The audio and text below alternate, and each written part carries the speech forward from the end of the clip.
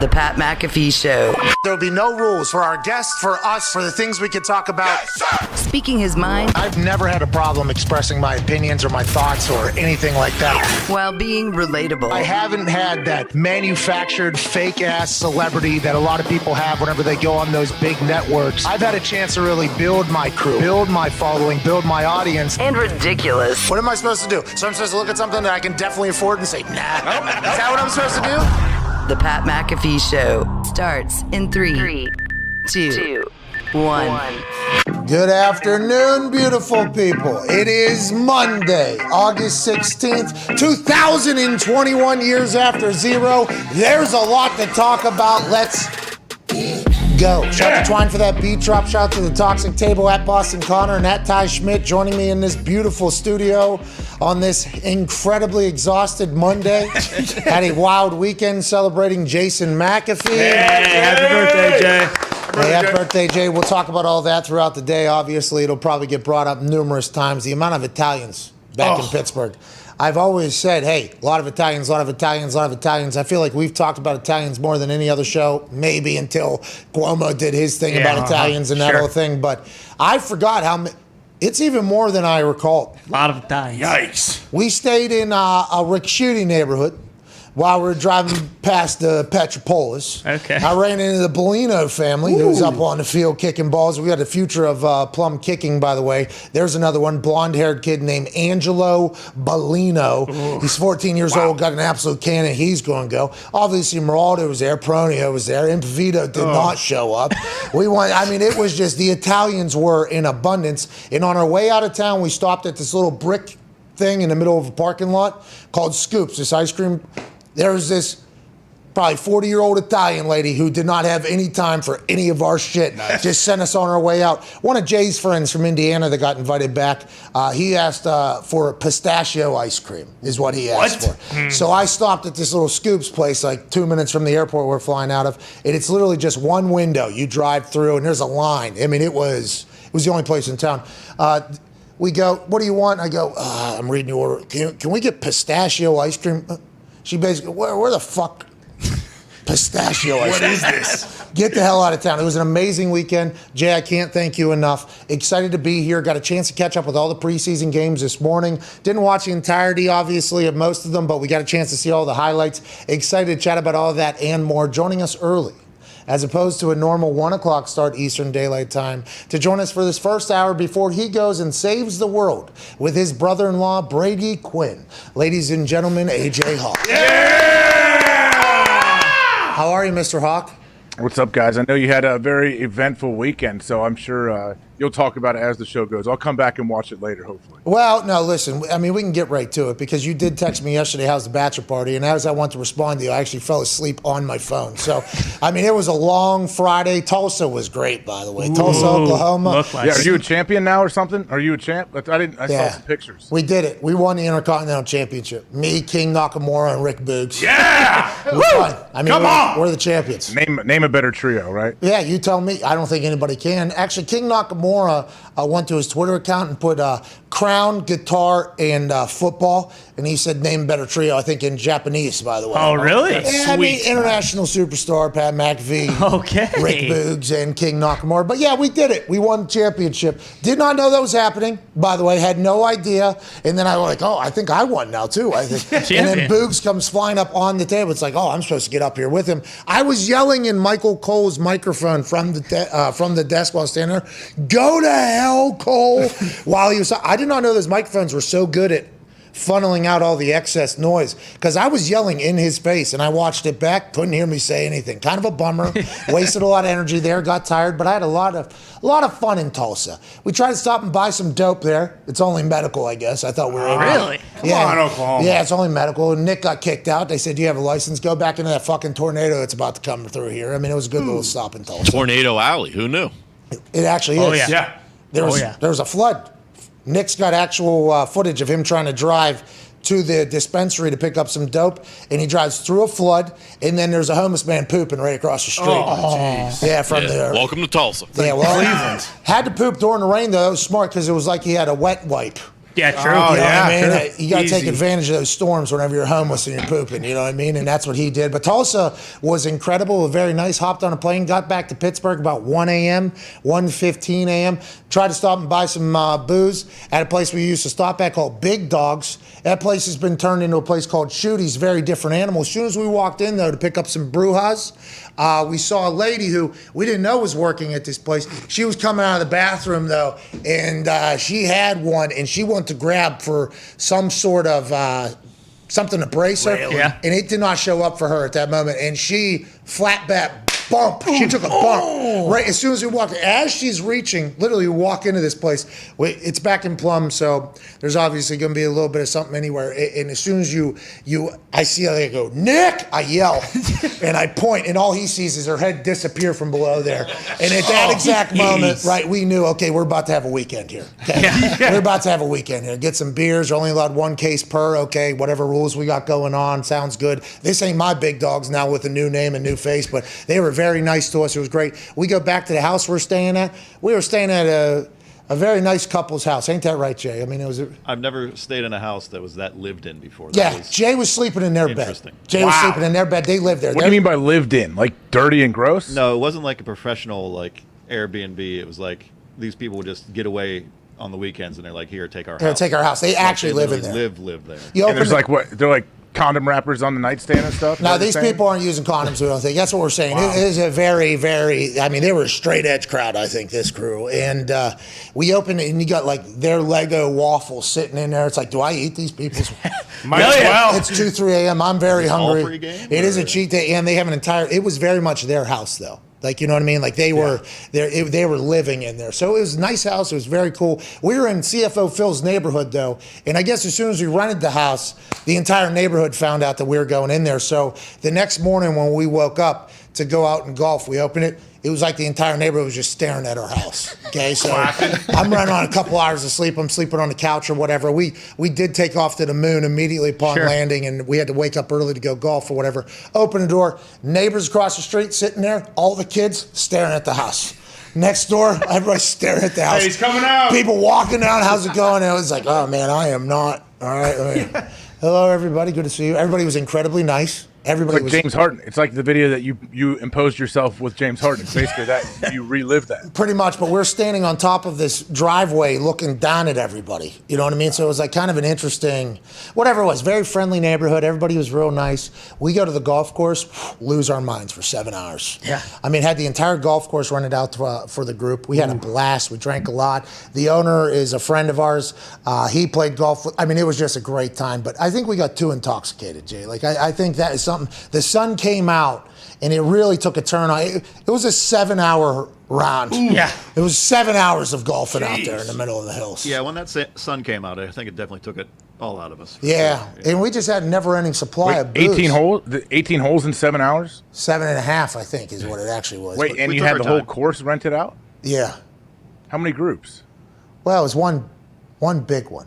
So what were you guys doing for 7.5 hours? They were Having a good fucking time. Playing golf. we're matriculating our way. Hey, I knew. You know what's best is I knew as I was asking you follow-up questions that Nick was just steaming back there. He gets so mad when I ask questions. Well, we were 10 wide on every hole, and we're playing a scramble, because there were some people that should have never picked up a golf club, and they never have, actually. And then we had a guy who Jay's friends with who was trying to get into the U.S. fucking Open at one point. Damn. So, I mean, there was quite a range of golfing abilities. So we just did a 10-person scramble, 2 teams of 5, and just took our time and got incredibly intoxicated. And it was a blast. Jay's team won. Congrats, Jay. Wow. Good work, Jay.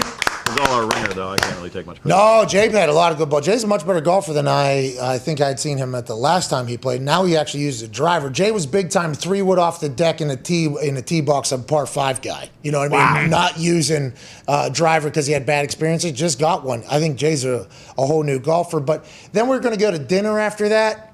So we did go to dinner, and then it was like the dinner was good, but it was very, we were all zombies at that point. Sure. And there was a lot of dope flying around. There was a lot of booze, and we had been outside for 8 hours and in the sun cooking. I mean, just absolutely cooking.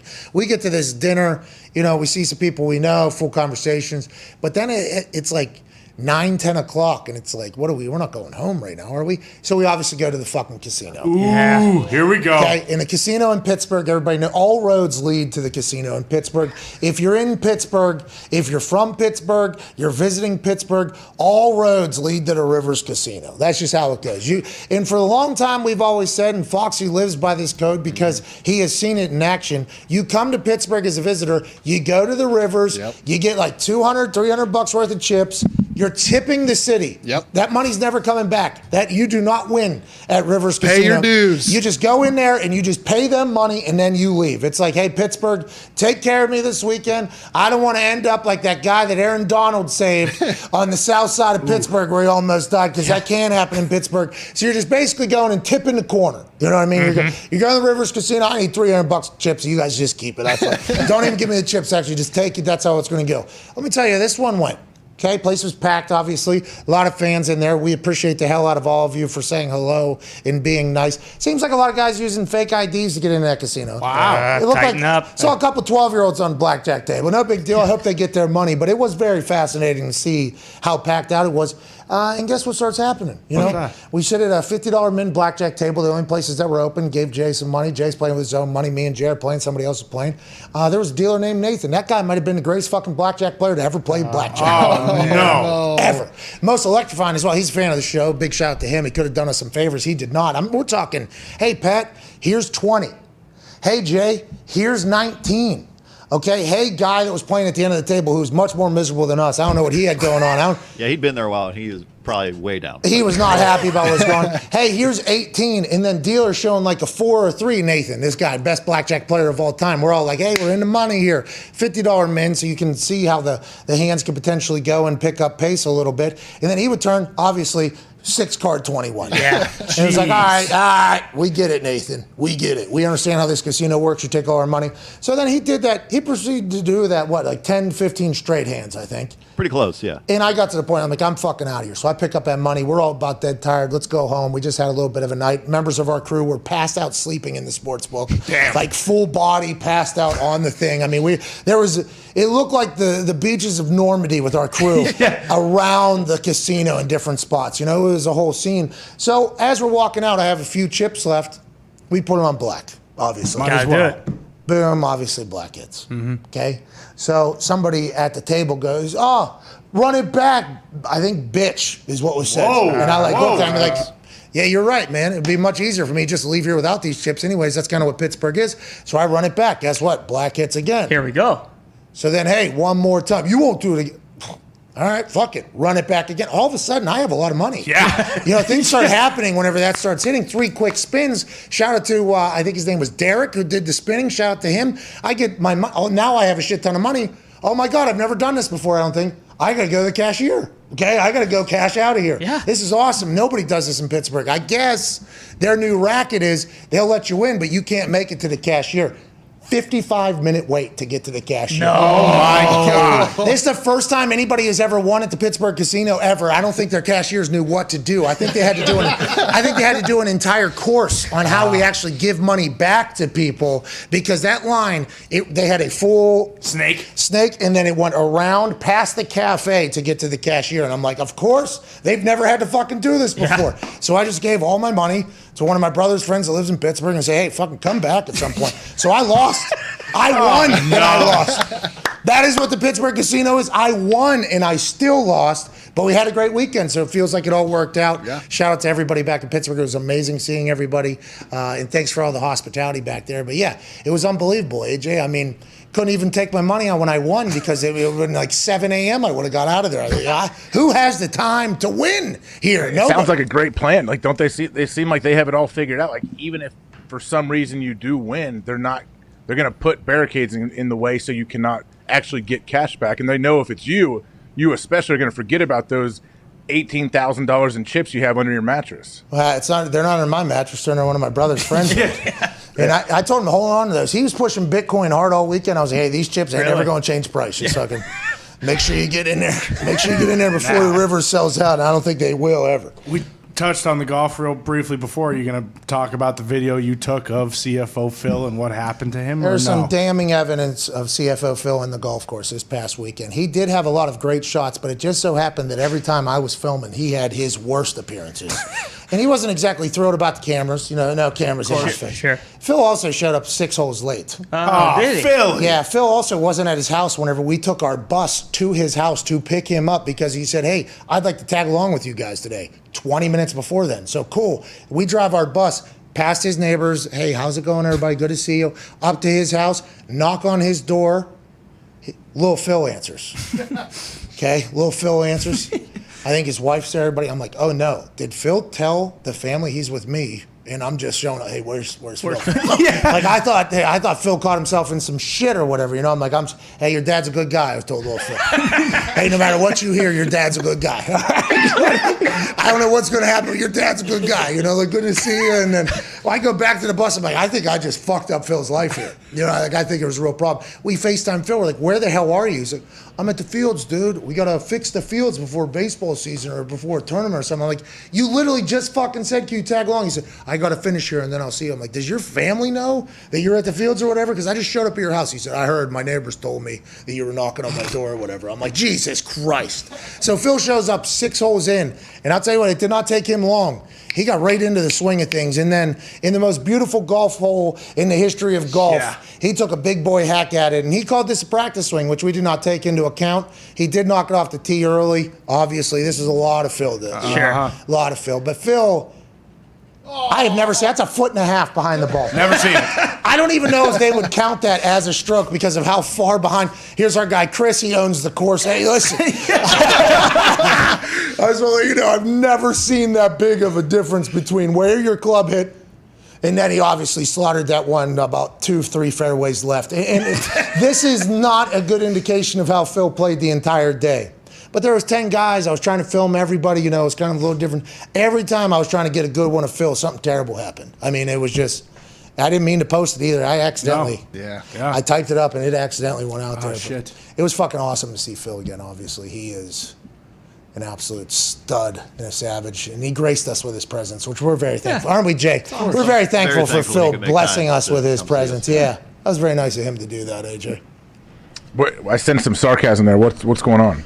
Well, I mean, he said, can I tag along with you guys today? And then we fucking take the bus to his house. It's a scene. It's a scene. He knows it's a scene. Yeah. We know it's a scene. Everybody knows it's a scene. Like, I'm the idiot. He starts talking to me. Like, we're the idiot. I'm cleaning the fields. How the fuck am I supposed to know? I mean, it started with, we're in his neighborhood. We are 10 houses away from him. It's an entire scene. He did help us out and hook us up with everything, though. Let's not get crazy. The reservation we had, which had incredible chicken parm. Oh, that chicken, the best chicken parm I've had in a long, long time. Phil did a lot in his golf game. Did not get displayed well because, honestly, that's the only footage we have. He hit like a 390-yard drive maybe on the last hole. Damn. Didn't get any footage of it until afterwards. Cameras weren't out. Like, hey, look where this landed, which is kind of tough for him. I didn't mean for that, but at that point, we could have never expected him to have success, and he did. How about the people, though? The people of Pittsburgh were awfully nice to you, greeted you, sent you off with a good farewell as well when you were leaving Sunday morning. The neighborhood guy walking his dog just really made you feel at home. Yeah, so much like the first day, Saturday, whenever we walk out of this house in his neighborhood where everybody knows we're there. So it's like, as soon as we started smoking, I assume all the kids in the neighborhood were like, they're smoking cigs out there. outside. And the neighbors were like, nah, shut your noses. Shut your noses. That ain't happening. But on Sunday morning, it was a little bit later sleeping. We were debating on whether or not to go golf again when we were very drunk. Sober mind Sunday morning, I think everybody looked in. No, we ain't doing that. We slept in a little bit. And I don't know how the entire neighborhood knew when we were coming out of that house, but as we were coming out, they might have had like eyes on us actually with like binoculars. As we were coming out, neighbors across the street were there. A friend had just arrived from somewhere at the neighbor's house. Then somebody else over here. Then a 65-year-old man wearing Crocs walking his American Bulldog was walking down the street. He goes, hey, podcast guy. That's what he says to me. So I am in an incredible state of mind at this point. We're just trying to go get some Rudy subs, which rest in peace, we found out. What? Whoa. Listen, COVID, you motherfucker. Okay? COVID has done a lot of terrible things, obviously. Okay? I don't have to say them all because we'd be here all day. We don't have enough time. Yeah. A lot of great humans, lost their lives because of COVID. And there was a lot of things that got shut down and stopped, and our world's never going to be the same because of COVID. But I'm going to let you know from where I'm sitting, I'm going to really hold a grudge with COVID for a long time because of what they did to Rudy's fucking subs. I think Rudy subs is over.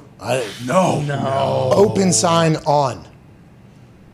Schedule on front door says, hey, we are open right now where you are there. Door locked, nobody inside. My God. 2 days straight. Oh, you guys tried multiple times. We didn't. We sent a runner the first day. Okay. So Rudy's might be dead. Unfortunately. Tried to call, the phone number was disconnected. No, yeah. What? Jay, thank you for reminding me of that. Sorry, But yeah, Jay. that did happen. Jay. It was on speakerphone, and obviously, as soon as that thing went to this lumber is no longer, and it was Gut punch. Didn't want to have to do this again. But we have to. We have a moment of silence for Rudy Subs, the greatest sandwich on fucking Earth, dude. Greatest submarine on planet Earth, dude. It's not a hoagie either. Fucking scram. They have meatball subs. All right. I don't think Do they they? do. I don't think they do. I don't think they do. I'm sure Nick gets a I meatball don't think. sub. I don't think they. No, he gets the Italian probably because it's the greatest sandwich they got, or with a steak and cheese maybe. What? Yeah, I get an Italian from there. I honestly don't know if they do or not from there. Which even Rudy's. more so, best fucking sub joint of all time. They will not even stoop to the depths of hell that you all do with meatball subs. They're like, yeah, we ain't doing it. All right, you didn't need to say all that. If you want to, Come on. If you want to eat a meatball alongside a pasta or something, you can do that. But you ain't putting it on a goddamn fucking sandwich. That ain't where it's supposed to live. Can you imagine the gravy Zito- that Rudy's probably had? Hold on, Zito. What are you talking about here? They do. I just looked at the menu. Yeah, but that menu is from a closed store. We don't know if that's we don't know if that's an updated menu or not. And maybe they added it and that's what happened. Anyways, I'm not going to say it, but we tried to get Rudy's. All right, we tried to eat it, and it is no. That is a place I want to let you know that I will try to keep alive. You know how the South Park guys got that restaurant in Casa Denver? Bonita, yeah. They bought them. Rudy's is something that I know nothing about the food industry. I actually quit it 2 weeks into my work stay at Rudy's because I was sending orders down to another place that I thought, we're all going to keep the money in the same. I guess I was deterring customers, how they described it. But I got I got asked out of there. We will bring Rudy's back. Well, it sounds like they've just adopted some of your practices from back in the day. What's that? Like, go yeah. Subway. We'll leave the sign open, but I never sent anybody to Subway. You hear me? I sent them to another Rudy's. That was maybe closer to them. All right, it might have been further as well. But we had 100 Italian subs on the line already, dude. Don't be worried. You ain't going to get yours till lunch tomorrow, dude. You might as well go down. You might as well go down there. Helping them out. That is awesome. Well, man. Well, I was bummed, though. That sandwich was so good. I hope they're not dead for real, but... Yeah, it was a great weekend. A lot of shit talking. Rudy's is out. We ate at Pugliano's. John Pugliano came out from behind the kitchen. I saw him look at us in the order we made, and he might have drank like 4 beers and then went back and was like, fuck these guys. We only had to eat there because Rudy's was closed, though, so that was kind of a problem. There was a review a week ago, and it said it was absolutely amazing. So at least it was open last week. Yeah, are they picking and choosing days? Maybe. Let's hope it's not dead forever. That place is too damn good for that. If they started GoFundMe, we'll roll it. We also saw our house that got... Oh, yeah. We stopped by and saw the house that had a tree fall on it before we got out of town. Yeah, it was pretty... it was a nostalgia weekend, I think, and couldn't even win from the casino. It's Pittsburgh. Too many Italians. There was a lot of Italians. You could say. I mean, there was... perfect amount of Italians. It was a great time. You felt welcomed. Well, that's because he is Italian, though. Yeah, I am 0.01% Italian. I think that was my first time hanging out with that many Italians, and not one of them, I guess you kind of did talk about it, not one of them said, hey, great to have you as an Italian now after all the things you've said about us for all those years. Really? Welcome. I was not welcomed at all. Because I thought that's what we did. No matter what they do, we welcomed. It's even That's a good Even point. Cuomo. that's what DeJulio told us last week. He yeah. was like, hey, it doesn't matter. We're Italians. We stick together or whatever. I had wedding soup and nothing was said. Ba-ba-boo. There was none of that. Certainly no one said Bapa Boo. They should have. Hey, they had a mascot. This Johnny Pagliano is down there. They had a... Are these all real people you mentioned, real names? I don't know if his name is John or not, but Sounds right. Pugliano's is the name of a place. Okay, every Italian name we have said is the name of somebody we encountered this weekend, okay? And I think people think I'm bullshitting when I say this. It is the densest Italian community in the world. Maybe even more so than Italy nowadays. I don't know And how. not dense like dumb. Dense like there's a lot of them. Well, hand in hand for some people, not in that particular world. But we go to Pugliano's, which took the place of Smarty Artie's. Smarty Artie's was moving kilos like shiny flakes out of the back of the kitchen, so they had to get shut down. That was a massive part of my childhood. Massive part. What's it called? So it was called Smarty Artie's. All right, Smarty Artie's. It had the best wings on earth. Turns out there was potentially crack in the wings that everybody said for a long time. Like, yo, this shit is so good. It's like crack. They had a whole operation. I just learned this. I learned a lot this weekend from going back home, by the way, about either updates that I haven't heard or other things. I guess the FBI was investigating the Plum Police, and they were the ones that found out that Smarty Artie's, which is my dream wing place growing up, where all the kids got sent basically. Fuck, I'm sending them to Smarty Artie's. There was a play place. Cruising USA was in there. Wings, pizza. It was awesome. Just go down there. It was so good. I guess there was members of the Plum Police that were actively a part of the Smarty Artie's drug operation. It wasn't until the FBI investigated the Plum Police. Now, this is alleged that. So it was actually the Plum cops running an operation out of there where we were hanging. The FBI busted it, and then there was an entire. Anyways, Plum's filled with awesome, a lot of awesome. Got a chance to see that, and then there is some. What the fuck is going on in that place? How can all of those things happen in one town continuously? I think there's a lot of those question marks happening. But yeah, John Pugliano, he came out. This guy, I don't know if he's the owner or not. But I looked around and I said, it doesn't seem like there's a lot of Italians working here, Nick. You know, we're at Pugliano's. So like, hey, here we go. And he goes, in the kitchen, pal. And then like right on cue, this fucking massive guy comes walking out, like 80 years old with a mustache. Ooh. And I see him just look around and pours himself a drink. And he just turns and I go, is that fucking John Pugliano? And he just wanders his ass back into the kitchen. And we got our food like 2 or 3 hours later or whatever. No, I'm joking. Come on. We ordered everything on the menu. I mean, you know what I mean? How was it? Great. Unbelievable. I don't know if they still got the same crack shit that Smarty Artie's had, but I mean, it was a great weekend. We had a blast. I'm incredibly tired right now, but I'm not hungover. The body feels good. AJ, how was your weekend? Did you do anything cool? I know today you're about to go save the world a little bit, right? Oh, no, I mean, my brother-in-law's annual golf outing is this afternoon, so that's why I came on early. But no, man, normal football stuff. We got Brady's whole event is this weekend, so he's been in town. Got to see him. Got to hang out with a couple of his buds that came in town last night. So yeah, it's been good. What, you guys go all boozed up? You guys drink beer, or you guys just drink protein shakes? What? Just protein shakes all day. Yeah. Yeah. Brady Quinn looks like a guy who he'll eat 2, 5, 6 protein shakes and wake up in the morning. Give me another muscle milk. Especially at the Hawk House. You guys are all probably trying to out-alpha each other. Yeah. Oh, you got Chopper coming in there. Hey, Chops, get the fuck out of the way. And that whole, I mean, is that what that is? That might be the most testosterone in the history of a home. Is General Bob Carpenter hanging out this weekend with Brady and you? Bob is not. I don't know if Bob's playing in the event today or not, but I have not seen him this weekend yet. I saw him shirtless on a radio show last week. Yeah. Is he... Yeah, it was awesome. He was doing it was like a serious show, I think, for whatever, the Big Ten channel maybe. Serious? Yeah, Ben Hartsock screenshotted it and put it up. You said that was for Sirius XM? I believe so. I got a press release to read to you, dude. What? Yeah, I got a press release. Listen, nobody would have expected this. And on the other side of the break, we're going to dive into all the sports stuff that happened this weekend, okay? 30 minutes talking about our dumbass life is too much. All right, we don't need to do this anymore. Had to get it out there, though, and I appreciate all the Italians we saw this weekend and the non-Italians. You know, it was a cool weekend to see everybody again. A member of our party, and I would like to apologize to Phil's neighborhood for this, but it seemed like he did it in the most kosher manner he possibly could. He did ride a dirt bike home about 3 a.m. Okay. Through the neighborhood. A little loud. And I don't think dirt bikes are quiet. Sure. You know, Wait, back to his house from your house? Yeah, his house, 40 minutes away? No. No, I hope not. I hope not. It's like 20. No, I mean, it is 3 hills towns over.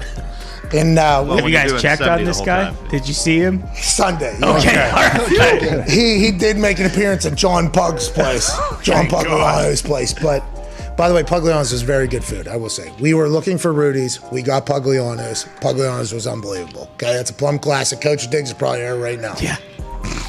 But yeah, he hauled home on that thing about 3:30 a.m. Let him know there was a couch to sleep on. He had to be tired. I don't know if he's drunk because he was sleeping in that sports book good 2-3 hours. Oh, sure. Okay. So he was sobered up. Yeah, by that point he wanted to get to his bed, I think. But I don't think there's a way for those two to be quiet. So No. especially with all eyes on our house, I assume. Neighborhood Watch did not appreciate the dirt bike. Yeah, Neighborhood Watch. I guess this is an app you guys have. Do you have one of these? Probably not. You don't live in a neighborhood. Oh, there's the thing called Next Door that people have. Yeah. Is that what it is, Nick? that Yeah, you're on? that's it.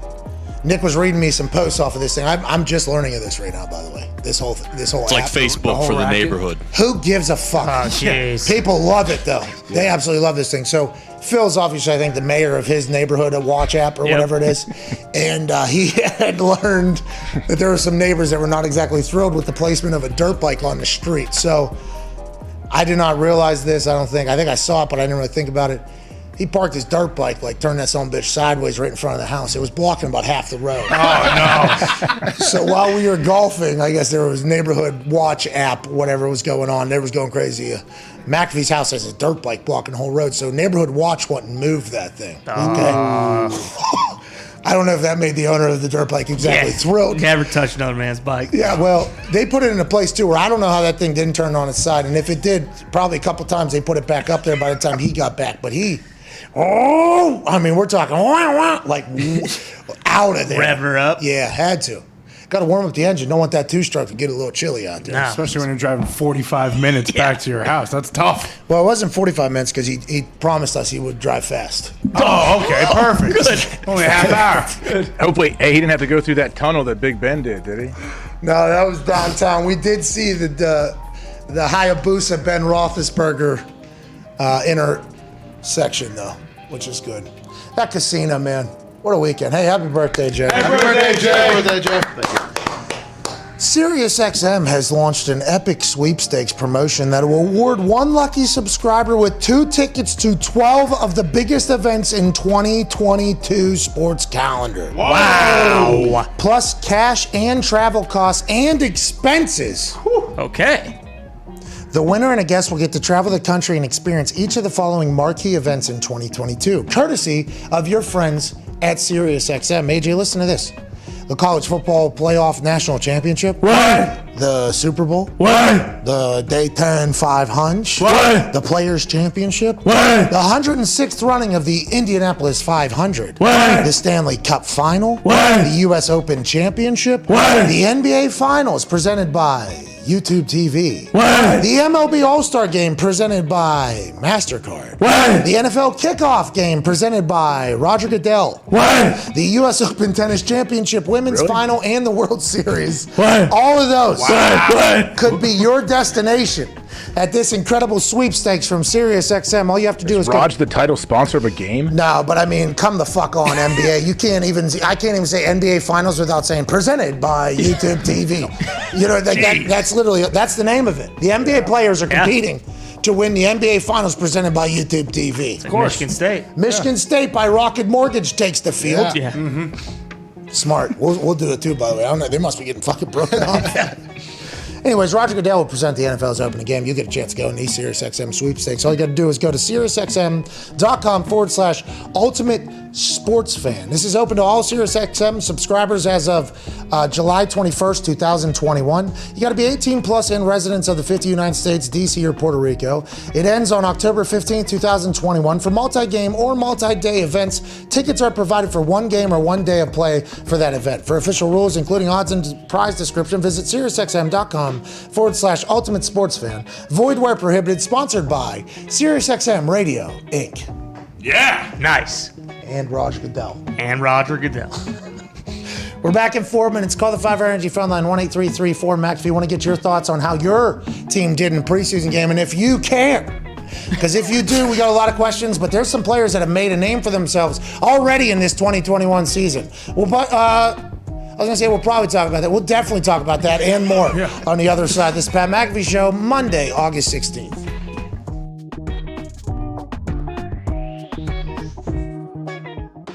The NFL is implementing the the Hawkeye replay system, which has the smart technology, which is synchronized multi-angle replay technology, which allows the ref to view all of the shots and angles of a certain play at the same damn time, as opposed to what they've been doing all along, which is TV producers deciding what replays they see when. Are you kidding me? Unbelievable. What? Now, we know a lot about these TV producers, okay? Yeah. I couldn't see Joey Josh Chestnut eat his 76th fucking hot dog, all right? Bullshit. On 4th of July to break his own record because of a production.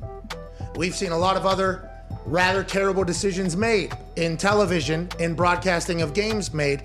Those same people now, I'm learning, were the people that were deciding what angles the 95-year-old refs in the NFL were getting to see. This is absurd. Thankful that the XFL, who had the Hawkeye smart technology, synchronized multi-angle replay technology, either created, invented, or used from other places, like tennis has this, I believe. I like that we're expediting the replay system. I like that we're getting up with the times. Replay should be an asset to the NFL, as opposed to what it is, which seems to be a burden. The pass interference replay thing, because of how terrible they botched the execution of that, it probably will never be brought up or, thought about again, because fans will be able to say, oh, remember when they did that last time? It's like, no, remember how they executed that last time. The replay system is run by people who have not a lot of experience with maybe quick, slow-mo, fast forward, maybe just content being in their face all day, every day. I like that we're making this better. It's better for the game. It's better for everybody. There's a lot of money on the line. Let's not let an opportunity pass where we can utilize technology to make sure the right shit gets done. Let's just do it in a much more efficient fashion. I've always felt that way, AJ. Well, it's much more efficient, but it makes me question, how did we go this long to where a TV producer is controlling what replays, what angles you're going to see, for the referee, that kind of blows my mind when you think about it. Yeah, I read it yesterday and I almost axled my pants. Yeah. I didn't, because I'm an adult, but you get it. Right. I don't know. I bet you have in the last 5 years. No, I haven't, but there was that one time where I thought it was going to be a sound, and it was actually action. Yeah, a little close. That's a different story, though. Yeah, but it wasn't a full axle, I don't think. Yeah, no, sharding is not You didn't pooping. step in it. Whoa, I have a little couth on for the goddamn good of the show. But speaking of that, I was quite alarmed whenever I read that TV producer. I'm like, the same people that are making a lot of the decisions that we get a chance to witness every single week are the same people that are deciding whether or not a play that I have a lot of money riding on potentially is overturned or not. I am not about that.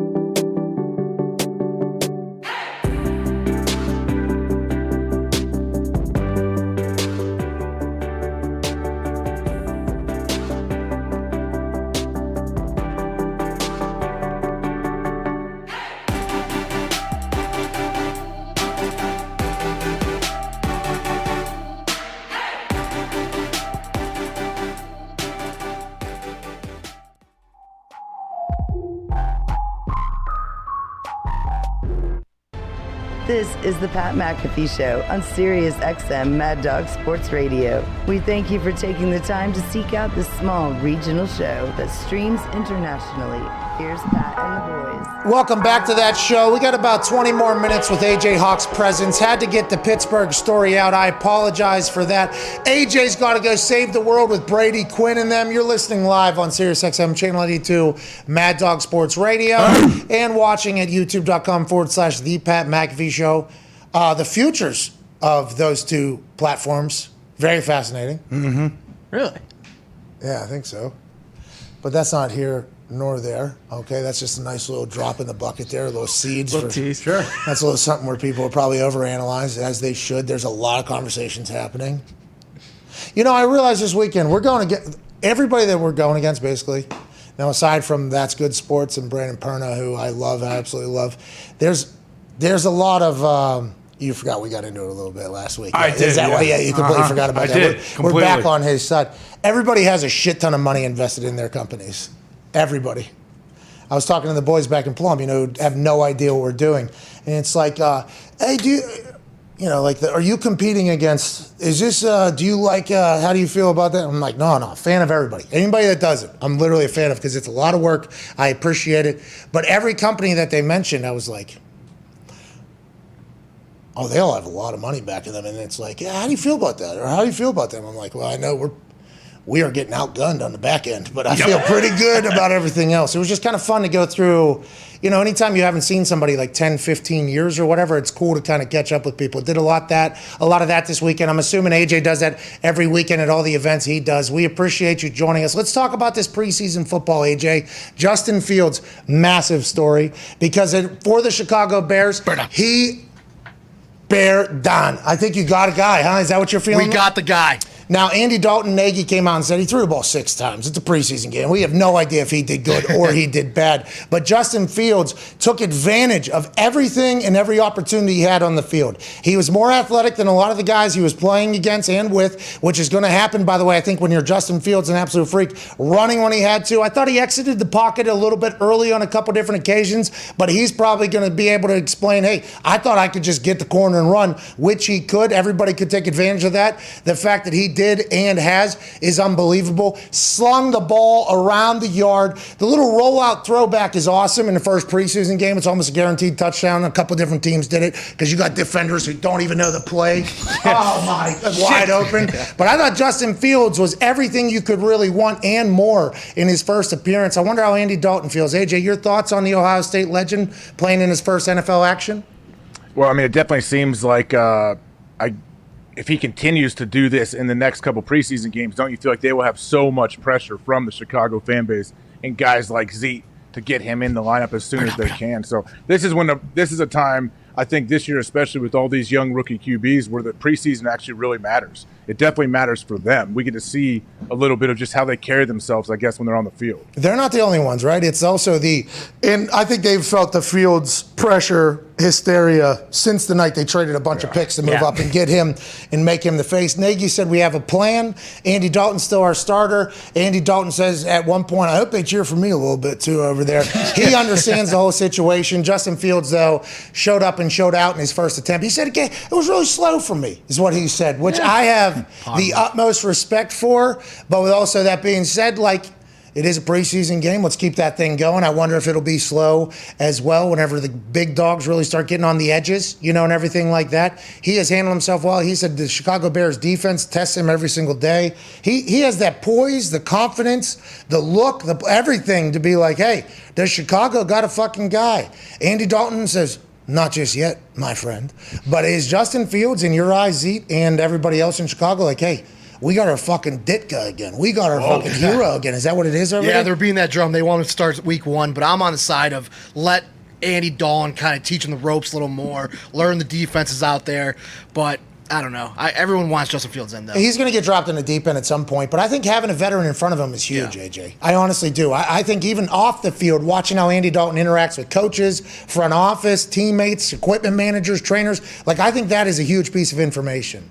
I think it's gigantic, and a lot of times I think a guy if Justin Fields is watching Andy, he may not. It's subconscious. He just sees how he interacts, how he may talk to receivers when he wants them to do run a route a certain way, and you just pick up little things that a guy like Fields might remember 2 or 3 years down the road. If he's having an issue, and he could remember I remember actually when the Red Rocket did this to fix this problem. Maybe I can to dial that back up. So it is pretty valuable. I think, and also trying to guess how would the person who's been here before act after me getting a chance to watch them in other experiences, if that makes sense. I just think getting a chance to see behind closed doors how somebody acts that creates the product that everybody else sees. And we're not saying that Andy Dalton is going to be a guy who's going to be on the Mount Rushmore of the NFL or going to be a Hall of Fame. We're not saying that. What I'm saying is he's been a starter for a long time in this league, has won a lot of games, has been around a lot of different environments. Browns. That Cincinnati Bengals, they don't have a practice facility. Still. I have to say it. But that place, that locker room also was an interesting one. AJ, you were in there. That team is much different, I think, than a lot of teams in the NFL. Andy Dalton was the quarterback there. Goes to Dallas, kind of the whole situation down there. Like, I think he just has been there, done that for a lot of situations. And even though Justin Fields hopes to do them all better than Andy Dalton and everything, I just think that's a massive thing to be able to see somebody operate behind the scenes when you wouldn't normally know. Yeah, it is. But don't you think the young guy that stole the show or stole all the shine was Trey Lance, and that his second throw, right, of the game, beautiful, 80-yard touchdown pass? I love Trey Lance highlights. I think those were very good. I think during the game there were some things that obviously happened where they're like Patrick Mahomes 2.0 would be a little bit too much, but it's also first fucking preseason game, which we have to talk about because it's NFL action. But I like to see the poise, the confidence, the go. He was letting it rip. I absolutely love the fact that Trey let it go. I think he looked, excited and pumped to be there. Jimmy G, though, seemed to be handling it very well. Yeah. There's another tandem where it's like Trey's going to be able to watch Jimmy G operate. Jimmy G got to watch Tom Brady operate. There's just so many things that you can learn from, but it's going to get hard for all these teams if they don't have success early not to pull the trigger on the player behind them. Now, the one place that has a young quarterback that performed well this weekend that I don't think they'll pull the trigger on if things don't go well early. Jordan Love looked great. Yeah. His numbers looked huge. Looked like he did fantastic. And if you go through the preseason week 1 notable quarterback performances of young players, obviously Drew Lock dominated, okay? Yeah. And by that I mean he had 7 attempts and he completed 5 of them. All right, Wow. So if you want to call that dominating quarterback, and what he was able to do, he did. Long touchdown, great pass, swag looked there. Everybody's talking about how, hey, Drew Lock is still getting an opportunity to put this franchise on his back. They bring in Teddy Bridgewater. Now we got a chance to see him compete with a guy who has won in the NFL. Excited to see what Drew Lock does. But right next to him, Drew Lock 153.3 passer rating in his preseason debut with the Broncos in 2021. Jordan Love, passer rating 110.4, threw 1 touchdown. 12 of 17, LaFleur let him eat a little bit out there. That offense is a good offense. Jordan Love got to watch Aaron for an entire MVP year. And much like we're talking about with Justin Fields and Andy Dalton, that type of stuff is massive as a player and for your confidence. You had to be pumped about Jordan Love looking good out there, Ty, right? Like, hey, listen to Peter King, read Peter King this morning. Nobody knows what's going to happen in 2022. That's what Peter said. He doesn't think Aaron knows, doesn't think franchise. Nobody knows. You know what I know? Jordan Love, second highest passer rating after week 1 of the preseason here. How do you feel about it? What do you thought? Yeah, he did look good. I also like seeing Jay Sternberger. He had a couple. I think he had like 60-some yards. He was the one who caught the ball down the seam, and he's going to be more included in the offense this year. Love did look good. I mean, but he also strip sack fumble. He got hurt, and they said he might not practice this whole week. So that kind of I didn't know that. Yeah, he got taken out of the game, so that kind of worries you a little bit. I mean, first game action, and he gets bounced out. They did say that he played through it a little bit, so they were impressed by his toughness and stuff like that. But outside of that, he looked pretty good. Okay, so I did not know he got hurt. Yeah. Uh-oh. They said it's nothing crazy, Yeah, but those injuries, and I'm not saying Jordan has one or anything like that, but that is scary to think about. Like, as a fan, it seems as if the Aaron and Packer situation isn't over. Like, it just seems like in that Football Morning in America with Peter King, he sat down with Aaron for 17 minutes on a shaded bench across the street from Lambeau Field, something like that. That's set the tone or whatever, you know what I mean? And they had a 17-minute conversation, and Aaron was talking about, Zen, and he got a chance to really learn more about how Aaron's feeling and his mindset on everything. First of all, let's talk about it. He said Pete said that a confidant told him that he was about 50-50 on retirement this offseason. And in the article, which I did not know, Peter King works for Florio. Is that what happens? I mean, that's what it kind of seems like. It's under the banner of Pro Football Talk. Or is that just an NBC entire thing? I did not know Peter King was on Pro Football Talk. To be clear, I've never read a book. I'm not a big reader. Columns aren't my thing. I'd rather hear what they had to say or whatever. I understand Peter King's a very talented writer, and like I said, with the shaded bench thing, it was a good tone setter there earlier or whatever. I did not know he was Pro Football Talk, though. 50-50 on retirement was the big thing. And then going into last season, he knew it was potentially going to be his last one, or it was going to be he viewed it as his last one. And then the relationship has a lot of room room to grow. And he complimented with Gunther Murphy. And then he said, those relationships are for another day. Right now, it's all the football people whom I love or whatever. Is that an accurate depiction on how he feels? I don't really get a chance to chat with him. And was he going to really 50-50 retire like the Peter King Football Morning in America thing? Did Aaron say he was 50-50 on retiring? No. This was a confidant told Peter, which, by the way, was one of the things of the whole column, though. And it didn't come from Aaron. That's because you said, there's no way that's retiring, is what you said. But it sounds like he's never told me that. I've never asked him. He's never told me that. I just say that from being around the dude, saying I just cannot imagine he could walk away from football right now and be happy. Yeah, but maybe whenever you're around, because I get this feeling around you, like, this is a super football guy. Mm-hmm. Yeah. I'm not even going to allude to the fact that I'm not going to play football anymore. That's true. What if Aaron wasn't comfortable enough to tell you he was thinking about Jeopardy because he thought you were going to call him a nerd or something? Whoa. What if that's what was going on? Yep, that seems like me.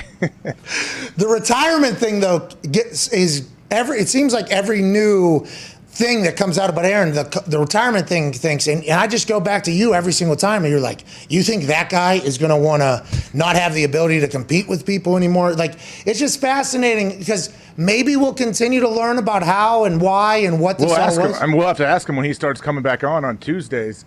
But yeah, I mean, maybe, I'm sure it did cross his mind. He did say that, right? That it crossed his mind, or he thought about it. And I'm sure he thought about it, and he said, yeah, right. You kidding me? I just won the MVP. Why would I have a team around me if I go back to Green Bay?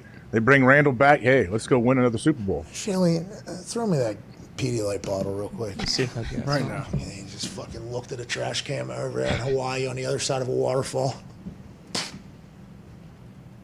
Yeah, I'm not fucking going back. Yeah. Got to keep playing. Yeah, probably. What if he had a moment where he's like, all right, if I miss this, I'm retired. Yeah, do or die. If I make this, I'm coming back. And it's him on top of a waterfall. Mm-hmm. You know, you got Mai Tai sitting right behind you. Of course. You know, they're playing a little music back there. Got a little ice on Mai Tai's face. He got jumped in the diner or whatever, that whole thing. And he's just sitting there. And he's like, all right, if this fucking goes in that trash can down there, I'll play. If not, I'm not doing. Boom, hits, and then he's like, "We're back, baby. Here we go. I gotta go." Jumps off. He just jumps. That would be awesome. And then he holds his nose on the way down. He does he? I sure as hell hope not. I don't think so. I thought that would have been a friendship ender for you and him right there if you did that. Peter King alluded to how he doesn't think, after his conversations in the building, that either side knows what the future looks like. And I think you've been talking about that for a while, right? Like, who knows how the hell this whole thing ends up? Seems pretty accurate. I think what Peter says, for me at least, feels pretty accurate. You're right. Like, why? And it's what he said, what Aaron said to him, I guess, makes sense. Like, hey, I'm trying to go win a ring right now. I'm not sitting here trying to patch up relationships behind the scenes. I'm sure that could definitely happen organically and naturally throughout the season, but like, we're not setting time aside to try to work that out right now. LaFleur had Aaron break down the huddle at the end of the first practice, and LaFleur said, I'm not going to tell you, Peter, what he said, but you can ask him that question. And then he asked Aaron, and Aaron talked about how, you know, just basically how much he was thankful to be back, excited to be back, and how much being in the moment is a big deal. And it was like a motivational speech, I bet, in a conversation that he thought about a lot as he was going back into training camp. And that type of information is just... I bet it was really cool for the rest of the team to be like, oh, that's why he's fucking Aaron Rodgers. All right, here we go. Let's go. And the thought of him saying, if you want to find something to make you happy, you're probably going to be able to do that. If you want to find something to get mad about, you're probably going to be able to do that as well. It was very, I think a lot of people are learning that Aaron's a much deeper thinker than originally thought about him. And it seems like every writer or interview person that comes away is like, he's actually pretty intelligent, thoughtful, funny, charming, seems to like his life. Who are you imitating? Oh man, Well, this you video's know. right up your alley. Do you really not know, or is this an AJ I have Hawk? no clue what you're talking about. Oh, we got to send it to you. Yeah, you'll love it. We watched it probably. All you need to know is it involves it's just wrestling. It's a wrestling thing. And it's a behind-the-scenes story, and it involves an impersonation. Yeah. You're gonna love it. You are gonna love it. I think Can't you are wait. gonna absolutely. I see Connor's excitement. I think I am gonna like it. AJ, anything we didn't hit on that you wanted to? Other than Tebow dominating pancake blocks all over, that's all I got. All right, hour 2's on the other side. We will not have AJ. Maybe we'll try to Very face tough job. Very tough thing they're asking him to do, by the way. I think so too. He's in a tough position there a couple of different times, but it did feel like he forgot all of his fundamentals he was taught in practice, which might happen, by the way. Let's not judge him immediately. Some people are saying it was rigged by Tebow and Urban for him to suck. What? Yeah. Who does that benefit? Yeah, well, hey, listen, I don't know if you have to leave or not, so we should steal this conversation time with you because we only get so much today. All right, so let's just get right into it so we can just clip this as a video thing. And then serious people are not going to be happy if we don't talk about it. That's on them. Here we go. Sorry, and hey, how about this weekend? Are you want to talk about something? Or no, start over again. You were asking me a question. I thought you were starting your clip. I mean, not now. What? You can't. Good run, Hawk. You made it completely unnatural and not organic, and then you're mad at me for not responding to that awful question with your tone? This isn't organic, dude. We're literally in a fucking commercial break right now, powering through something. Who knows how many listeners we have on SiriusXM? 10 to 15 people over there are going to be very pissed about this happening, but we only get a certain amount of minutes with you. We got to do what we got to do. Okay, I'm sorry. Can you ask the question again? I didn't hear it. So there was a time in our humans' history that whenever you decided to take a knee, okay, and potentially rest your head on your hand, on your elbow there, you were not praying or resting. You were actually what? Tebowing.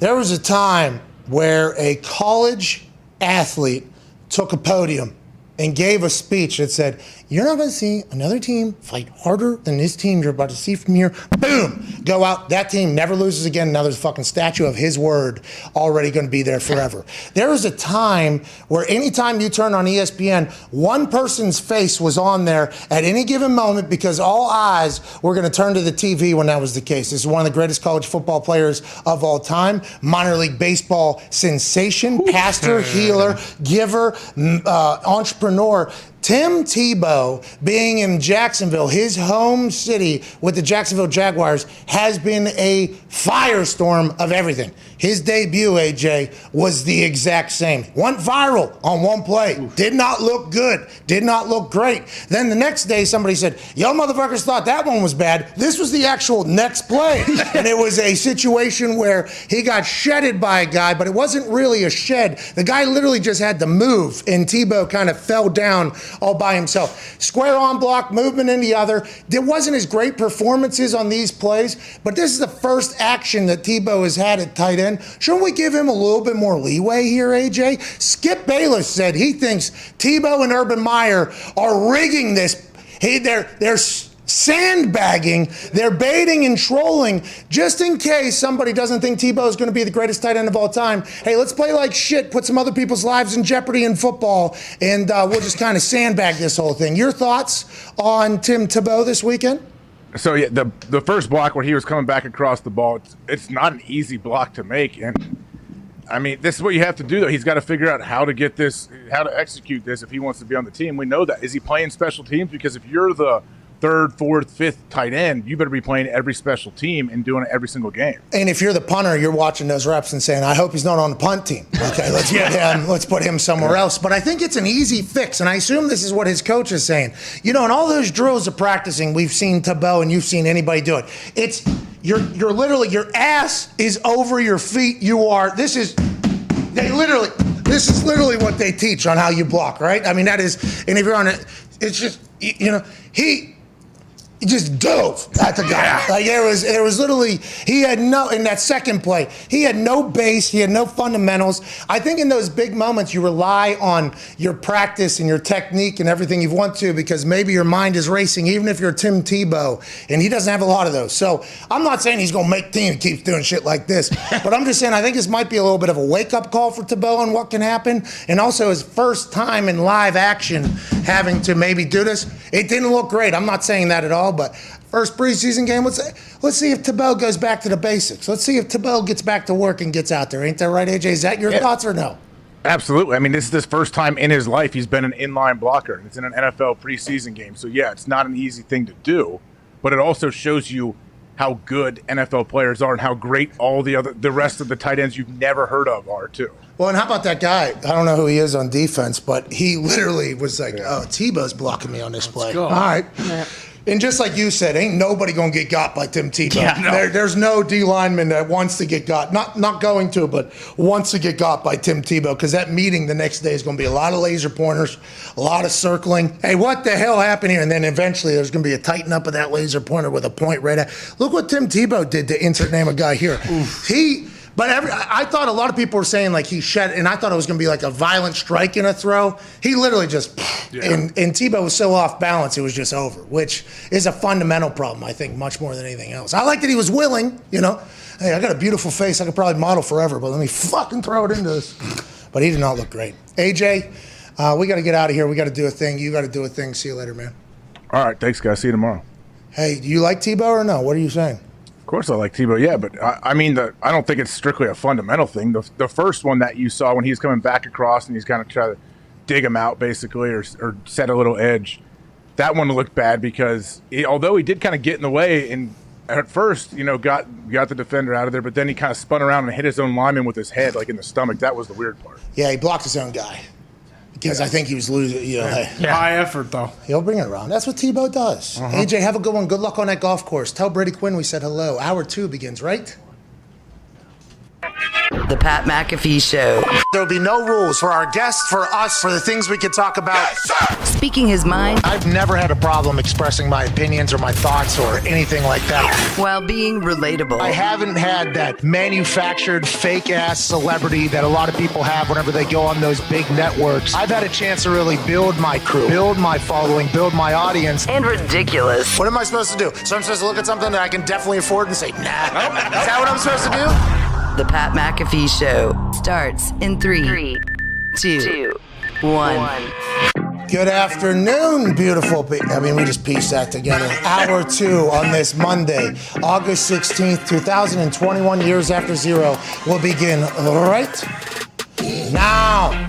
Suspiciously absent from the studio for hour 2 here is DeJulio, an Italian from back home who is showing up like CFO Phil 5 holes into the hour 2 here. Good to see the Hammer Down boys. Didn't want to come in the middle of the AJ Hawk conversation. Had to get your bets done. Had to get in here. Great to see the Hammer Down boys here for hour 2 on Sirius XM Channel 82, Mad Dog Sports Radio. At Bubba Gumpino, great to see you. Thank you for joining us. Didn't want to interrupt, I assume. Your thoughts on how you're gambling right now? Are we still hot? Are you still winning? Bit of a schnod. Oh, no. I mean, one day, losing day on Sunday. Friday night was good. Saturday, even Steven, but we'll be back today. And what do you got today? What are you guys hammering today? Baseball. Baseball. Yeah. And Diggs, he goes down. That means in good team baseball, you got to lift him up on the other side. Bat gets cold. Let's go ahead and heat up another one. If somebody can't do it, let's give high effort. Let's do high energy. Gumpy's down. I assume the COVID Cowboys riding high right now? The Unders went 14-3 in preseason phone. So what do you think? Wow. I saw a lot of photos of a lot of parlays that the Hammer Down boys have talked people into doing, and they've been winning a lot of money out there. These unders have been terrible for the game of football. They have been terrible probably for the ratings of people watching these games. But for you as a noted under bettor, this is like 6 to midnight, huh? Every single time you turn on a game. Yeah, the only game that really went over on Saturday was the Vikings. If that stays under, I had a $5 parlay to win $10K. That didn't hit, but a lot of people for some reason left that Vikings game out, and they won a lot of money this weekend. So the thing about the $5 for $10K thing, that sounds amazing. But did you hear about the $3 for $1 million? What? Excuse me? Yeah, Bleacher Report, which has that trash-ass account, Bleacher Report Gridiron. Sure. Wait, am I past it? Am I over them? No. Nah. We didn't get by that? There's multiple times. There's no way. You kind of buried the hatchet, but definitely left some room where if you did want to rip it out of the dirt, you could have. Okay, so Still putting out stupid stuff. Well, there's a lot of people putting out stupid stuff now. Mm-hmm. Did you... Is that the game now? There was a lot of like Hall of Fame question mark tweets this weekend after quarterbacks threw like their first pass of their career. Yeah, and people are coming after me for saying like, hey, I don't think Mac Jones is going to stink, and they were reacting how you probably reacted to that tweet because I have seen a lot of those out there, and I see why you get excited, but it seems like a lot of people are just putting out shit right now. Yeah. What was that one we looked at this morning? I think it was on Pro Football Focus. They gave a stat, a score, and then the bottom question was, who's QB1? Should they be? Yeah, it was Jameis and Taysom Hill, which from what I've heard, by the way, I didn't get to watch the full game, only the highlights. Neither did great, right? No. No one separated. So Jameis, Taysom, one preseason game here. Who should be the QB1? Which I like, good conversation starter. Like, that is absolutely awesome. But I think people are turning to Pro Football Focus to tell us who they fucking think should be. You know what I mean? And that what Correct me if I'm wrong. Hey, Pro Football Focus, let us be the idiots that are asking, a dumb question. You guys are supposed to be the ones that are, like, the authority on stuff. Right. And we did the analytics on passes from 7 to 9 yards, which were 90% of Sean Payton's offense last year. And Taysom went 4 for 4 in those passes. Jameis won 1 of 6. Look for that. That's what we're looking, I thought. We've kind of diverted from that a little bit, but I like the Pro Football Focus is asking the question, who's going to start out there, Jameis or Taysom? Because we've been wondering the same damn thing. First preseason game, you can't judge much. You just got to try to get a read on who seems to be more comfortable with the team. Who does the team seem to like more? Where is the comfort level, the confidence, the poise? That's what I was talking about with Mac Jones, because I think your teammates, the teammates of these players are going to tell you all you need to know about the player. That's why the mic'd up things for me are so important. And I think that's why that Herbert one I am still thinking about to this day, because I watched that and I didn't get a chance to see him with a lot of his teammates. The only interaction was at the end for a call-up, and it was very quick. It was nothing. There wasn't any real. So I just want to see how their teammates treat him. Seems like Justin's beloved. Yep. The fact that Nagy called that play, rollout, throwback, he knew it was going to be a touchdown, set that up for Justin. Justin hits it, by the way. You hear a lot of time, hey, that's the hardest ball to throw or whatever. Fields look confident, poised in every situation. For Taysom and Jameis, I didn't get to watch, or either one of them looked like they were, hey, this is my team, commanding. Did any teammates act that way? Did any of us see that game this week? I didn't see a lot of it, but like from the stuff that I saw, because it was on Saturday night and there was a bunch of games on at that time, Taysom threw an interception. You couldn't tell if it was on the wide receiver, if he stopped, or if it was on Taysom. Orlovsky told me a wide receiver did. Oh, okay. It did seem that way. Well, it is what Orlovsky told me. Oh, okay. So, gospel. Well, I mean, Orlovsky's going to say that every single time. Just like if you ask me, hey, what happened with that punt? Well, the fucking wind was my guy. I mean, he had no shot there. You know what I mean? You got to do it for your position. But in first preseason game, you never know. That's why. I mean, what if Taysom doesn't even know yet that an out to whoever he's throwing to should be about 2.5 yards further, because that's where his route goes to. I mean, there's just so much time still, so it's so hard to get these types of judges. That's why my big thing is, how's everybody else fucking reacting to this guy? Yeah. Let's just start judging that a little bit. Because the team is they're going to vote, whether it's publicly, privately. The team is going to have an idea of who should be doing what as well. Now, you're told, you just got to trust it. We'll make the right decision for the team. But the locker room is going to decide some things, and I think that's a big deal. That's why when you see Jimmy G celebrating a Trey Lance tud, like, that's big. Like, I think that's really cool, you know? Like, by the way, that was another rollout throwback. Yeah. Mm-hmm. So that's that's guaranteed touchdown in the first preseason game. Guaranteed. I mean, it happened in the playoffs even. There was a little bit of misdirection with Jameis just throws one. I mean, that is running any sort of misdirection at a calculated level against the 2s or 3s in a preseason game is, hey, I'm trying to score a touchdown here, and can you make it happen? But I think that is the biggest thing we should be looking for here in the next week or so. How's everybody reacting to the guy? Is it telling that Taysom got the nod in game 1? Well, I think that means that $4-year, $160 million deal, all years voidable deal, it did tell us accurately at the time that Sean Payton is going to give him an actual chance to be the quarterback. Yeah. And the reason why they do that voidable years, we were smartened up at a later time, is once he signs that deal, if they're to renegotiate a deal within the next year or something, the max that deal could be worth is $40 million per year. So that if he does become their starter and they do have a renegotiation within the next year or 18 months, whatever it is, they can negotiate all the way up to $35 million a year if they want. So he can be compensated fairly if he's the starting quarterback for the New Orleans Saints.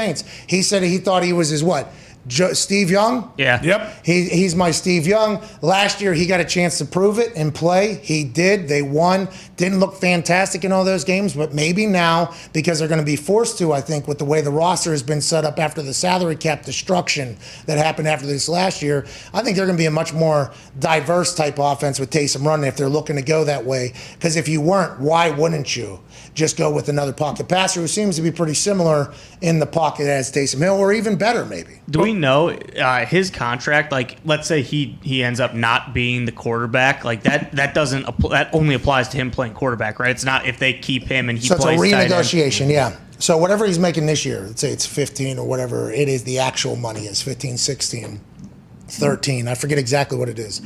He's playing either quarterback or tight end, running back, special team. He's playing Taysom Hill position at that fee.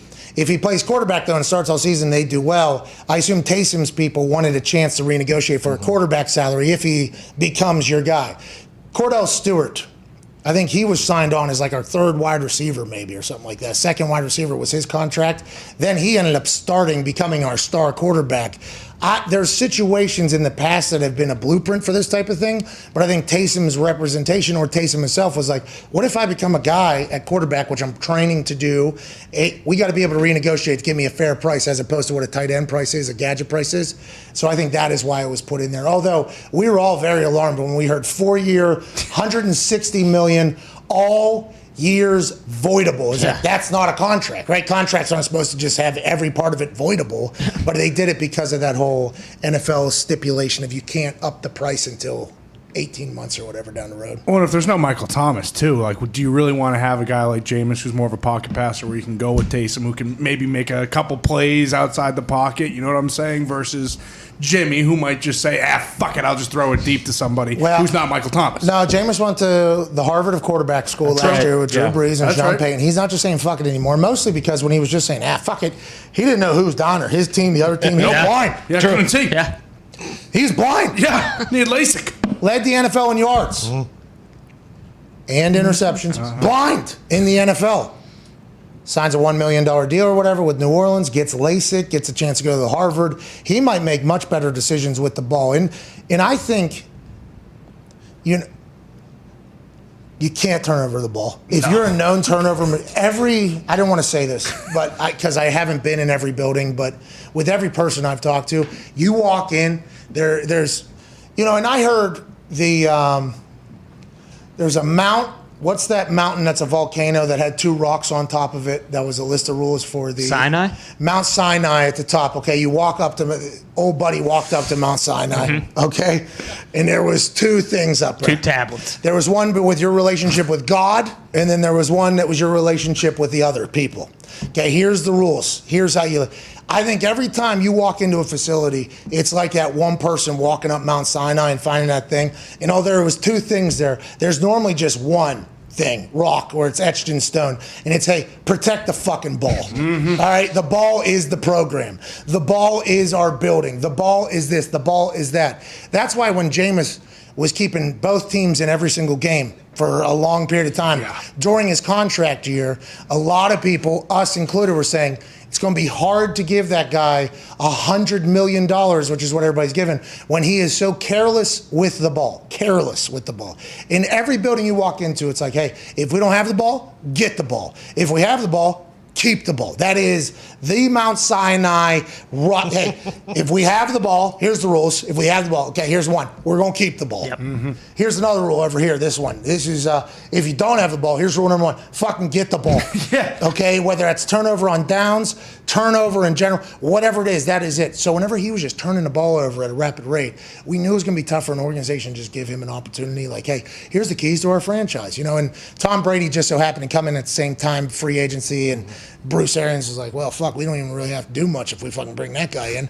Yeah, 30 other teams didn't want to do us? No. Oh, fucking bring him down. Take him. We're going to golf a little bit earlier every day, too. You know why? Because we got fucking Tom Brady at quarterback. But I think that is something where if Jameis isn't a turnover god, okay, which he became down there in Tampa, I think his potential is absolutely absurd. But if you talk to a lot of people, that type of play, I don't think people can say can change. Well, what if he was blind, though? Like, that's an actual question. Like, what if he was blind? What if Jameis got rid of all the bad that a lot of people talked about whenever he decided, you know what, I'd like to fucking see. And that's crazy to think about at the NFL level, but it's real. Or if he was just like, also he was blind, but also like, oh fuck, if I continue to do this, I'm never going to play in this league again. Yeah, that had to happen, and that was probably happening when he was doing the whole throwing it in the basketball hoop. I saw him and King Ryan Garcia doing a drill where, Really? Ryan was like actually hitting that thing, and then James putting his face in front of him, just testing his reaction, His reflexes. No stone unturned for Jameis. No. Yeah, works hard. Always working, it seems. No matter what he's doing, might seem to be a little bit ridiculous. I think it's because he gets so bored because he does so fucking much. Like, I think he does things so much that at some point his trainer's like, all right, we got to switch this up a little bit. You stand on that Bosa ball, and then we're going to throw cards up, and you got to tell us what that card. 7 times. Mm-hmm. 7 times. Hearts. 8 of clubs. Jack space. Oh, it was clubs. Fucking 20 push-ups, dude. He wants it bad. Yeah. And it's like, well, it's a shame he doesn't have Michael Thomas because that's a game changer. But it seems like he's out, huh? Even though Michael and Sean had a sit down, they said relationships are going good. Why are you shaking your head? Is that because you want the Patriots to bring him in? Is this from hey, the Patriots need a Michael Thomas? Or do you think Michael Thomas and Sean are kind of on the outs still? No, he was on the sideline, and he's fine. But, I mean, I want every team to suck except for the Patriots. So whatever happens with the Saints, sure, who cares? Can we What? Can we say? Aside from?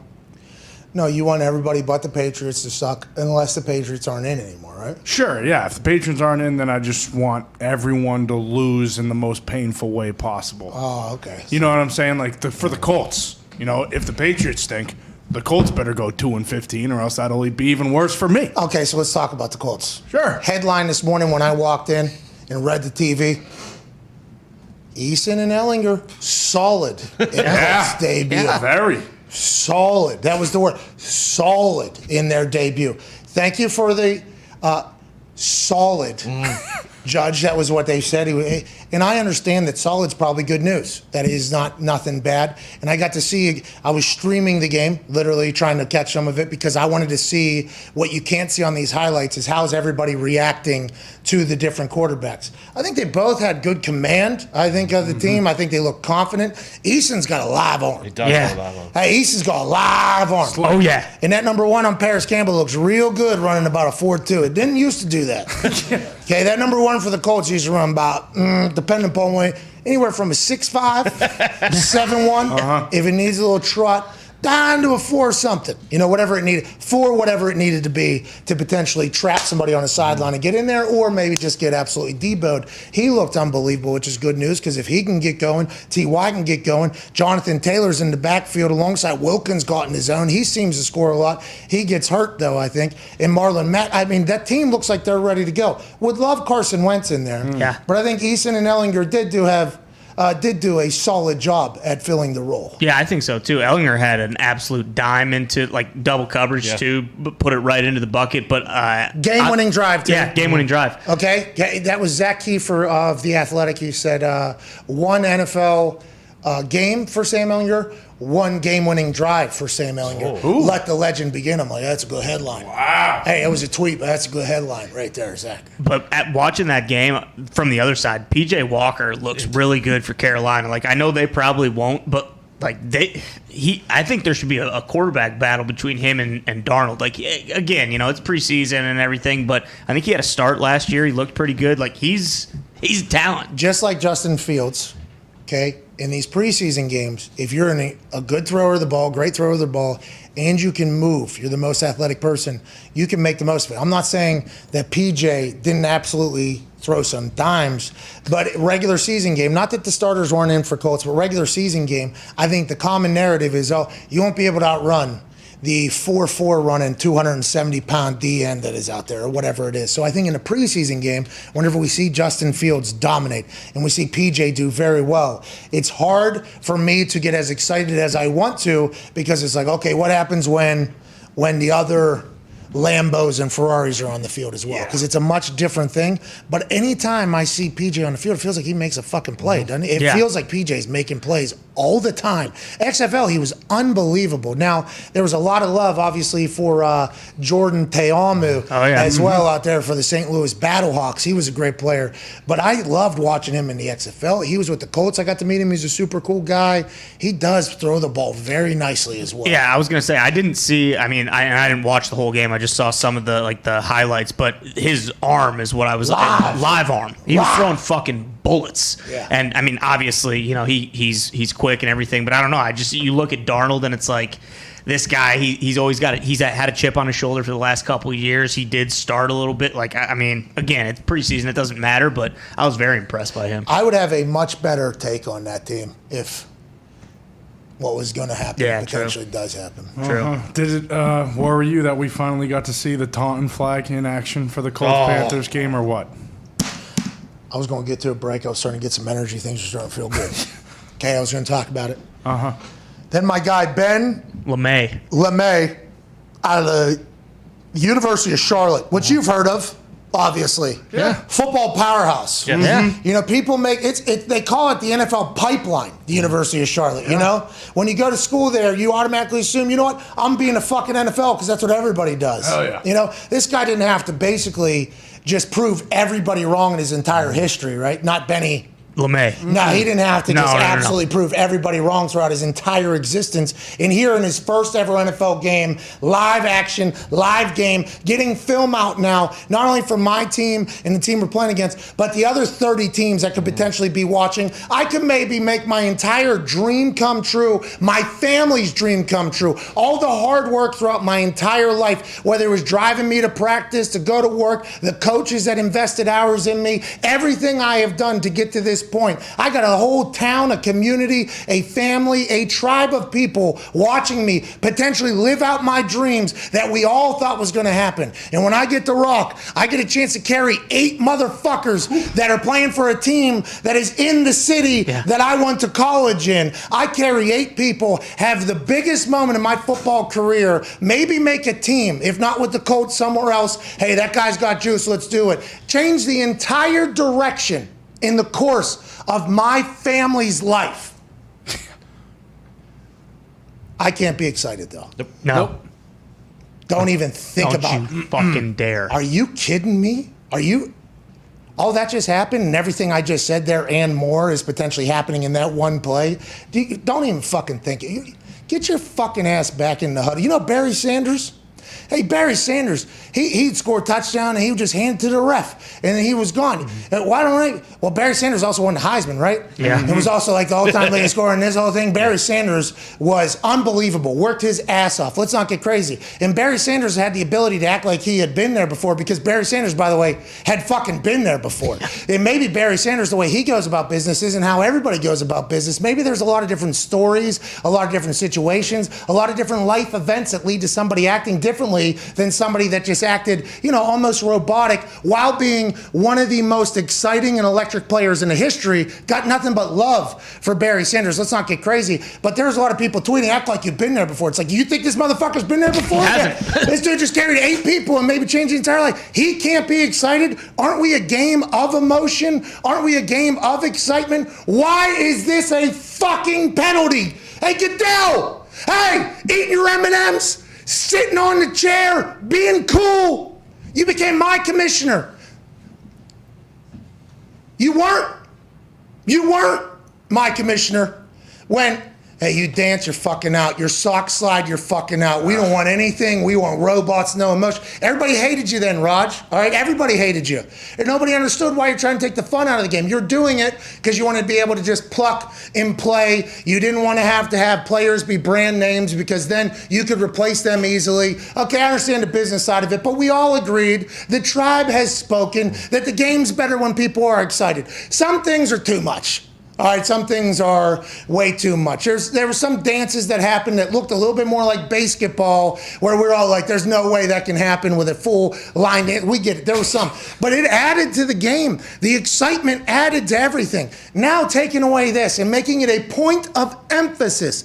And I'm not saying that there should be egregious, if something egregious happens, they should penalize them. Yes, please. It's not for the good of our game, not for the good of the league, not good for fans, not good for anybody. I understand that's going to happen, but a point of emphasis means, hey, we're cracking down on this because we don't want it to happen anymore. And why are we targeting that as opposed to targeting something else I'll never understand? My commissioner, Rodgers Pittsburgh, is going to get to the bottom of this if Sam Acho doesn't do it first. Yeah. Come on, Thank you, Sam. Sam Acho told me on Get Up this morning, he's still part of the players committee. He's going to change this thing around. I appreciate the Acho family doing that for all of us. Thank you, Sacho. Thank you, Sacho. Because the overwhelming, like, hey, this rule fucking stinks from everybody, do you think there is a real chance that they'll get rid of it before the season? No, that is not the way. Once something gets in there, I think it is normally at least a year. Because even if you start telling them, they have a lot of what I think we all have them. If you tell me, yeah, there's a good chance. Like if everybody's telling me to do so, there's a good chance it's like, oh, I don't think so. Okay, I'm not fucking doing that then. All right, on my time. You know? Yeah. On my.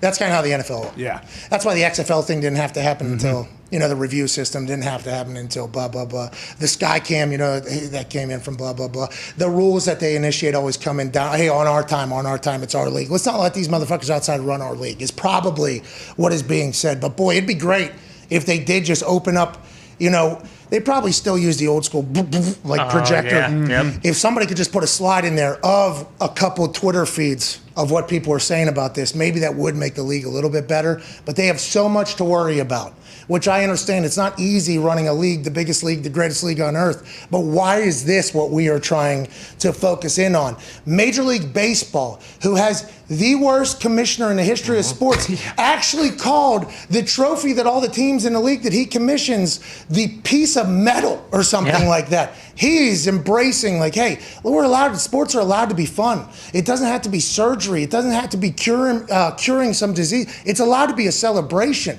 Rob Manfred is acknowledging that. And somehow, as soon as Walt gets in there, his first act is nobody's happy on our fucking field. That whole life that just changed for Benny. LeMay. Don't want to hear about it, pal.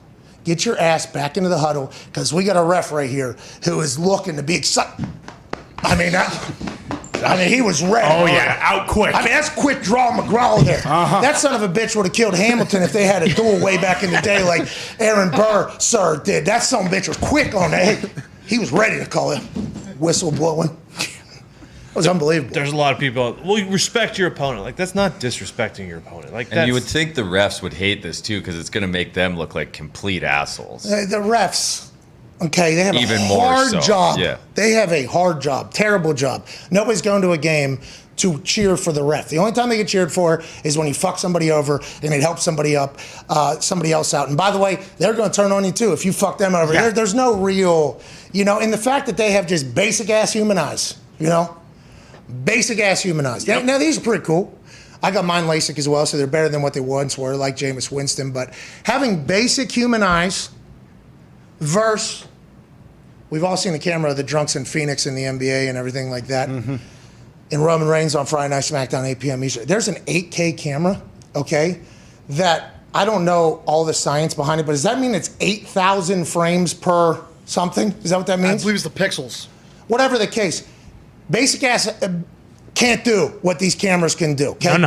Can't slow things down to a time. So they're trying to get rid of review. It's like, well, you're setting your refs up for fucking failure because technology is continuing to grow. And that's what the whole world is seeing. Even the people in the stadium who are watching the replays, they are all seeing technology slow things down. And the ability to fix that would be smart. And they are adding that this year. But the refs know that they're up against it every time they walk out there. Yeah. Well, we're not really allowed to use anything that the rest of the world uses, but let's have a fucking good day.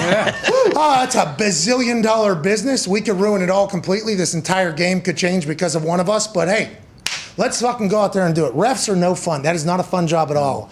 But to sell, hey, no fun allowed is being enforced by the fun police via their fun-sucking Lords. That is not a good place to be in any of those things, especially when it's like, does their life not suck enough already? Can we not have some fun? Why are we getting rid of that? I don't know. That was frustrating, but thanks for bringing that up. Hey, anytime. You gotta talk about it. I mean, this is gonna probably go on for the next 6 months, if I had to guess. Because the point of emphasis, it's been my problem with it the entire time. Point of emphasis means this is going to get called. Yeah. And if it doesn't get called, said ref is going to be talked to because, hey, this is a point of emphasis. We're trying to change this. It's like, why is this a point of emphasis? How come we can't focus on changing rules, that don't potentially put somebody's life at risk as well? This whole chopping outside the tight end thing. Man. On either side is going to change football. It's going to change football completely. Now, pulling offensive linemen on a run outside, whether it's a pitch outside or whatever, who used to have to try to square up a corner and move a corner, and the corner would normally just fall and go low. They try to chop. Offensive linemen would lay on top of them. Hey, that's a good block. How you doing? Thanks for moving at 350 pounds, getting in front of this corner. You set up this team in beautiful fashion. Now, corners aren't allowed to go low at all. So we're going to see a lot of business decisions from corners just go ahead and move, and just like there's going to be a lot of decisions that go like that because this is 360 versus 170, moving in 350, moving at 170 full speed, and because of the no cut, which makes sense, by the way. It makes sense on why, in theory, it makes a lot of sense. But what about the backs and brains of these corners that are about to have to square up a pooling offensive lineman who, by the way, I have the utmost respect for offensive linemen, but offensive linemen also think like, hey, if somebody's going to die, it ain't going to be me. Nope. Okay, it's going to be you. Now they have no fear at all. Yeah. Okay, if there's going to be some collisions. We are going to see some, or we're going to see a lot of corners making like business decisions, and people are going to attack them for it. It's like, well, what do you want them to do? You want them to square up the train. Okay, you want them to just square up their fiat right into an actual train. That's what you want them to do. There's always fallout to these rules. There's always fallout. I know they're trying to make it safer, but that one, there should be some sort of clause where it's like maybe above the thought, like maybe, you know what I mean? There's somehow, but then you can't whenever you talk about lawsuits and injuries and everything like that. It's saving O linemen's knees, but it's going to kill a defensive back. Dead. Mm-hmm. It's going to kill someone. I can't wait for the corner who is already pissed and just says, fuck, and they're just going to dive like Tebow did for that one block. They're just going to dive, try to go straight, and then we are going to see some hilarious collisions out there, I think, because it is.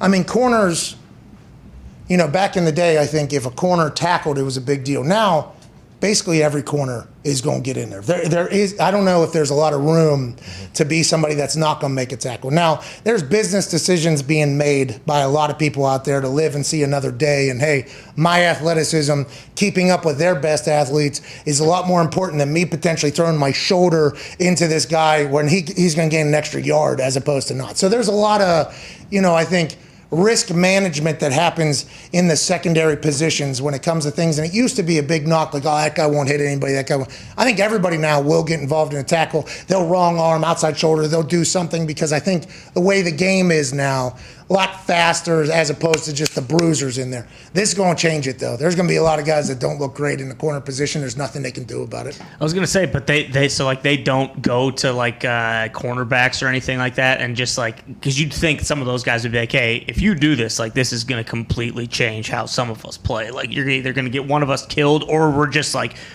dead when we're outside of the hashes here. Well, did they ask Clay Matthews?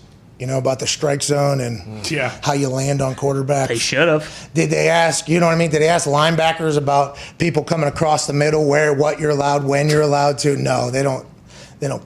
I mean, remember, the Rules Committee, though, is a group of people who are supposed to be incredibly high football IQ people thinking out for the game, but while also looking out for the best interests of not only the league, but the future of the game. And I guess some things have to happen. This one feels like they're setting up some corners to look very bad. And wait until, just like we talked about last week with some loophole, wait until you hear how Bill Belichick uses the taunting was last week. Yeah, wait until Bill Belichick will be teaching people to fall underneath people flexing, get under there to get a quick 15 roll. You give up 10 here. Okay, you did. Wait, it's going to fucking happen. You're going to give up 10, but you see if you would have rolled over and just made contact with his leg while he flexed right there, guess what? You actually picked up 5 yards from before. Move that ball back. Okay, that's 15 yards. They're going back the other way. Think about that. Okay, you get beat, but did you? You can still win at the end. Like, people will use that. And on this thing, the pulling guards, we got Quentin Nelson. He's going to be back, which is great news. He can fly. They're going to have him. Oh, yeah. There are going to be a lot of that. Not that there isn't already, because the game is played very wide, like everybody's doing that. But there's going to be a lot of moments, I think, orchestrated by offensives to kind of set up these situations. This one was they kind of did. It was the tackle on that side. He was pulling, but he didn't. It was just on that side, and he got out. Like, they could do that all the time now. Yeah, just shift the guard to just go over one, boom, and then tackle leaves. Yep. It's whoever your most athletic guy is normally. Yeah. Like, all right, who's the guy that can move? Ryan Kelly, center for the Indianapolis Colts. He's incredibly. I'm so happy for him. He was 69th ranked player, NFL top 100. Hey. Quiet, never talks to anybody. Never. Super quiet. Really cool dude. Really cool dude in the locker room. Went to Alabama. They showed a bunch of clips of Quentin Nelson mic'd up, and Ryan was sitting there. In those two, just going through things, they seem like the coolest pair of humans on an NFL field at any time. Ryan Kelly, I guess, is a Also Brainiac. Rain Man type. Yeah. Yeah. I guess he is like, you see there, and then Quentin's like, okay, yeah. And I think actually Quentin said, I just fucked that guy up or whatever. And Ryan was like, yeah. And it was just like a casual, it was like a casual conversation on there. He was ranked 69th player in the NFL. I was so happy for him. Yeah. He deserves it. He never draws any type of anything. He's been hurt a couple times, but every time he's in there, that Colts team is good. He can move. Hey, if you have everybody that can move on your line, I guess this is not a question for you, Diggs, but more so like AQ and them. What if they get some double? I mean, yeah. What if if you have that, like a. Especially with the two running backs, if you have like Marlon Mack and Jonathan Taylor in your backfield, Can you just pick? do people ever? I don't know. I mean, there's always people that fake for screens and shit like that. But if you got like four guys that can move on your offensive line, especially now with these rules, I mean, it is. That rule is going to be a big deal. Yeah. I think that rule. That's why the Steelers' O-line was great for a while, because Pouncey and DeCastro were athletic as fuck, and they were just moving them all over the place. It's so much fun when you get those big boys fucking turning a corner or whatever. That video that has now been, I guess, outed as edited. When Quentin Nelson was pulling and and then he just blows a guy up. I guess he was not yelling that entire time. And watching the Ryan Kelly, I don't think Quentin Nelson is yelling much, by the way. It sounds like he's just like a super. Just eating people's lunches sounds throughout like the entire game. Yeah, it seems like he's like a real actual like, okay, yeah, I see that. Like pretty calculated. And then he gets out there and it's just like, everybody kind of dies. But that edit of that video of him yelling and then hitting somebody, the internet loved it. Yeah, because that was that's awesome. That's everything you want. And I think, I'm not sure how happy Quentin was of it. He's like, I'm not like that. Yeah, he was pretty pissed. he was pretty pissed with it. He was not happy about it. Oh, man, it's great that the NFL is back. It is great that the NFL is back. When's the next series of game? Thursday? Thursday, I believe Patriots Eagles again. And then will they move, since it's only 3 this year, they'll move those all up, I guess? There's actually, if you look at the schedule, there's like the third preseason game, and then there's kind of like a week off, and then it's the Thursday night opener. Yeah, always a week off because those are cut weekends. There is. Well, wasn't it always like the fourth preseason game? Everyone played on a Thursday, and then there was that weekend off. Then it was the opener. Yes. This one, I think it's like they play a weekend, and then the next weekend's off, and then it's the Thursday. More off time. I can check. Which is probably going to extend the amount of time to make the decisions, because going into that last game on Thursday night, I think a lot of people knew what their teams were going to be already. It was just like a formality to get through this game, and then the cuts came that weekend, and then people would think they made the team on Monday. Oh, I live a dream, and then they're cut Monday afternoon, actually, because everybody's learning of another team that's getting cut. Because that bottom, depending upon what the roster looks like, 10 to 15 people, that is a waiver wire. That is, you're not just, there's been a couple of teams that after training camp, they've cut all the way up to like, they only have 40 people on the roster or whatever. And they're like, what are you going to do? And they're like, they just start picking up from other teams. It's almost like when you're playing cards and you're like, I need 5. Yeah, like you get 5, like you want to kind of, what's that called?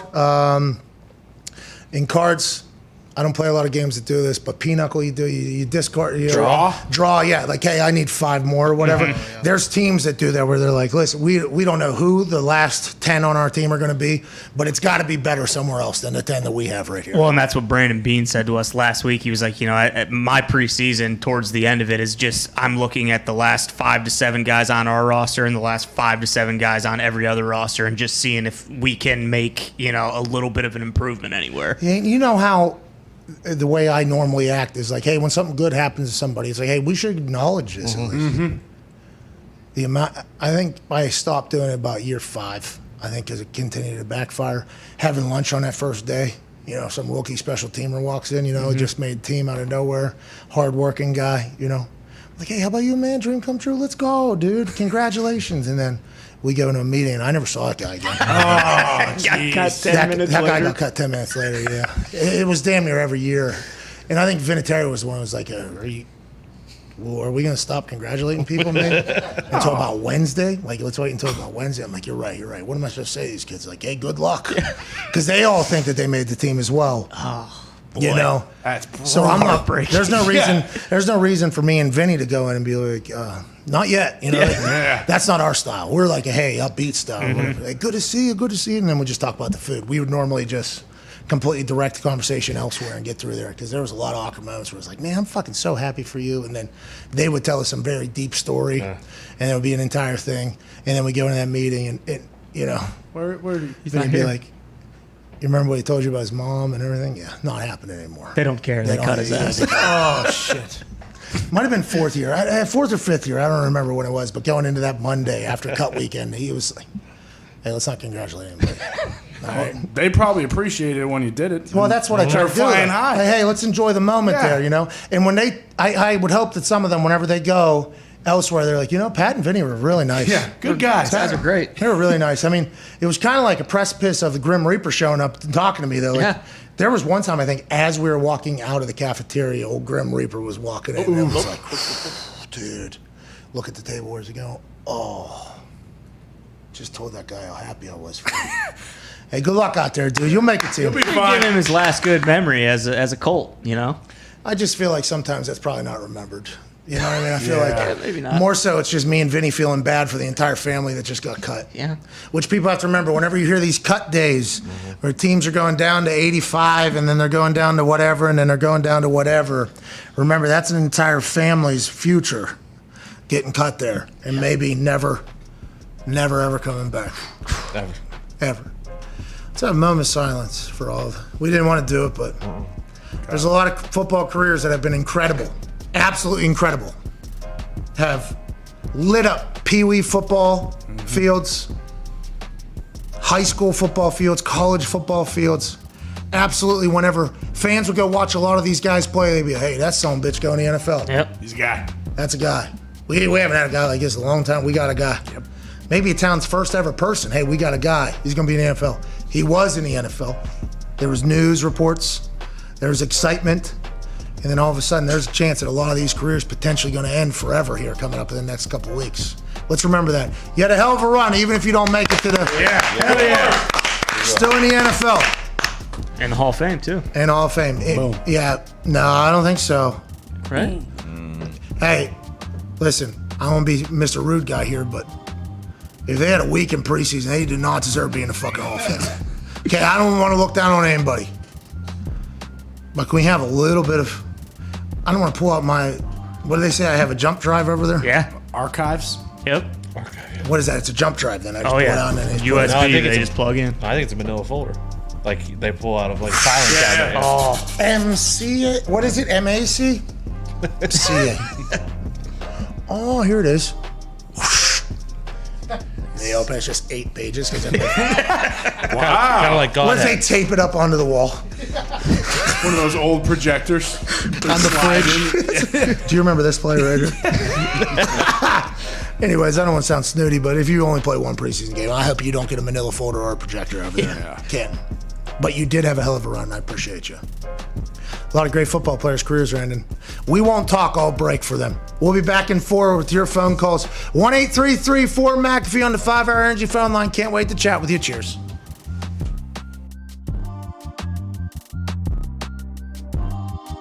I think I've realized this year with the conversations, you do seem to be a rather normal human, which is very interesting, right? I assume for a lot of people to hear.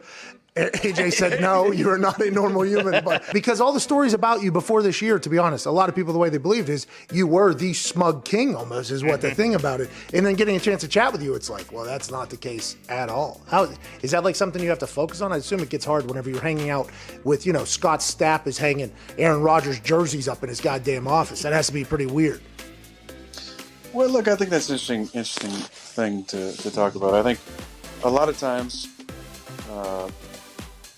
people have said things about me, and it's been the same few people, and that's been kind of the prevailing story or thing that's reflected on. I think for me, I talk a lot about the work I did on myself. It was nice, and it wasn't intentional. Like, I didn't sign the show to have, and you guys know, we've talked about this off air, but there wasn't, some agenda doing this. It was fucking talk to Pat and AJ every week? Yeah. Sounds pretty awesome. It has been, by the way. It sounds amazing.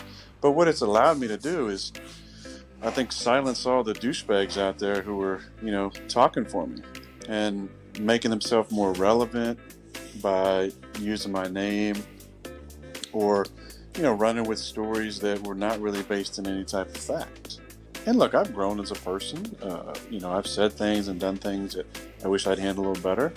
But this was a great, natural, authentic, whatever, whether it was 15 minutes at the stadium or 45 minutes, to just bullshit and have a conversation. If you're a friend of mine, if you know me, I think this is about as normal as interaction you're going to see from me. It's not a lot of BS. You're not going to hear cliches and garbage. I'm going to, shoot from the hip mostly. Tell you as much as I feel comfortable telling. I feel like I've been as honest as I could be. I've told you guys a lot of fun stuff. It's fun for me because then I don't have to maybe rehash it on a Wednesday, or people get to see a different side of you that maybe they didn't even know was there or didn't think was there. And it's been fun for me. I really have. I've appreciated every single week we've done these. And like I said, the best part is there was no agenda. There was no plan. I mean, even us, we didn't know we were going to go 10 minutes or 15 minutes or an hour. We just started fucking talking, right? And then this came out, and it's been a lot of fun. I actually would have made more money the day I signed than my whole contract with Indy. Oh, dude. Why did you decide to turn down a lot of money to come back to Indianapolis for the year? True story, no bull. I prayed about it. By 3 o'clock, I'm signing somewhere. And then 2:55, I got on the phone with Chris. Are we going to get this done? How can we get this done? He came up with a number, and I'm like, all right, it's all right. Well, I guess it's meant for me to go to this next team. As soon as I closed his message, Ursay texted me. I said, there go my sign right there. When he texted me, that's when we got it done. When he texted me, we got it done. Hey, did you see my eyes tweet yesterday? Yeah, is that when you got the text from Ursay? No, that was a text that I was almost gone.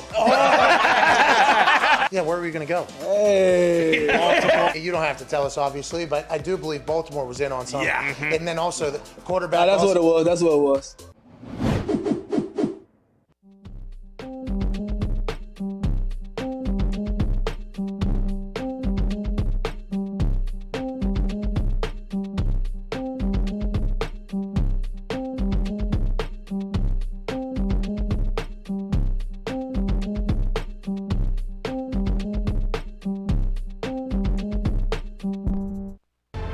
This is the Pat McAfee Show on Sirius XM Mad Dog Sports Radio. We thank you for taking the time to seek out this small regional show that streams internationally. Here's Pat and the boys.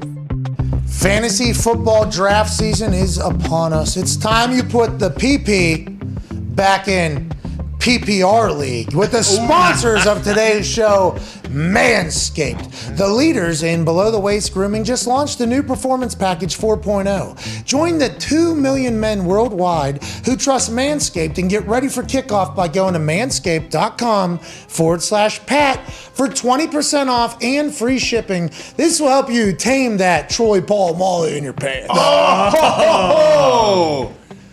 Told the story earlier. There was a man who addressed me as podcast guy who was walking his dog through the neighborhood that is also CFO Phil's that we had an Airbnb at this past weekend. And he said, hey, Troy said hello. Was he talking about the bush you have in your pants? Ooh. Was he talking about Troy Polamalu's hair that has been growing around your kit and caboodle for far too damn long? He potentially was. If you groom below the waist, the Performance Package 4.0 is an essential purchase. And good news for our international listeners, their life-changing products are now available in Canada, what? The UK, what? Across Europe, what? Australia, what? South Africa, what? And Singapore. Whoa! Wow. If you're in Singapore right now, you need to get your hands, on the Performance Package 4.0. I don't know how hot it is over there. In my head, it just sounds very hot. Yeah. Could you imagine if you trim the bushes, the tree will stand taller down there and probably much cooler. A little bit of air over there in Singapore. Mm-hmm. Yeah, without a doubt. Where is Singapore? I believe Southeast Asia. Shout out to Singapore. You can now get your hands, and also Australia, South Africa, Europe, the UK. Inside their Performance Package 4.0, you'll find their Lawnmower 4.0 trimmer, Weed Whacker ear and nose hair trimmer, Crop Preserver ball deodorant, Crop Reviver toner, Performance boxer briefs, and a travel bag. Woo. The Performance Package 4.0 includes the Weed Whacker. It's like having Derrick Henry run through those tough nose and ear hairs. This Lawnmower 4.0 is a 4000K LED spotlight, which allows you to be as accurate as a clip of Brady playing catch of football with a throwing machine, a jugs machine. Oh, nice. With a football throwing machine. Throwing machine. Okay. Thanks for following the show. Let's get 20% off and free shipping at manscaped.com/Pat. That's 20% off and free shipping by going to manscaped.com/Pat. Shout out to Manscaped. Shout out. I think when that conversation was happening, Croatia. I think that's where. Okay. Yeah. Sure. Didn't get a chance to hear it. It's called a jugs machine. Didn't you spend a lot of time after practice on the football throwing machine? Yeah, that was kind of my thing actually, because I thought my hands were a weapon for me in the punt game, because I didn't know the punt swing as well as everybody else, so I had to make sure my hands were good. You know what I mean? I had to have the best hands out there so I can have longer looking at that ball so I could try not to fuck it up. But the football throwing machine has been helping out a lot of careers. Yeah. A lot of careers for a long time. I thought whenever Tom played catch with the moon, that was something that was very impressive. I saw Justin Herbert hit like 10 drones in a row. Yeah. Shut up. Yeah. 10? 10. And then he turned around and hit the drone. Mm-hmm. Yeah, it was crazy. Let's go to the phones. 5-hour energy phone line. Let's go to Hayden down there in Tampa. What's going on, Hayden? Hey, the Buccaneers look like shit, dude. Yeah, they do. It's all about the Who Dat Nation down here, Pat. No! I don't think down there, but there's a lot of Bucks and Lightning fans down there. You must get a real heat from your neighbors for a long time, but it feels like the tide might have turned down there. Am I right or wrong for the Saints? We'll see, Pat. It was just the first week for old Jimmy Winston out there, Taysom Hill. But if we're choosing between the two, it's got to be Jimmy for now. Whoa. Okay. So PFF asked the question. Hayden down in Tampa gave the answer. It's got to be Jameis Winston for now. What do you want to talk about, brother? Well, Pat, I just wanted to say I was a long-time listener since you were with the original Boston Stooge and the one-eyed chef down there. Just a quick question. One, did you see the Baltimore kicker just nailing balls against the Saints? And also, I was wondering if Nick Caserio was able to watch any of Hard Knocks and what his thoughts were and his takeaways from Mike McCarthy. Okay, thank you for that question. I don't know if we have a Nick Caserio because I don't think any of us have ever heard him speak. Nope. We do have a Sirianni, which is another Italian, and it's kind of a shame that he just down there in Tampa was like, you know what? What's that stupid Italian they have? And he thought it was Nick Caserio. I don't know if Caserio is on the line, right? I don't think he is. No, I've never heard Nick Caserio talk. Yeah, me neither, actually. What about Jack Easterby? Have we ever heard him speak? Oh, he did that one sermon. But you have the good. Yes. Redfish, bluefish. That guy. What's going to happen down there in Houston? Oh, my God. The place is going to explode. They're going to go 0-17. I don't know. They just won last weekend. Looked pretty good. Whoa. Beat the Packers. Hey, Tampa Bay Buccaneers look bad. I mean, they did not care out there. It was 4th and 18 on that first drive with Tom Brady in there. He kind of took a sack, fell down. On the defensive side, they kind of were running around. It feels like the Bucs are not a team that's going to show up in the preseason. Feels like there might be a little questionable effort somewhere. BA wanted them to play.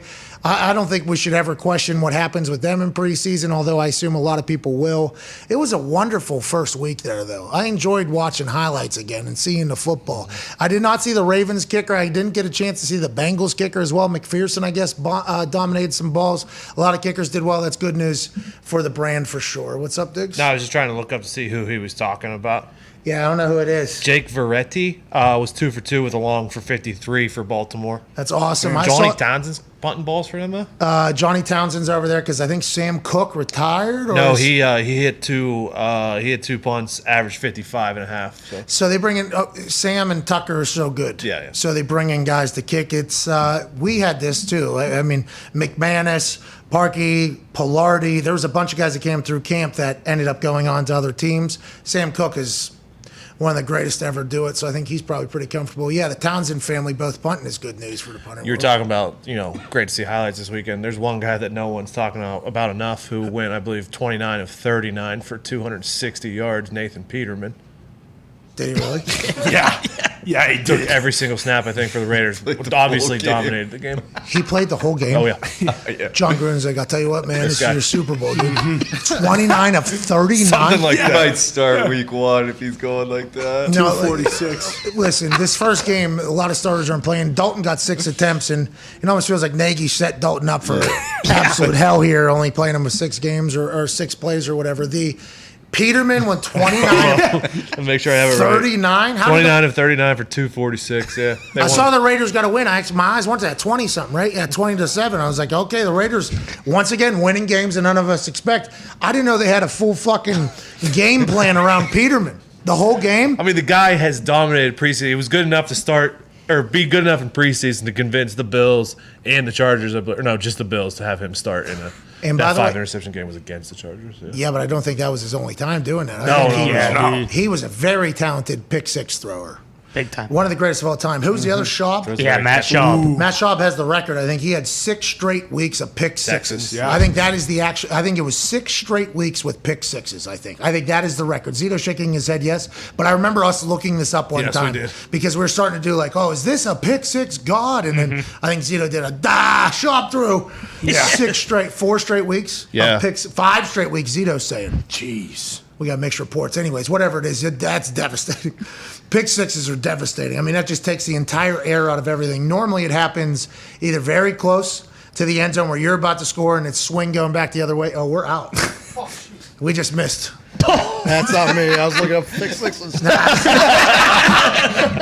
Hey, me too. I couldn't have Gruden pulled Peterman at the 2-minute warning. He didn't want him to play So he the could come full off game. and get a standing O, probably. Oh, yeah. Was Mariota? Did he do the 2 No, minute? he didn't play.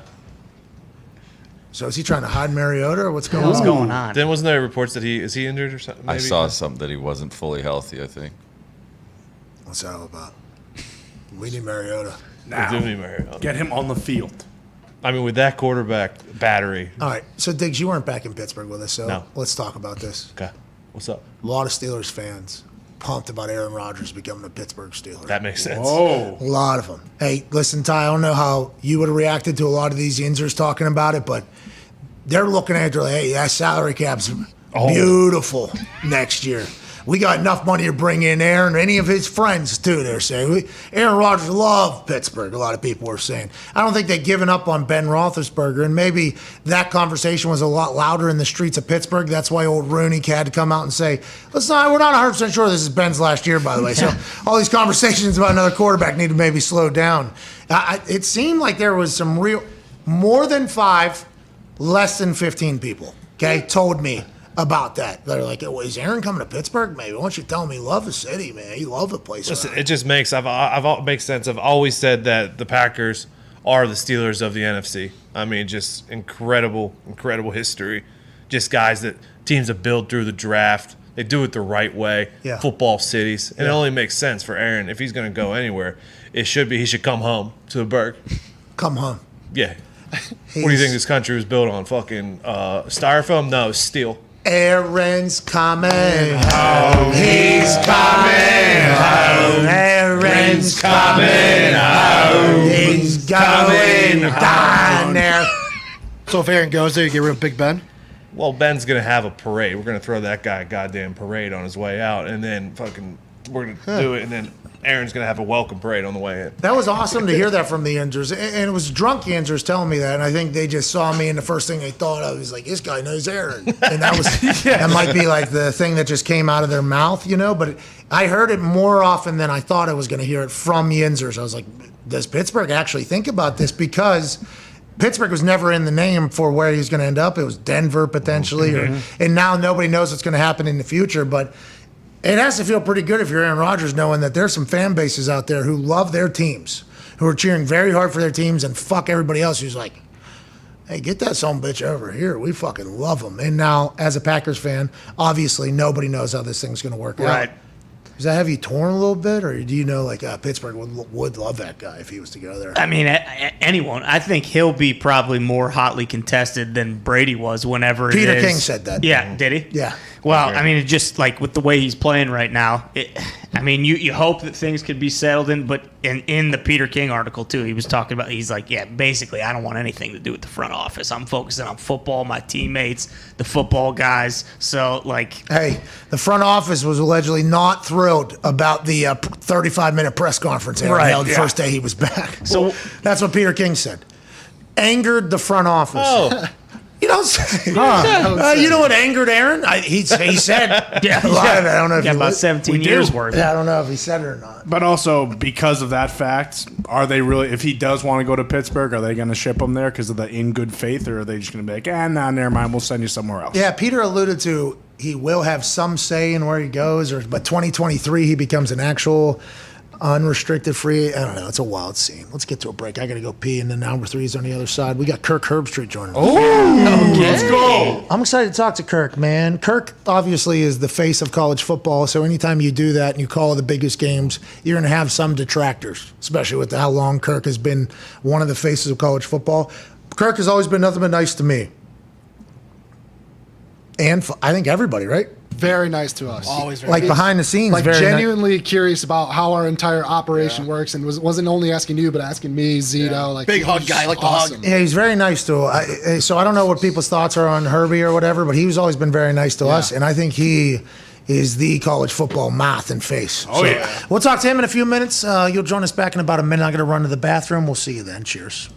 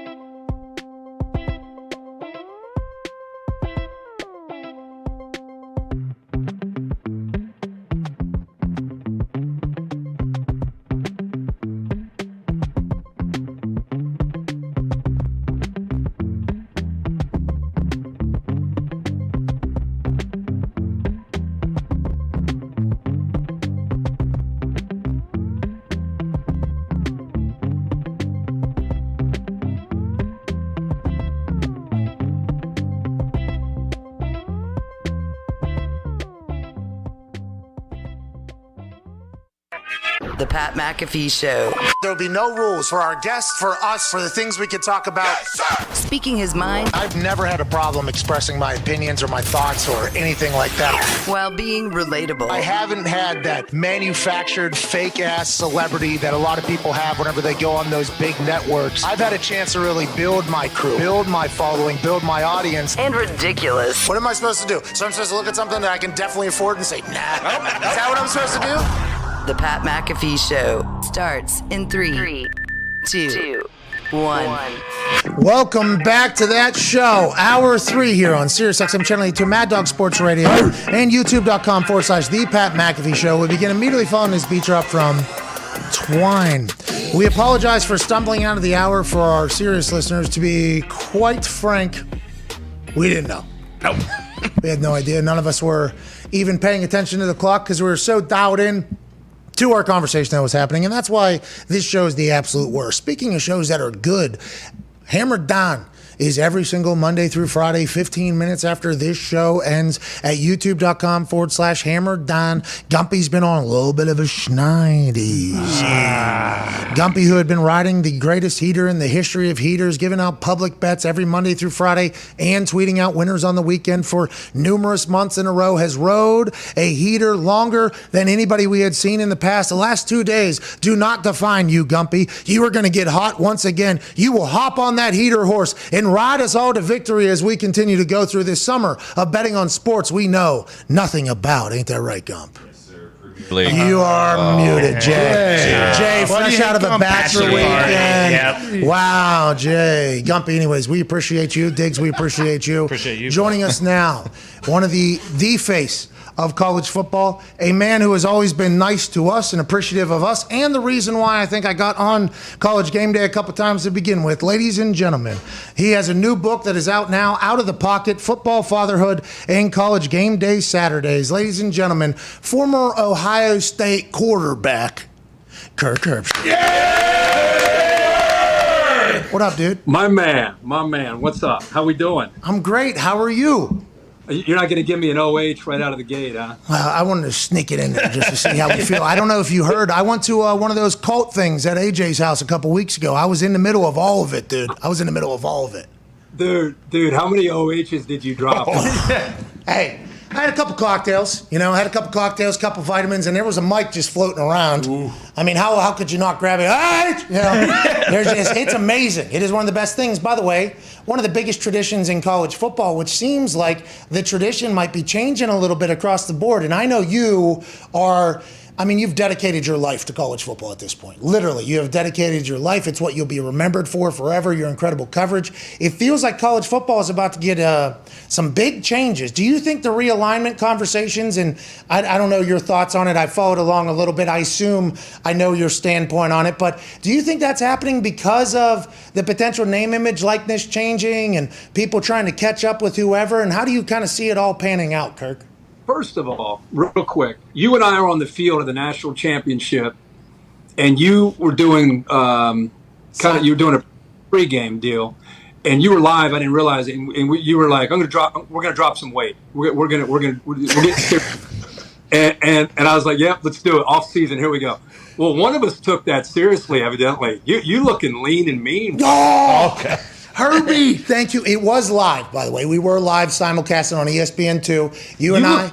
Thank you. Yeah, is it diet? Is it lifting? What the hell's going on there? Herbie, you and I. Is it Friday night big time wrestling? What's going on? Okay, all of that could be included, Herbie. You and I, we both come from towns, I think, where people enjoy eating. You and I are both people that, hey, we see the people on Instagram and on TV that are in incredible shape, and we don't fully understand how you don't eat the pizza that is available for you right there. You and I both, we don't understand it. So I think that moment where we got to talk just moments before you had to call, 100 million people watching you, like before those things where I go, hey, you know what, this offseason, Herbie, we're going to get after it. The intermittent fasting is what I do. So I just eat for a certain amount of hours and I fast for the rest. But I want to let you know, Herbie, in those hours, I do get after it on a few days. So I feel like I've found my home.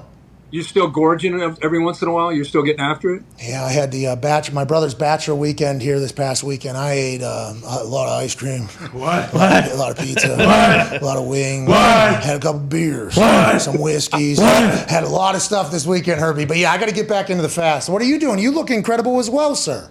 I'm just trying to keep up, man. You get to my age, you're trying to get singles and doubles. We're not trying to hit home runs like you. We're just trying to get on base. On base percentage at this point is key. Yeah, Ichiro, you know what I mean? Just trying to spray the yard a little bit. Just trying to, I understand.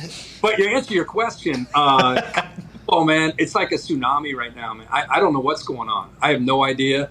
We got name, image, and likeness. We got transfer portal.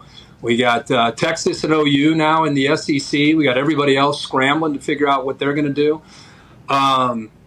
I could sit here and BS and kind of tell you this is what I think is going to happen, but I think right now, I don't know if the conference commissioners know what's going to happen. It feels like that we're headed to 4 premier, big, huge 16-team conferences, and it feels like those 4 conferences maybe will pull away one day from the NCAA, go out and hire a commissioner. whoever that might be, and just kind of create their own world. That could happen. I don't think like next week, but within the next 3 to 5 years, maybe that could happen. I also don't think this playoff is going to go down. I think this playoff is, they're talking about expanding it to 12 teams. After everything that happened with Texas and OU, I see this full cycle. It was a 12-year cycle that started in 14. I think it'll go all the way through until they make a change. I just don't. There's too much going on right now for them to be able to say, hey, let's change it in 2025. I just don't see that happening. I think it'll be a full entire 12 years, and then they'll make the changes. And maybe by then we'll have an idea of what's happening to these teams left in the Big 12. Where's the Big 10 going? What's the Pac-12 going to do? The ACC? Everybody's going to respond to what the SEC has done by flexing its muscles by bringing in Texas and OU to what they already had, by the way. Old Dabo with the drip, okay, on the TikTok. Old Dabo with the drip. He said the team doesn't like it. The team has your sons on it. He said they don't want to play more games. And then Dabo said, to be honest, I don't know if there's 12 good teams. I don't know if there's enough good teams to do what everybody's talking about. And I think getting a chance to experience the college football world with you guys and seeing the levels of college football, it feels like everybody is looking to find that SEC level. You said that. Do you think going to 4 will help heighten some environments and traditions elsewhere? Or do you think some schools are just going to end up falling off and it's only going to be the big dogs to begin with, like it kind of is right now already? It's that way, but like, I don't know about you, but I like the teams that are maybe a notch below that, and I like for them to feel like they're playing meaningful games. Yeah, it sucks that we're just going to look after the big blue bloods in college football. We don't want to do that. That's not good for the game. What's also not good for the game is right now the AP poll came out, and we got Bama, and we got Clemson, and Ohio State. It's almost like Bama, Clemson, Ohio State. Of the 4 teams, those 3 are in. Okay, who's the one team that's fighting for a playoff spot? How messed up is that? So we definitely need to, whether they can win it or not, I don't know, but we need the opportunity for more teams to feel like they're involved, more teams to feel like they matter. The way it is right now, it's an unfair race, and we need to expand it to bring in more teams. And with the playoffs, by the way, beautiful point. I'm thankful that that's how you view it, because you are the voice of college football, because I think that's a common sense take, by the way. I think that is very much a common sense take. And I look back to the team that I was on. If I have a better night, if our team has a better night, we're still in it. We still have a chance. You get one loss and you're one of these teams that isn't, your season's over. You were running hills 5:30 in the morning all summer. You were doing everything. You have a great team. You have one bad night, one bad day. If you're not one of those big schools, you're out of it forever. If you expand that, at least there's at least 2 at-large bids. It feels like that people can get to if it goes to 6. If it goes to 8, at least a little bit. That just feels like that makes a lot of sense. But to your point, there's a bunch going on. To focus on just that seems like that's an impossible task. Yeah, I think so. And I think teams like right now, we got Iowa State, who's 7th in this poll that just came out. We have Cincinnati and Luke Fickell, who's 8th. How great is that for college football that we have teams like that? The teams that you were on, I mean, and I'm not just teasing you, like Steve Slayton, Pat White, Renaud. I mean, you guys had some freaky athletes on that team. And West Virginia is not a traditional blue blood. But how great is it for a TCU or a West Virginia to get hot and to be thrown in there with an opportunity to try to beat the Ohio States and the Alabamas? And we don't get that right now. So I just don't want us to focus just on the money and how much money can we make for these big schools and these big conferences. That's not going to be healthy to me for the sport. We need to care and worry about some of these other, like what's left of the Big 12. Imagine if you're an Iowa State fan right now, or a Kansas State fan, or a Texas Tech fan, or a Baylor fan, or Oklahoma State fan. I mean, they've been outstanding over the last 15 years. And imagine how they feel. Like, where are they going to go? Are they going to be left out? They got to join something, right? Are they going to hold on to the Big 12 and try to pick up a few teams like Houston? Is that going to be good enough to still be looked at as a premier conference? So while we can get excited about Texas and OU going to the SEC, that's fine. It's the rich getting richer. Let's focus on Texas Tech. Let's focus on Oklahoma State and TCU and West Virginia these are good programs, and they need to matter, and they need a place to go as far as still feeling like they're playing important football week in and week out. We're talking to Kirk Herbstreit, the voice of college football, one of the hosts of College Game Day. How long have you been there? 20 years? 20. This will be my 26th year on Game Day. Hey, you still look good, dude. You were talking about how I get to my age, I'm just trying to hit singles and doubles. I think people think you're still in your 30s. You've figured out a way to just stay the same exact look every single right there. Hey, Saturday morning you're going to wake up. There's going to be a blonde-haired dude on the right side, and he's going to look good and tell you everything you need to know, Herbie. It's been impressive, dude. Dude, I'm trying, man. I'm trying. At least my wife's a clean eater. You ever be around these people that are clean eaters? So that rubs off on me a little bit here and there. But she does it. Like, she's like Pollock. Like, that's all she does. So I try to dabble in that the best I can.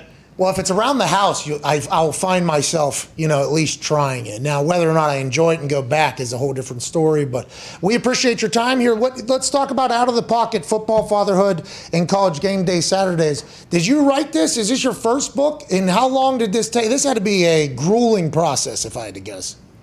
Yeah, I partnered with Gene Wojciechowski, who you know Gene. He works on Game.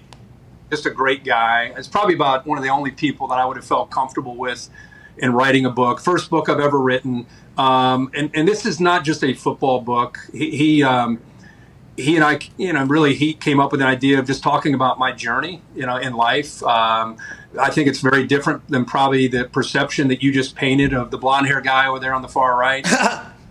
Because, dude, I like you and everybody else, you go through some trials and tribulations. And so for me to open up my heart, I'm an introverted guy. I don't really do that even with my family. My family's probably going to read this book and learn some stuff about me that I just don't share a lot. I just hold things in. I don't know if you know people that are that way, but that's just kind of how I've always been. So I've kind of compartmentalized a lot of painful moments that I experienced with my parents' divorce when I was 8 years old and stuff that I dealt with that I just really never talked about. So this was a very different book than just, hey, let's talk about where it's fun to go to game day and all that. It's like I said, it's kind of my journey. I felt like it was important to share that. There are a lot of kids that go through divorce, and some people turn to drugs. Some people they have a lot of hostility and anger. I just had an emptiness. My dad was my hero, really, like for a lot of kids. In my case, living in Ohio, he played at Ohio State. He was a captain there. He coached with Woody. He would take me up when I was younger up to Ohio Stadium and put on Archie Griffin's helmet, in the locker room, introduced me to Woody Hayes. And these people, they were like it's like Superman. Here's Aquaman over here. Here's Batman. I mean, it was like, I can't believe I'm meeting these people. And my dad was the reason. And so my dad was my hero. And then one day I turned 8 and my dad was gone. He and my mom got a divorce. And after that, I moved probably 8 times in 9 years and didn't really do well as a new kid, kind of a really, really shy kid, and didn't handle all that well. And thankfully, I didn't turn to drugs, man. I turned to sports. That was kind of my outlet, was watching sports, playing sports, just always being with my buddies. My buddies and sports were my outlet that kind of got me through. I got my mom remarried. I had stepdad, stepsister, stepbrother. My dad remarried, stepmom, stepbrother. They got divorced, got remarried again. So, and all along, I don't know if you know any of that. I just never told anybody how I ever felt. So in this book, I kind of tell people how I felt. So that has a lot to do with the book. Was it therapeutic in there, I bet, a little bit? Yeah. And again, because of Gene, I think it allowed me to open up and to talk about stuff that I probably wouldn't have done without him. And then, we got into my playing days, and I was very self-deprecating about my story at Ohio State. I went in there as a 5-star, can't miss, going to walk in there and start for 4 years kind of guy. And I ran the wishbone, dude. I was a dude had some size, but I could run. And at Ohio State, they fired Earl Bruce my senior year in high school and waited about a month, and then they named John Cooper. I never really heard of John Cooper, but I didn't care. I was going to Ohio State regardless. And I didn't realize he ran a West Coast offense, and here I am running a wishbone. But that just shows you how blinded I was toward Ohio State. So I didn't fit, man. I talk about it in the book. I was moved to safety and covering kickoffs and all kinds of shit, man. It was nuts. But that story, and talk about a couple of coaches that were pain in the asses, and I never really told them about it. They'll read this book and they'll know that I couldn't stand them. Hey, I love that, Kirk. And I think I appreciate you not only doing that for the community so we can read the book and learn from it, and future kids can say, hey, okay, even the incredibly handsome, blonde, old-ass man over there on the far right side has been through it, and I can make it. That's a big deal, finding motivation and inspiration, so I appreciate you doing that. I think the reason why you don't want to probably tell anybody, including your family, is you never want to be a burden for somebody, right? Like, you never want to be a burden, so you just kind of do your thing, and you're living well, so it's like, why would I ever talk about my shit? I'm thankful that you did, and plenty of other people will be. I can't wait to read it. The boys have a couple questions for you. Is that all right? Yeah, for sure. Absolutely. Go ahead, Ty. Kirk, you mentioned the name, image, likeness earlier. Do you think that the NCAA is going to put any kind of guardrails on that, or is it going to continue to just be the wild, wild west, and these kids are going to be able to make as much money as they possibly can? I think they're going to make as much money as they can. I think the guardrails are going to have to come from Congress, where they're waiting to try to put a universal rule out there. Right now, the state of Indiana versus state of Florida versus state of Ohio versus California, everybody has their own rule when it comes to name, image, and likeness. So what Ohio State's doing versus what Notre Dame's doing is different versus what Texas might be doing. And everybody's living by their own rules within their own state. And then who's policing this? Yeah. The thing that's crazy is this was not name, image, likeness. This is what it was not for. You're a 5-star. You can go to any school in the country. One weekend you go to LSU, and then name, image, and likeness. Well, hey, here at LSU, we can guarantee you this. And then you go to A&M the next week. LSU said that. Well, we'll give you this. Then you go to Ohio State the next week, and they say, well, we can do this. That's not what name, image, and likeness is about. And I'm not saying those schools are doing that, but in talking to coaches, that's happening. Yeah. We assume so much. Yeah, that is happening. And so that's not what this is for, is to promise what could be.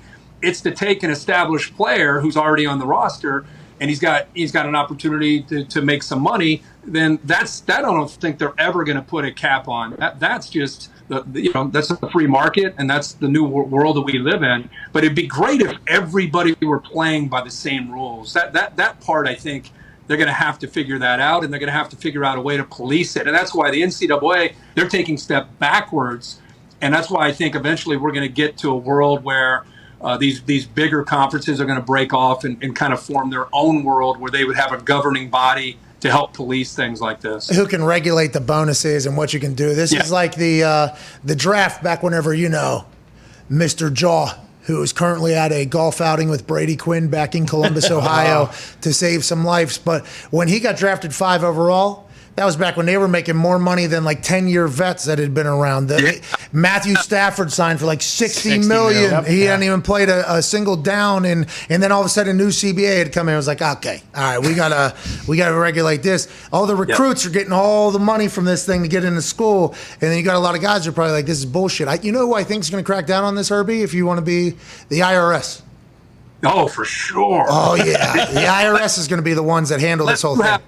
A parent, or you have somebody, these schools, it's up to these schools to kind of create an arm within their athletic department that helps these guys understand that. I didn't know anything about taxes or IRS. I didn't come from money. There was no reason for me to understand that. But eventually you start to make a little bit of money. You're like, okay, we're paying a lot of money to this guy over here. But when you're a college kid and all of a sudden you sign something for $10,000 or $100,000 or whatever it is, you better have somebody teaching you about economics, because otherwise that's going to be, you're right, it's going to recalibrate. There's going to be 2 or 3 or 4 stories that surface that everybody's going to panic about, and this thing will recalibrate, and we'll be in a different space in another couple years. I think so too. I think that's just classic business. It always happens. Something gets rolled out. Abuse leads to restriction. Then they kind of figure it out. That's kind of everything. Go ahead, Connor. Yeah, Kirk, with this whole NIL thing, do the rich just get richer? Like, how are West Virginia and Texas Tech and those kind of smaller schools going to keep up with Bama and Ohio State? Hold on. Now, I have a question for this as well. Thank you for bringing that up, Connor, because University of Houston, Dana Holgerson, I got a chance to chat with him, and he's like, hey, we got some pretty cool people around this city that like the Houston football team who just maybe oil money. Yeah. There might be some other things that are happening there. Do you expect not only like how do people keep up, but do you expect some schools that maybe come from maybe like down Georgia Tech, for instance, they got like Coke and Waffle House and everybody in there. Do you think that's going to become a bigger part of this whole story? Sorry, Connor, but that led to the. Do you think that's going to become something? Yeah, I think it could. I think, first of all, anytime something new like this happens, we all throw our arms up and we freak out about, oh, my God, it's going to be crazy.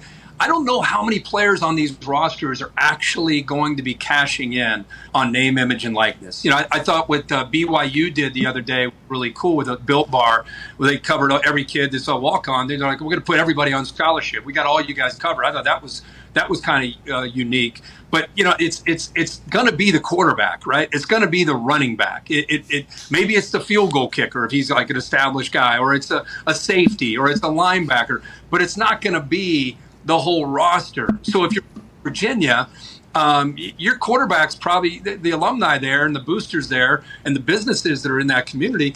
I think it may work the opposite. I think it can maybe help a West Virginia or a Houston. Instead of getting stacked up at LSU or A&M or some of these other places, why not go be a De'Aaron King or go be a superstar in one of these other schools where, you know, maybe it's not the same competition for name, image, and likeness like it is at Alabama or Ohio State or Clemson or the powerhouses that you suggested. So you can kind of spin it until we see this, until we have evidence of something.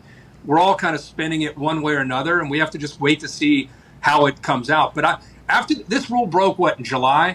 It's been around now for about a month and a half. I mean, other than the Bryce Young story and the kid, Quinn Evers, who left high school a year early because wouldn't let him cash in on name, image, and likeness, other than like a handful of individual stories, I don't know about you guys. I'm not hearing all this craziness yet with name, image, and likeness that all these players are cashing in the way I think a lot of people expected them to do. So again, month and a half in, let's just kind of see how it goes over the next course of the next few months. We're talking to the voice of college football, Kirk Herbstreit, who has a book out right now called Out of the Pocket, Football, Fatherhood, and College Game Day Saturdays. Oh, wow. Oh, we just put the book cover up on the screen. You're talking handsome, huh? Damn. Oh, my God, look at this guy. Jeez Louise. Go ahead, Diggs. Kirk, you talked about the AP poll being released today and how awesome it was that Iowa State's at 7, Cincy's at 8. But with Cincy, like, even if they go undefeated, do you think that the College Football Playoff Committee will put them in with against like a one-loss Georgia if they have a loss in the SEC title game or something like that? I'm not just saying that because I have a Desmond Ridder 30-1 Heisman Trophy ticket, but I'm just wondering, do you think that's going to happen? Kid's a player. I love it.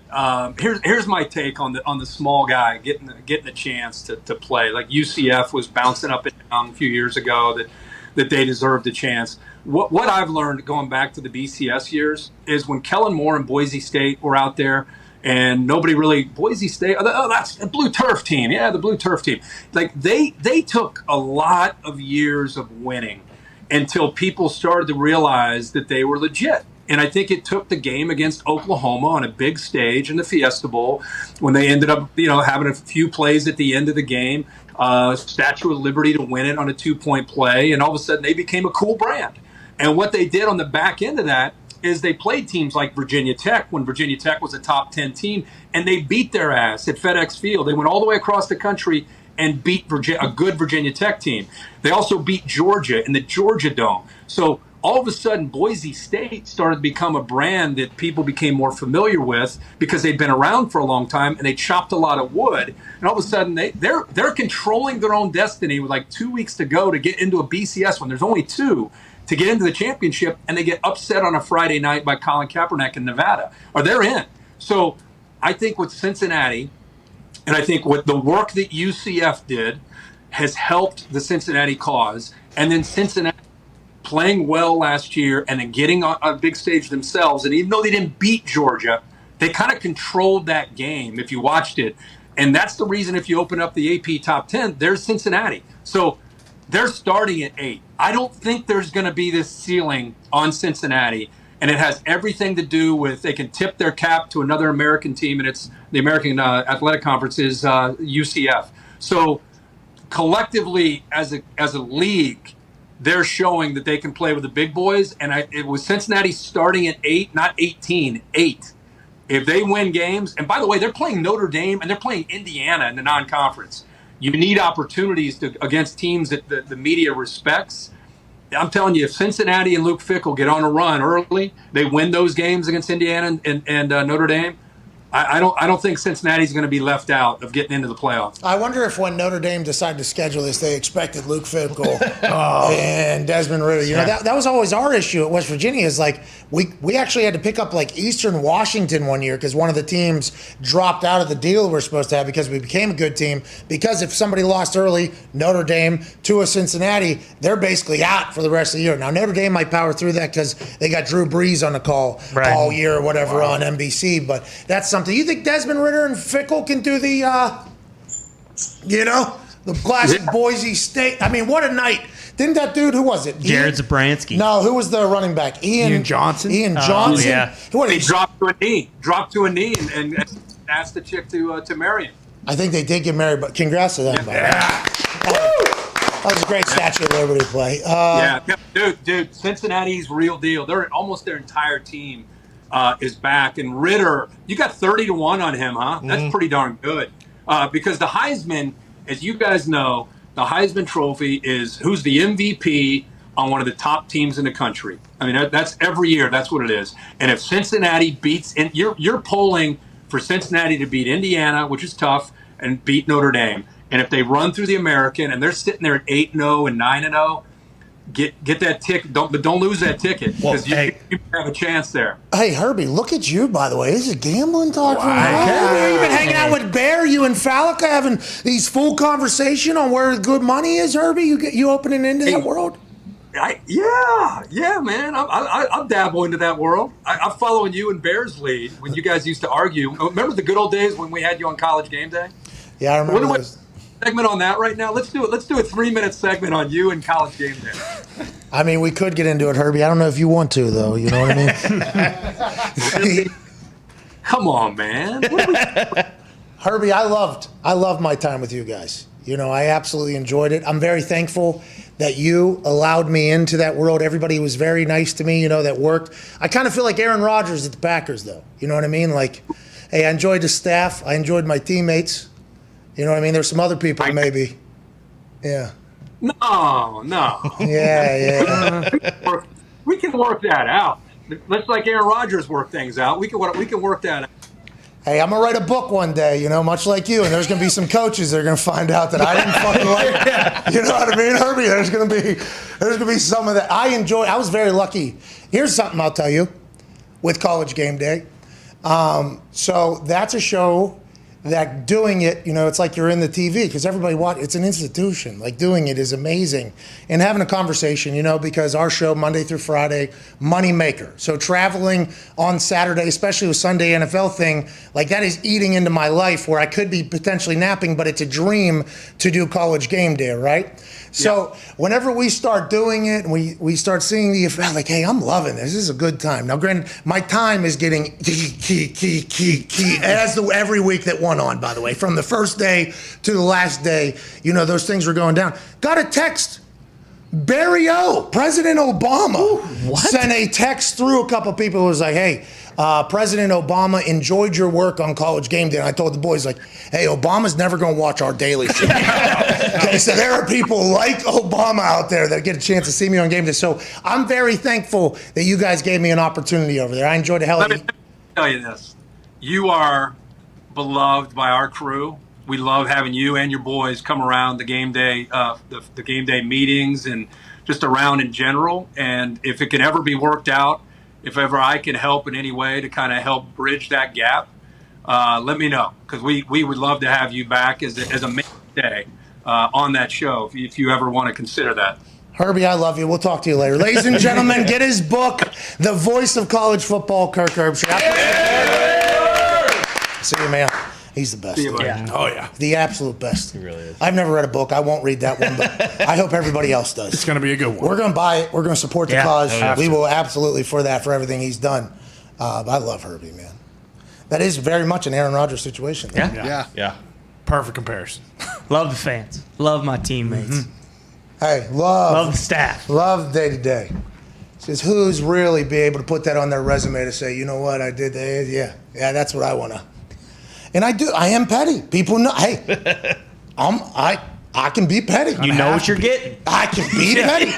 You know, I mean, those last couple shows I was on, we were sitting in here for 3.5, 4 hours, and I come in for 10 seconds, and it was like, the show is worse with you cutting to me out of nowhere. And by the way, the people that don't know me, dropping me in for 10 seconds to do my song and dance, they are going to hate me so much. Like, this is not the right way. I was very thankful for all the opportunities to do that show, but towards the end, I'm like, we're both getting worse here. The show's worse because of me popping in here, and people that hate me are getting real loud because of these little 10-second drop-ins. But Herbie has always been a big time, like, hey, we need you out here. Yeah, he's the man. He's the fucking best, dude. Some people hate him. Just like now I'm not getting into it because it's a lot different than that. It's a lot different than the than that, because I think everybody knows, like, Herb Street was a guy whenever he played football, like he's an Ohio dude, you know, like I have a lot of appreciation and respect for him. I mean, he just opened a full can of worms there with that last thing. I'm going to have 10 conversations after this. Yeah, probably. Probably during a break. Yep. Hey, if you want to text him, though, for me, and to have him push the Desmond Ridder Heisman narrative. I heard you trying to get in there, yeah. I just wanted to, because him talking gambling more is good for everybody. Yeah. He's good at it already. Well, and he fucking knows everybody and everything. Smart. So for a lot of times, I've been pushing Herbie like, hey, I know me and Bear are doing this song and dance. We need you. You know more than all of us, you know? He's the man. We're back in 4 minutes on the 5 Hour Energy phone line. Can't wait to chat with you as we wrap up this beautiful Monday, August 16th. Go buy the book. Herbie's a good guy. We'll see you in 4.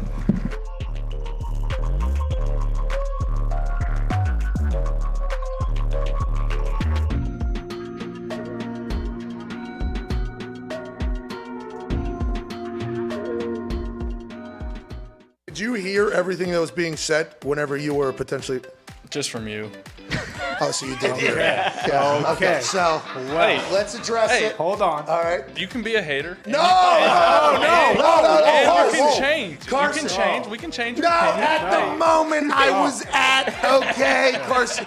You know, with the Daily Show, the live Daily Show, you know, we can potentially get referred to as prisoners of the moment. You probably did hear me say some things. That was at a much different time. Backtrack a little. No! It's cool. We're here face to face. You can change. People change, all right? By the way, you are much bigger than I thought you were. Oh, yeah. When Jalen gets drafted there, was that the beginning of it all? Was there a miscommunication? What happened between you and Doug? Because they were saying it was fractured beyond repair. Yeah. What happened there? Is all of that accurate? Is that all kind of getting blown out of proportion? Yeah. And where did it start? For one, I don't like to ever come out and say reporters aren't telling the truth because I don't. But Orlovsky does it. I'm not. I'm not going to dispute every report that's out there. You know, the way the season went obviously wasn't ideal. When Jalen was drafted, that had no bearing on me. I trusted the organization. Okay. I signed that contract. You know, I was devoted to them, and I felt like they were devoted to me. So I trusted the pick. You know, that had no bearing on my confidence or my abilities. You know, the season unfolded not how I would have liked it. Personally, I could have played better. We lost a lot of games at the end and just didn't fall into place the way we wanted. But there's a lot to learn from it, you know, as a man, as a player, and all those things. And, you know, I have still a lot of respect for Coach Peterson, and I think without a doubt those reports are very exaggerated. Like I said, I don't hear a lot of them. They come to my attention from my agents or different things. Yeah. But I have a lot of respect for him, and it was unfortunate for everybody and how the whole thing kind of just went down. There was a couple still shots that made its way around where you and Doug Peterson appeared to be giving each other a nasty look. I saw those. It's not true. Not true at all. Oh, you were not saying, I wish you died. I don't even think I was looking at him in those shots. So I did see that. I'm like, of course, they're going to play this one up. They're going to make a story out of anything. That's how it is. So, but yeah, that's not true at all. Okay, so I'm happy to hear you weren't giving Doug Peterson death looks. Like, you never thought, like, oh, football isn't for me. Like, there was never a thought where I don't like football anymore. I don't want to be in this bullshit league anymore with this business. There was never a thought like that? No, I mean, don't get me wrong. The way the season went, I mean, it was frustrating. And People so have that's why I stepped away, and it almost rejuvenated me. You know, it's almost like last year pissed me off so much. I want to come back in a different way and do everything I can. I am thrilled to be here and to have this new start, new opportunity. And the community seems amazing. The fan base seems amazing. Like we said, it seems like the perfect fit.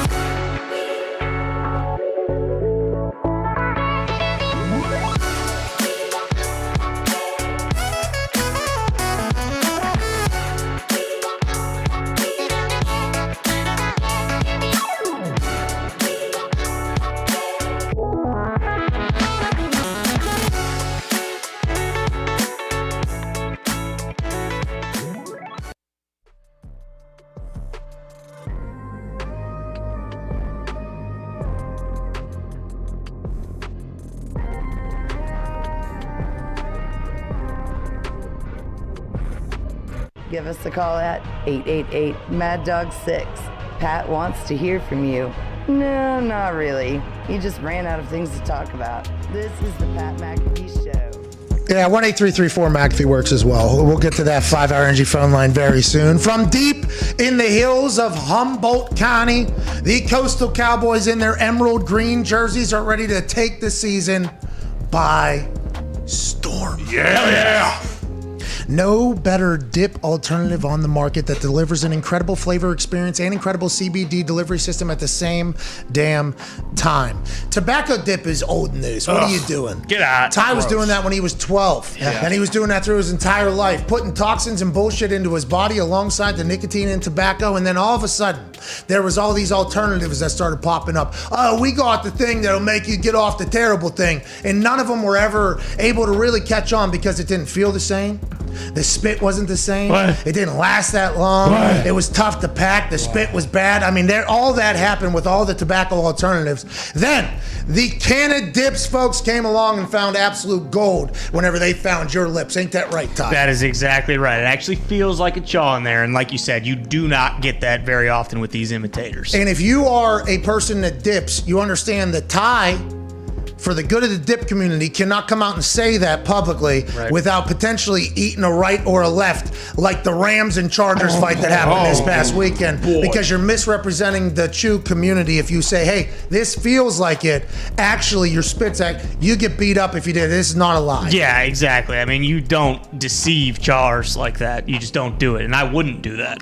CanlipCBD.com, and you can save 20% off your order with Lip Boomers as a promo code. That's LIPBOOMERS, no space, at CanlipCBD.com. Armchair quarterbacks, keep those elbows greased and stay on point as you plan on making the biggest wagers of the season this year. Canlips will lower the nerves and up the focus. And not only does it feel and look good, it also is giving you CBD straight from Humboldt County. It's high level, high society. Yeah, great for the joints. Makes my knees feel better, my elbows, whole 9 yards. Also, the last month of the NFL Big Game giveaway, any game, 2 tickets with airfare and luxury hotel for you and a +1. All you got to do is enter on the CanlipCBD.com homepage, and then remember to use Lip Boomers for 20% off your order of Canlips CBD products. Hey, what's going on here? You chewing Canlips or not? Yeah, I am. Hell yeah. I actually also hit it with my hockey stick, a little clap bomb. Whoa. Yes, that's why it's a little insider. I come from Hockey Town, so you know I bring the noise. And those are blunts in there. Of CBD. Well, it's because you finished the pack. Yeah, and by the way, our cones, not blunts, by the way. I have a little respect for your lungs don't smoke tobacco. Nope. Okay, actually. Exactly. Let's get to the 5-Hour Energy phone line, shall we? 5hourenergy.com. Use promo code McAfee. Receive 10% off your order. Let's go to Jay in West Chicago. What's going on, Jay? Doing well. How y'all doing? Just hanging out, man. What's going on in West Chicago? Who's from there? Anybody I know? Probably nobody you know, man. Zito, you from West Chicago? From Louisiana County. No. Do you know anybody But anyways, from my point Yeah, is... a couple guys. Oh, for real? Oh, okay. All right. So my question is about Zach Wilson. I'm hearing a lot of love for Trey Lance, but after that first throw, he threw was pretty much trash after that.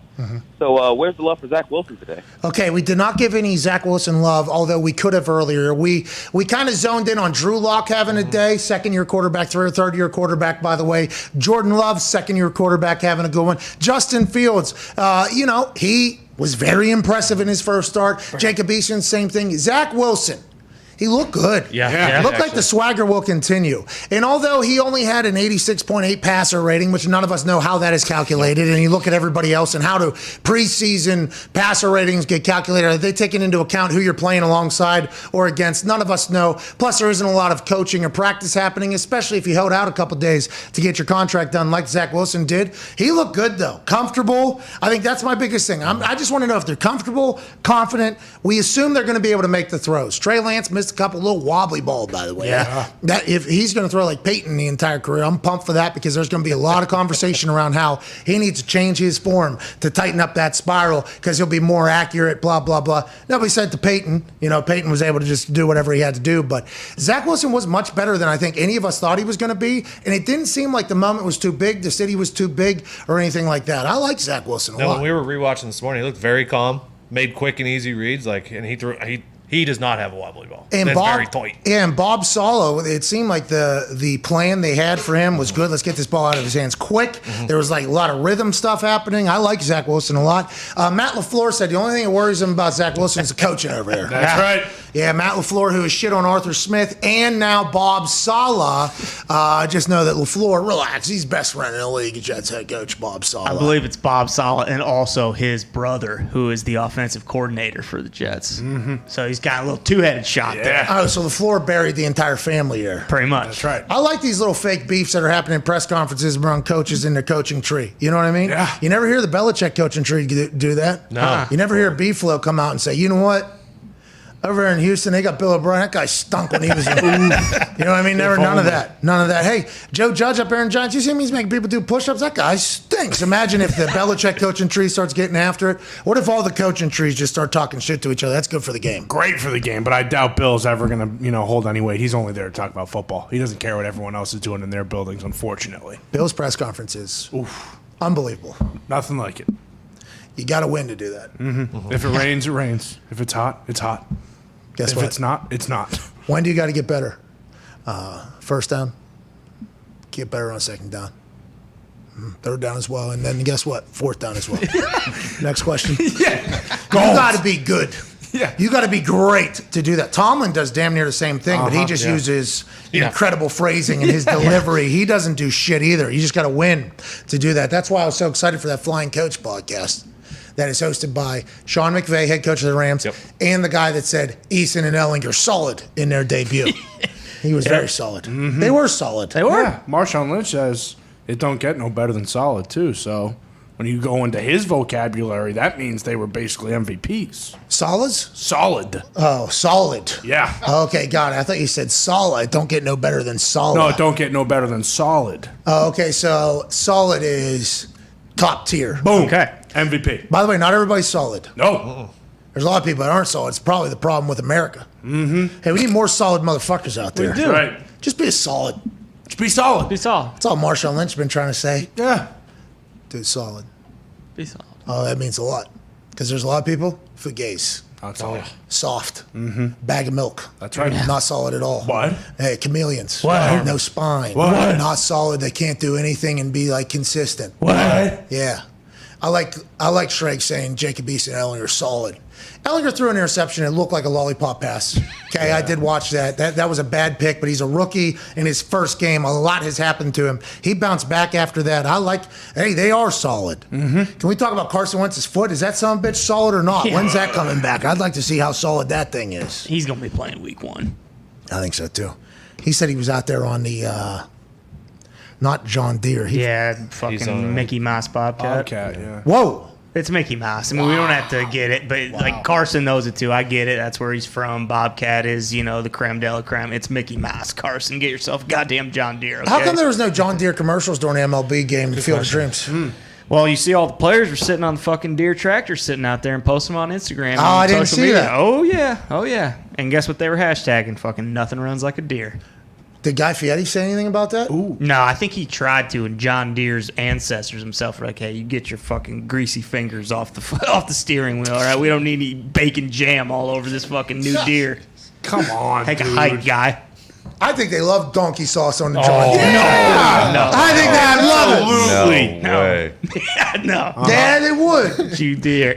I literally looked for gifts of Guy Fieri, and they are all so electrifying. I couldn't pick just one. I almost put out like I tried to find a good Guy Fieri gif, and I found too many. My thread. Yeah. And I almost just boom, bang, pow. I almost did it just to promote the Field of Dreams game, but I'm surprised John Deere didn't get the entire outfield. You know what I mean? Like the bottom fence they had under the corn. I'm surprised that didn't say like run like a deer today. Are there any gifts of Guy hawking a loogie in someone's face telling him he'll make them famous? Turns out the camera was going the other way on that one. So hopefully somebody will have to catch it from the other side next time. Where were you? That could have been one. Nick, where were you? Oh, his bouncer kicked you out. Let's get to the phones. Let's go to Alex. You're allowed to come. You're not. That actually was said. Now that I'm remembering more and more of it. Jeez. Yeah, you can come on. Please. Get the fuck out of here. Sorry, pal. That was awesome. That was cool, man. You didn't deserve that. You worked at Vicelli's Pizza your entire fucking high school career. Guy could have learned a thing or two about crispy pepperonis that kind of fold up here. You know what I mean? Know way more about cooking a pizza than that stooge. No. Nick. Hey, Vicelli's Pizza's still doing it, right? No, they're dead. Oh, jeez. I'm telling you, our entire childhood was dead when we went back this weekend. It's nice to know that Rudy's Subs is still going. My house got crushed. Yeah. Rudy's was closed. I thought potentially, like, legit, like, the Truman Show, they're trying to just bury these sets so I never go back. You know what I mean? They're like, hey, let's go. How do we get rid of him from ever going back to his home, back to where he grew up? Put a fucking tree down.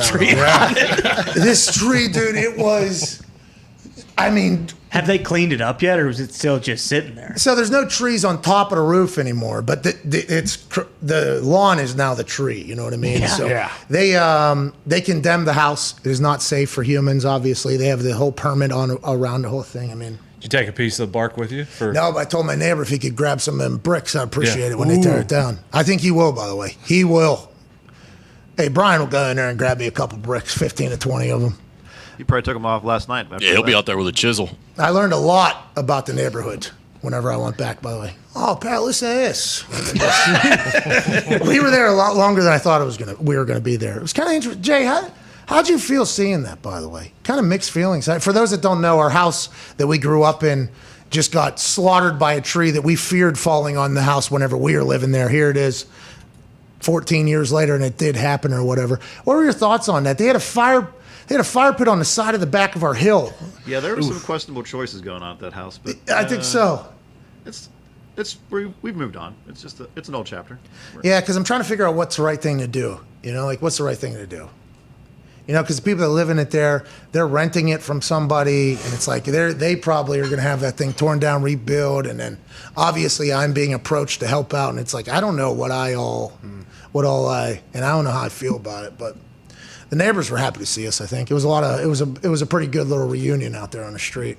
A lot of guys that appeared to be on drugs driving by going whoa to the tree on the house. Yeah, there was a couple of those. Yeah, because we were like lined up. There was like 10 cars almost parked. Because when we got out, more people stopped, obviously. So it's a smaller street too. So getting by is a little bit difficult. And there's a lot of people going, "What's going on?" And then they look at it right, and there's a tree on there. Oh shit! A lot of that happened. Almost a couple car crashes. I mean, it was a pretty good little time out there. It was great to be back. Have you thought about maybe just buying the area and then maybe putting like a Rudy's pop up there as well for the neighborhood? I hadn't thought of that, but. Kind of that would be a great move. Holy shit. I don't know if the Italians in town will let me do that, though. I don't think anybody but an Italian can buy it. They're going to want to cut. Yeah, I don't think you can just buy a piece of land. There'll be a lot of zoning issues with that, I think. I got a fence for you. You do? There we go. It's very nice of you. Tony, you stuck up for an Italian, by the way, and I talked to a lot of the Italians. Not exactly thrilled with what you said about all the Italians. I mean, these are Italians that know him. Have them come talk to me then. Hey, that's not the way you Italians do it. Us Italians. There's a lot of backdoor conversations. I know the president of the Italian club. He'll let you buy some land if you fucking pay the right price. We have some breaking news in the long snapping game. Ooh. Matt Overton is signing with the Los Angeles Chargers. Stay. What a toss. Chaw in hand. Hey, you don't have to get ready if you stay ready, Matt. Hey, Matt Overton, the founder of the Stay Ready brand. Hey, you don't have to get ready if you stay ready. Matt Overton's been snapping balls to field goal posts for the last 6-7 months, getting ready, giving out free clinics to high schoolers in Nashville. Now he's going to Los Angeles. Congratulations. Congrats, Matthew Overton. Go! That's good snapper news, friend of the show. Let's go back to the 5 Energy phone lines before Chris Mad Dog Russo gets on here and does a much better show than us. Let's go to Ken in Tennessee. What's up, Ken? What is that? What's that? It's glad to know people get that reference still. What's up, fellas? Well, thanks for trying to ruin the show, knowing that nobody was probably going to know what the fuck you talked about. But we did answer your call, and that's what it's all about, Ken. Hey, Tennessee, what do you want to talk about, bub? All right, Tannehill. So last play, Tennessee Titans fans remember, is him not checking to AJ 1-to-1. If he now has Julio on the other side and he still can't make a check, I'm only giving 1 year. Okay, 1 year. Ken says, hey, Tannehill's going to have to prove to me that he can read a defense and make the best decision for the team, which is a massive part of quarterbacking. Now, I believe his QBR or passer rating is like one of the top 3 in the league, or number 1 in the league. I'm not 100% sure. He's got the king in the backfield who's a defensive end playing running back. So he has the beautiful option to always hand off or play action and do things. With Julio being added there is massive, not only for he, but also for AJ and the entire offense as a whole. What if Aaron Rodgers has his eyes on Nashville? He loves music. They were singing Taylor Swift. That's not a football city, though. He's saying he won't go because it's not football city. It's not a football I thought city. they tighten up down What is there. it, Music City? Is that what you're saying? Music City, yeah. They had the draft down there, 200,000 Yeah. people. They love football. They love football down there. They love events for sure. Oh, you're saying that because like the Nashville hockey Predators, everybody was showing up when they were going to the finals and stuff. No, I think they like sports down there a lot. I was down there one time when they had a game that was still filled up and they stunk. The Predators stunk. Don't the Predators stink? Nah, they don't stink, but it's a little of a fall from grace. Is Big Pekka still swinging in the net down there? He's done now. Oh, no. So we will see if Predators fans remain going to the building, but I think those things continue to sell out. Nashville is one of those cities. Strong fan base. They love sports, but there's a difference between loving sports and a football city. You're right. You're right. And I don't think it's Nashville's fault. Remember, they got the Oilers to come over. No, it there. doesn't get cold enough there. Well, and it's not Dallas, not a football city? No. It does get cold there. Remember, they had Super Bowl and they had freezing issues. Yeah. That was actually a problem for them. But I think it's how many generations of fans do you have to make it a football city? Sure, like Pittsburgh has 8 generations of fans that just pass down. Hey, this is what you do. Yeah. All right? You throw the remote. All right? Like that just goes down. Colts came over here in 84 or whatever, 85. There's only been a couple generations of fans, so it'll continue to grow. I think Nashville, same type of thing, because the Oilers came over. There's only been a couple generations. Got to continue to build that, I think, to be a real football city. But the easy way to do so, get an Aaron Rodgers in town to win a Super Bowl. Yeah. Easy way to do it. Tannehill's looking to do it, as is Mike Vrabes. I enjoy the Tennessee Titans squad. I like that they went out and got Julio. Everybody else could have done it. Yeah. They must be all in. Speaking of all in, Chris Mad Dog Russo did that in 6 minutos. International show. Yeah. Wow. Crushed it. Minutos. Hell yeah. Yeah. That sounds smart. I don't know if you guys could hear that or not. No. Could you hear me talking to Zito there? Yeah, could hear that. Okay, cool. I didn't know if you could hear me or not. There's no talk back from me to Zito. I don't know why I didn't know if you could talk that. Zito was just asking me a couple questions about some things we haven't hit, and that is what the After Hours show is all about. What if we not hit upon in the last 3 hours that we probably should have talked about? For instance, we got a big-time interview with Jordan Spieth coming out in a couple of days. Can't wait. Oh, we sat down with the number 2 overall ranked FedEx golfer, and I think people are going to enjoy that talk. I think so Definitely. too. The man. We had to pre-record it, which makes me, a little bit woozy. Yeah, sure. Of course. Especially after a bachelor party weekend. Yeah. Coming a little earlier, talk to this guy. Had full plans on hating guy. Yeah. Because Admitted to of it. everything that happened. Admitted to it after. Yeah. It's a good conversation, though. It was. We should have teased that during the show. Fuck it. Tomorrow. Probably not. No. Speaks come on Wednesday. It's going to be awesome. Big conversation. What we didn't talk about that we have to talk about is, and this has been a common theme and thread of these sports opening back up. Remember, Baseball, the stadium's opened back up. First thing we really seen, aside from, wow, that many people are watching baseball and enjoy baseball, was, oh, Padres guy, bow, what, bitch? Okay, and everybody was celebrating in there. It was, oh, then all of a sudden, Suns in 4, another Suns fight.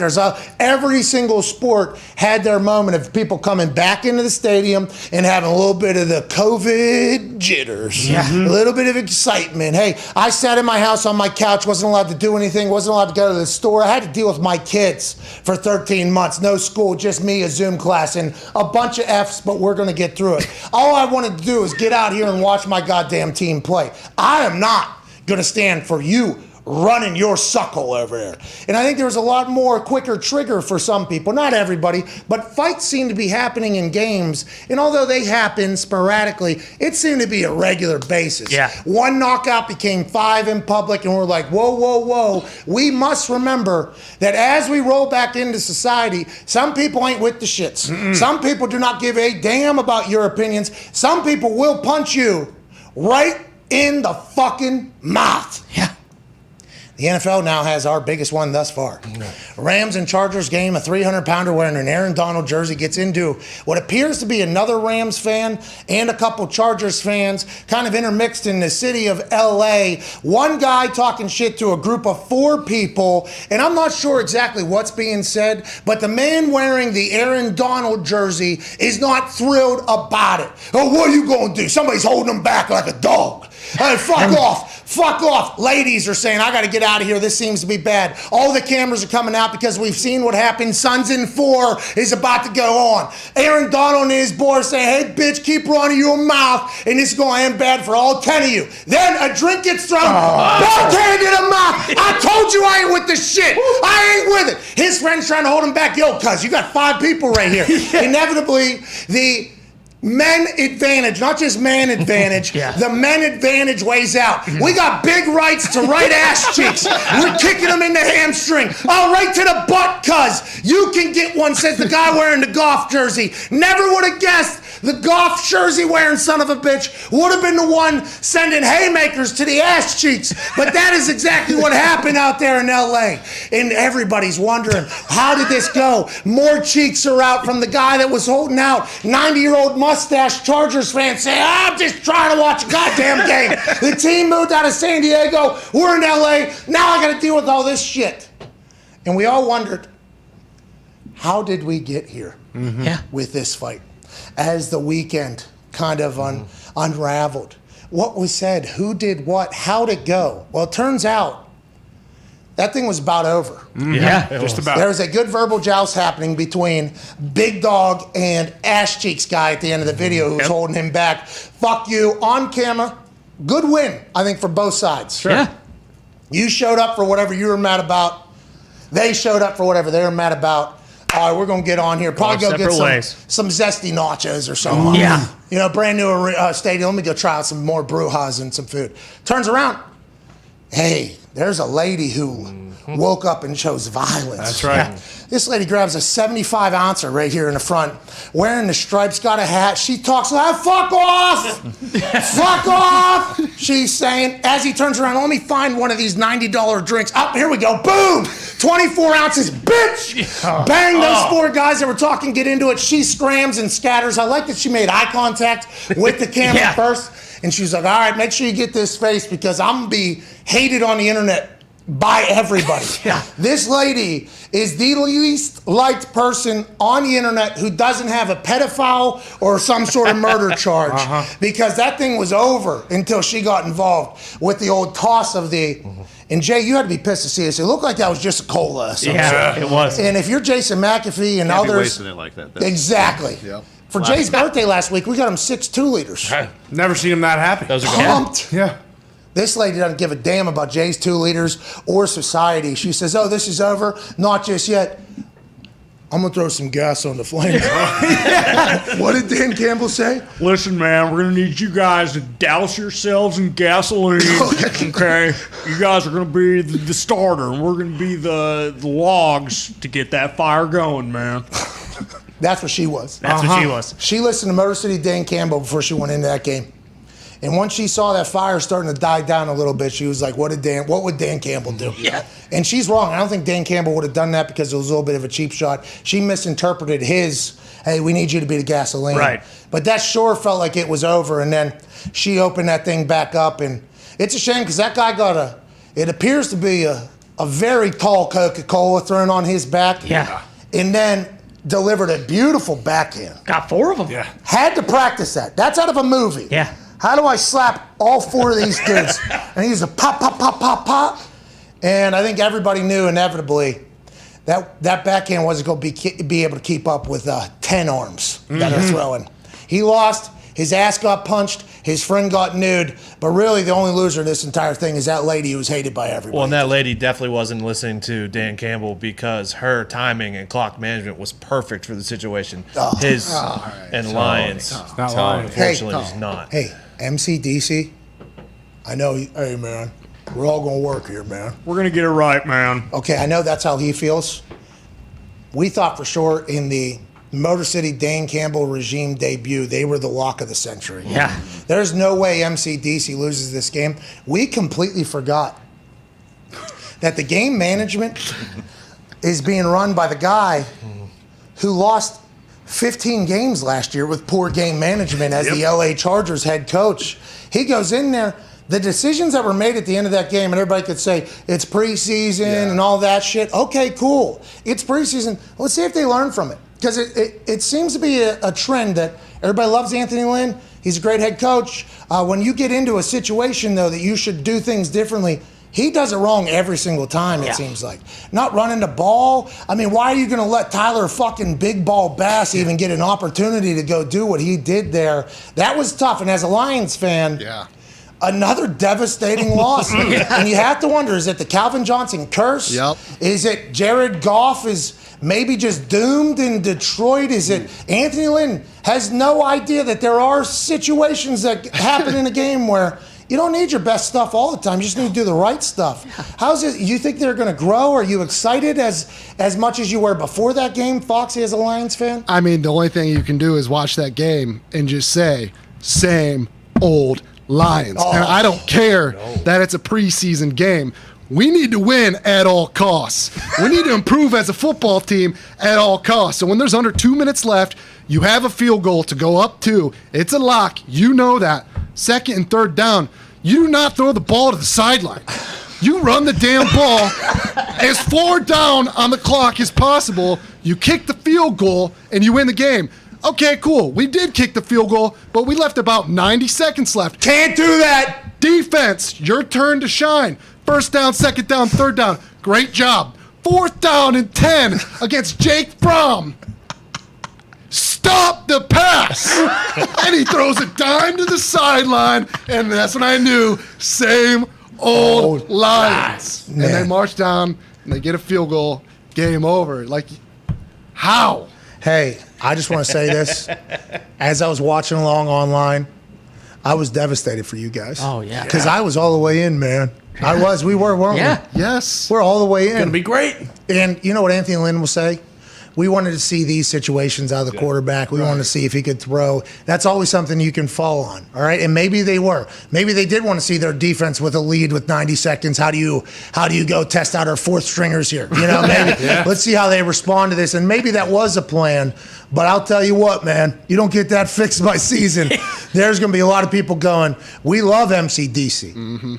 But those meathead idiot things that people think of MCDC, not us, we think he's a deep thinker, a motivator. We like that. Amen. But whenever you ruin those situations, you're giving people ammo to potentially continue to feed a narrative. And preseason game doesn't mean anything. Right. Doesn't mean anything. But there's a couple decisions made there where you go, are these the same coaches that are going to be coaching in a regular season, even though these aren't the same players? Right. Seems like they are, and maybe they can grow from this thing as well. And just think about the narrative we would have today if Anthony Lynn did run the ball, did run the clock down, and we do kick a game-winning field goal. Mentally, everyone's I'm sure MCDC goes crazy. Smart football team, man. Yeah. And also, like, everyone's like, hey, Anthony Lynn maybe learned from last year, and The Lions are looking awesome, but instead, what do we do? Did I FaceTime you immediately after that? I forget. Was it text? Texting. Yeah, you texted. As me. I was watching it happen on my phone, I just couldn't. I gotta go to Foxy. Yes. Devastating, dude. That's tough. And you gave me a lot of ha ha ha. It's like, yeah, this is what we do. Well, I asked Foxy to explain it because I was only able to follow along. I was like, did what I think happened? Yes. Happen? Yes. Because I was at that point a little boozed up too. I mean, there was a lot going on. And he goes, "Oh yeah, Pat," and he explains the whole thing, and I couldn't hit the H and the A faster. Oh my God. And what got you was the Anthony Lynn stuff. I don't think anything else got you. Once I told you they passed it on 2nd and 3rd down, you were just like, what the hell? That is awesome. Because I just thought to Calvin Johnson, hey, we need you to do 28 hours of community service. You want that money back we owe you or whatever. I had a couple of people tweet me after I put out that Calvin Johnson curse. Like maybe the curse doesn't care about new regimes and kneecaps and motivation and excitement around the city. That curse does not care. And most curses, by the way, don't care. Right. I had somebody, they offered to pay him back in the only way that the NFL deems legal or whatever. It's like, I saw Jim Irsay write Andrew Luck a $25 million check when he retired. How you doing? How you doing? Here you go. I also saw him tell Edgerrin James, hey, Rolls Royce, man, Bentley, Lamborghini, Ferrari, whatever you want, man. So does Jim Irsay have to go to the NFL to buy Edgerrin James a Rolls Royce? So I don't know what narrative Detroit spin. The only way we could pay him back was through the NFL regulations with the salary cap, but whatever bullshit narrative they're spinning. There's been other owners that have gone around that in the past and said, hey, we took 1-point-something million from you. Listen, we think it's a curse. We don't really want to do this, but fuck. Hey, here's $2 million. We appreciate you so much. Hey, here's the deal. All right, 5 hours, you come back, we retire your jersey, you have to do our entire song and dance. Every single sponsor suite you got to go to, you do that. Laugh at their jokes. Okay, that's 5 hours of the 20. And then we need 23 hours out of you. Good. We want on radio. We need you on local radio. We need you maybe taping some ankles. For an event. For an event. Yeah, we need you at Sheila Hemford's birthday. Yeah. Okay, we need what was that? I don't know. There was a lot of people telling me from Detroit, though, I guess the narrative that's being spun up there is that that's the only way they were able to pay him back his money. It's like, just in the city that I inhabit. Right? Yeah. There's an owner here that just somehow finds a way. Fucking whip out his checkbook whenever. Roll hundreds. And maybe we're outing Irsay. Like maybe the NFL is about, commissioner's going to be like, oh, you're coming after me for the taunting thing. And also, what are you saying about?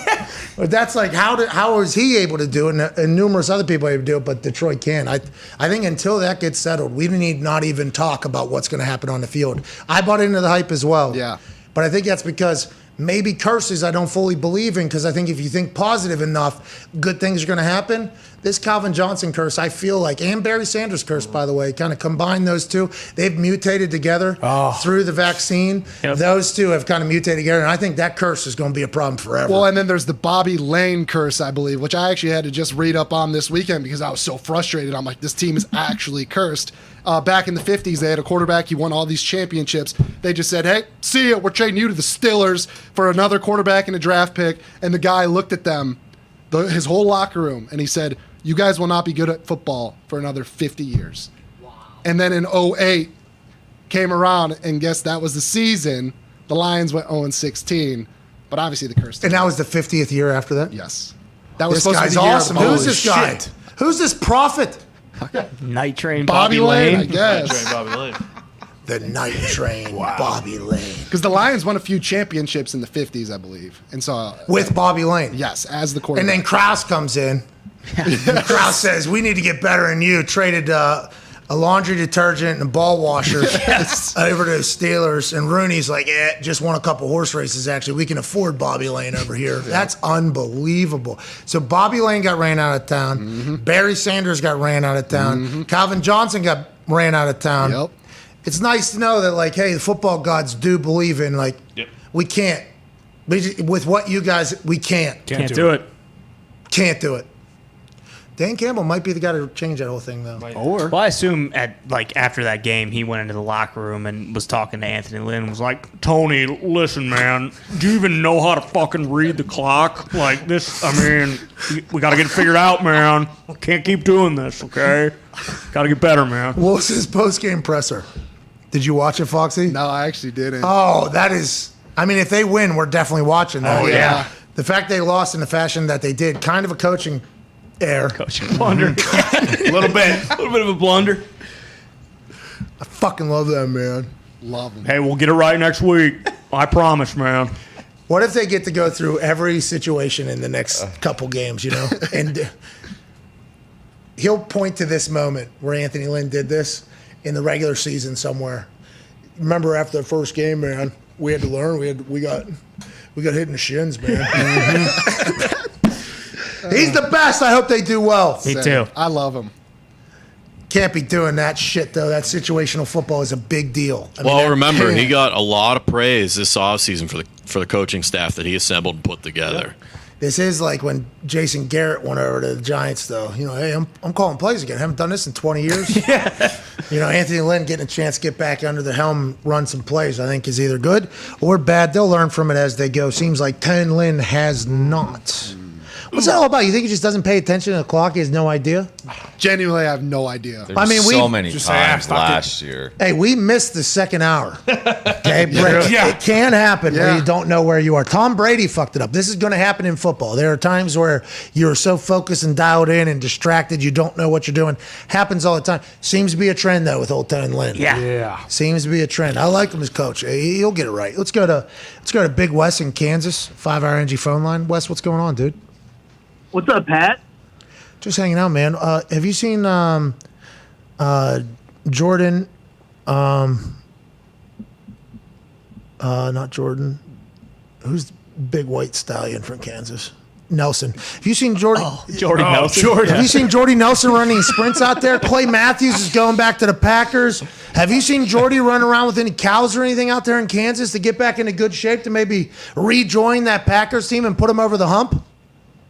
Oh, definitely, Pat. I'm about 30 miles south of Jordy. He's just buying up all the land. He's going to be a bonanza farmer, as we like to say out here in Kansas. What's that mean? What's a bonanza farmer? I don't know. I think I made it up, but okay. I respect that. That's back after being gone for 5 or 6 years and still dominate. Yeah. I think Jordy would be able to do that mostly because he is becoming a bonanza farmer. He's got to run around with all those goddamn farm animals. Calves and plus whatnot. the kids and then the softball game. Mm-hmm. He's tackling Longhorns, too. I heard him about 100-incher he took down. Damn. Really? Yeah, 100-inch tip Texas Longhorn, Jordy Nelson. Beast. And then he did the Jared Allen thing. Yeah, it was crazy. Weapon. He could probably play again if I had to guess. Wes, what do you want to talk about? Hey, there's a lot of factors that go into picking your starting quarterback in college football, and it's about that time. So I know it's not the most important factor, but god dang, this kid, Jace Ruder at University of North Texas, the Fu Manchu on him makes him, he's got to be a front runner for that job with that Fu Manchu. All right, I appreciate you, Wes. Okay. We have been wondering about North Texas. North Texas, they got a good basketball team, don't they? Didn't North Texas do something in They basketball? were in the tournament, but yeah. UNT. Right? They're green? Yeah, Feels like mean they're dark green. They are, Very yeah. low scoring game, if I remember correctly. I think they were a 16 seed, right? They won their play-in game and then I think got their asses beat. But I don't know if you're fucking with me or No, not, I'm but my serious. brain Serious. thinks basketball. Yeah, mean green. Green team. Yeah. So we have been wondering about North Texas a little bit. We've been thinking about them. I guess the Fu Manchu on the quarterback's pretty good, named Wes. I don't know if his facial decoration will ever be able to match what you got going on right now. Hey, thanks, man. I appreciate that. But now we know. Bet on North Texas to go win the whole goddamn thing. Who says no? Because remember, the Coastal Carolina Chanticleers. Boom. We're playing against the Western Arkansas Red Wolves, week 1 of college football, either last year or 2 years ago. Last year. And I was doing the betting segment. They told me, hey, you got a betting segment with Bear. You have like a minute or whatever. And I'm like, okay, I don't know anything about college football. What are some games that I would like to bet on or whatever? So I saw Red Wolves, and I only picked them so I could howl on College Game Day. I like the Red Wolves. I don't believe in Coastal Carolina this year. And then, I did that just to do that. Literally just to do that. It's the only reason why I selected that. Because gambling on college football, that's what you're doing. There would be a 70-point spread for Clemson, and it's literally a coin toss on whether or not they're going to hit it. College football gambling is an emotional roller coaster. It is a ride. But then Coastal Carolina came out. They had 10 dudes with mullets. Yes. 11 dudes with mullets. They beat them, go on this magical run. They cut a promo on me, and I'm like, if I would have known these dudes had 10 dyed blonde fucking mullets on the team, there's no way I bet against them, strictly because I'm a guy, I want to know the confidence level on the team. I feel like the team will tell you how they are. I honestly believe that. No, I think there's enough self-awareness on a team to know how good the team is or how bad the team is. So if this dude has a Fu Manchu, just like Gardner Minshew when he came in and had success, if this guy is willing to rock a beautiful facial hair and he's playing against bumfuck university somewhere, I'm hammering the guy who's got a Fu Manchu and potentially a sweet mullet 10 times out of 10 in college football. Now we know. North Texas, the squad. Wes, was it? Yeah, in Kansas. What a weapon. Thanks for that guy. Guy's fucking insider, dude. Yeah. I think he transferred from Carolina. Obviously, they have a really, really good quarterback. Yeah, Sam's going to win that Heisman potentially. He's been starting since his freshman year. He was going to go somewhere else, actually from... Oh, we talked about this. From Chattanooga? Chapel Hill? Chapel Hill. There We it knew is. good Something. Yeah, we knew it was in there. Good find. We got there. He was from Chapel Hill, was going to go elsewhere. Mac Brown comes in there and goes, "Where are you going? Stay home. Stay home, play here." Mac Brown has showed up, and all of a sudden they play good football. Flipped it. Isn't that crazy? I mean, they've sunk in football for how many years? Forever. Yeah. If you like them, they are plus 125, tied with Miami Hurricanes to win the Coastal Division of the ACC. And Miami still has De'Eric, right? For Yes, another he's year. coming off a ACL. And Rhett, their offense coordinator, he was at SMU beforehand. He hired my guy, Garen Justice, former offensive line. Rhett Lashley runs that offense where they're trying to get 100 plays a game. Yeah. They're going real fast with I think they had a couple injuries. They started out real hot last year. The ACC's got some dogs in there now. Oh, yeah. Yeah, they do. Clemson's going to lead the way with that Dabo drip. But the ACC's a lot of college football today. Let's not try to do that much more. Let's go to Adam in Los Angeles. What's going on, Adam? Hey, Pat, kind of going through a little crisis here with our Rams. Our kicking situation is terrible, but what I'm worried about is Johnny Hecker being kicked out by Corey Bojorquez, who looked pretty good. Didn't know there was going to be a competition for the kicker of the decade. What do you think? Hey, so the one particular vote had Johnny Hecker as punter of the decade. Another that we need to keep alive had me as punter of the decade. Yes. Right. Johnny Hecker did come in and say, I played a completely different position as well as the punting position. Like, Johnny Hecker, great punter, you know what I mean? Yeah. Love what he does. Big, tall guy, bombs the ball. I also kicked off, did onside. I mean, there's a lot of differences. He threw the ball a lot more than me. So, I mean, there's, great comparisons. And I love being in just a sentence with Johnny Hecker because of how big I legit am a fan of his. Corey Bojorquez from Buffalo murders footballs whenever he gets a hold of it, as does Johnny Hecker. Absolutely murders footballs. And you're going to see a lot of guys around the league who have massive legs in preseason maybe turn a head or two. Consistency is the name of the game. Johnny Hecker last year was anywhere near his best year, but he's been so consistent for so long. Just like Thomas, just consistency is what people are looking for. There's only a certain amount of people that can hit the ball as far as you need to be an NFL punter. Everything else after that is just how many times can you do it. Consistency is the difference between good and great and legendary. Those who aren't that consistent can be good. They make great videos on the internet, have a couple good highlights in preseason when they hit a bomb. Then the greats, they maybe don't hit the ball as far, but they're just much more consistent. They're like a throwing machine, as somebody would put it in the ad department, a jugs machine. And then the legendary ones who have a massive leg and also are very consistent. Hecker has been in that conversation for a long, long time. So I don't think there's any competition for Hecker. Bojorquez is just putting out some film. But if he does get run out of town, Hecker's going to be a hot commodity on the market because of how big of a freak he is. I didn't know what happened in the kicking department for the Rams. What's that? Matt Gay is their kicker. Matt Gay has been around a couple of different places, right? He was in Tampa and he got run out because he didn't do well. He was with LA, it looks like, last year and didn't have a bad year. So here's what happens. You get it put in this. So he was at Tampa, probably has some good film. Then he has some bad ones. I'm not 100% sure. I'm just saying this is normally how it goes. Then you go into a kicking carousel, this kicker carousel, because they only carry one kicker on most teams. Last year, because of COVID, some carried some kickers and punters on the practice squad because with the 8-day quarantine, if a kicker or punter got positive test, they weren't able to even get somebody onto the roster for the next game. So some people, normally it's just one kicker, one punter. So if you have an opening at kicker, you have a workout, and it's normally the same exact people. Everybody knows exactly who's in the group. Those guys, by the way, travel around the league all season and see each other for all these spots. You get picked, how you doing? You either get hot and stay there for either the season or a couple years, or you stay cold and they have another workout and you get run out of town. That's kind of how it goes. So even though somebody is bad in Tampa, when they get to the Rams, they might find their swing. Like even if a kicker was great somewhere else and then had a little bit of a bad run, doesn't mean they're going to be great. They might still stink, but they had a good workout, so they got the job. It's so hit or miss on whether or not guys are going to be in a groove or not. Yeah, he was 27 of 35 in Tampa and then 14 of 16 last year. Yeah, guy's good. Seems like, but he could be terrible tomorrow. I mean, that's something that could happen. Somebody said this to me, by the way, and I respect it. It's about baseball. Okay. Somebody tweeted me after I went on my run of why the sport stinks. Sure. And how, why are we even... They should sell the broadcasting rights of just the 8th and 9th innings. Ooh. You know what I mean? That's who they should sell.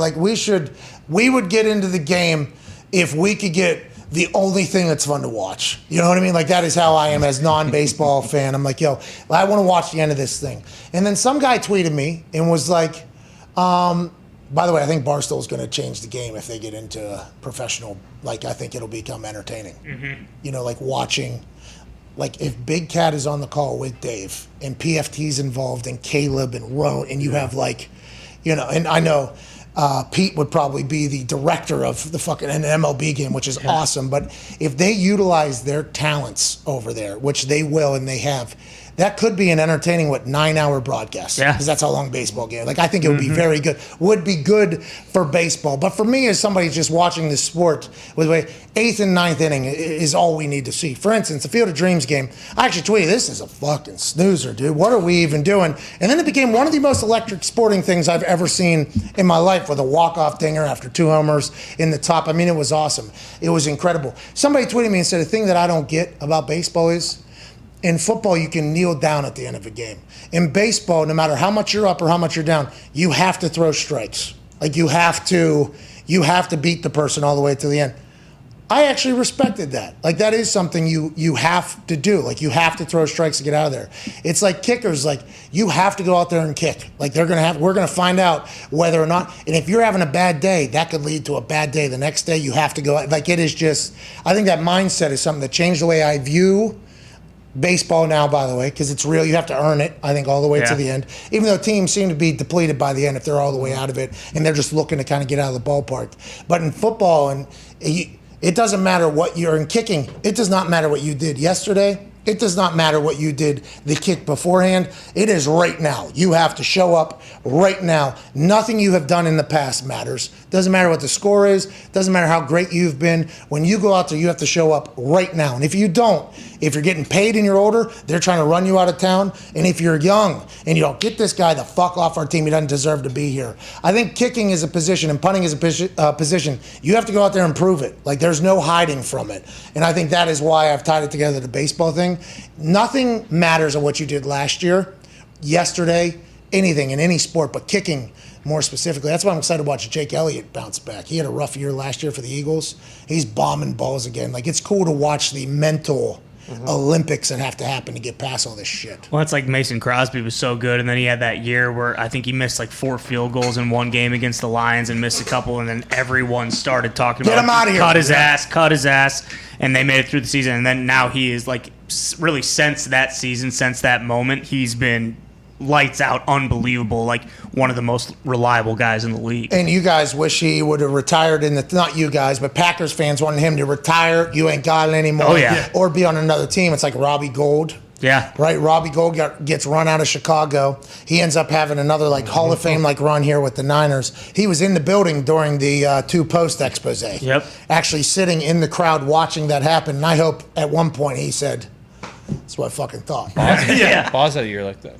Yeah, everybody wanted him out of town. Then he bounced back last year. 2 years ago, Boz had a bad year. But that's what you never know what's going to happen, because all it takes is just one little, I feel like I'm going to do this. And then he become the best kicker of all time. Or, I'm going to do this. And you completely lose it. It's it's not easy out there. I'm happy I don't do it. I get so nervous for guys when they go out there to kick. Yeah. I'm watching these free agent virtual workouts that are happening. Nick Novak's in the game, former kicker. He's running like workouts now for scouts and coaches for free agents. And I'm watching these guys with like scouts around them. I'm like, man, I'm so nervous. Like, hit a good one, man. Yeah. Hey, I hope you hit a good one. Because there's been a couple times where I've been in the games where I'm like, there's a chance this goes negative yards. Like, you know what I mean? Like, there's a chance you completely fuck up in that. You can get exposed in the kicking and punting thing. So, I mean, it's hard to say, like, previous performance will predict future outcomes when it comes to kicking because anything could change. That's why Vinatieri, greatest of all time. Yeah. Like, Justin Tucker, incredible. Absolutely incredible. I'm a huge fan of both him kicking and off the field. But I think even Tucker would tell you, like, all right, if I can do this for another 10 years at the highest of high levels without getting cut and in this massive moment, then we'll be in a conversation. I think that is why, you know, the kicking thing is just so impossible. And that's why Vinny's so impressive. So fucking impressive.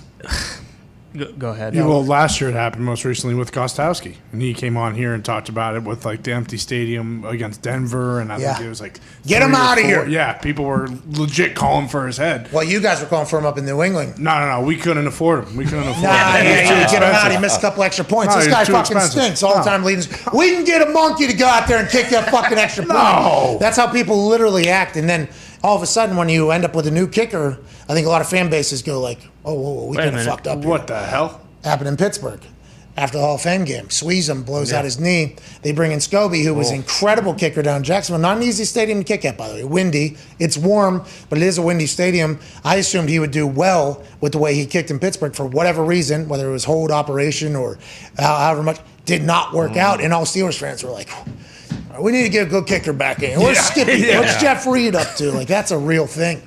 Real thing. It's tough, too, when, like when your team is really good, and then it's just that one missing piece, and that is a glaring one because it's just a spotlight on him on the field 3 or 4 times a game. It's so – because I think if you ask any kicker, too, they're like, yeah, I'm about 6 bad thoughts away from being a terrible kicker. Like, if you let one thing go into it, it's like golf. It's like everything else. Pitching, I think it happens to pitchers in the middle of games. You see them like, I can't. Don't have the stuff anymore. I can't for whatever reason. Nobody knows why. Nobody can really explain it.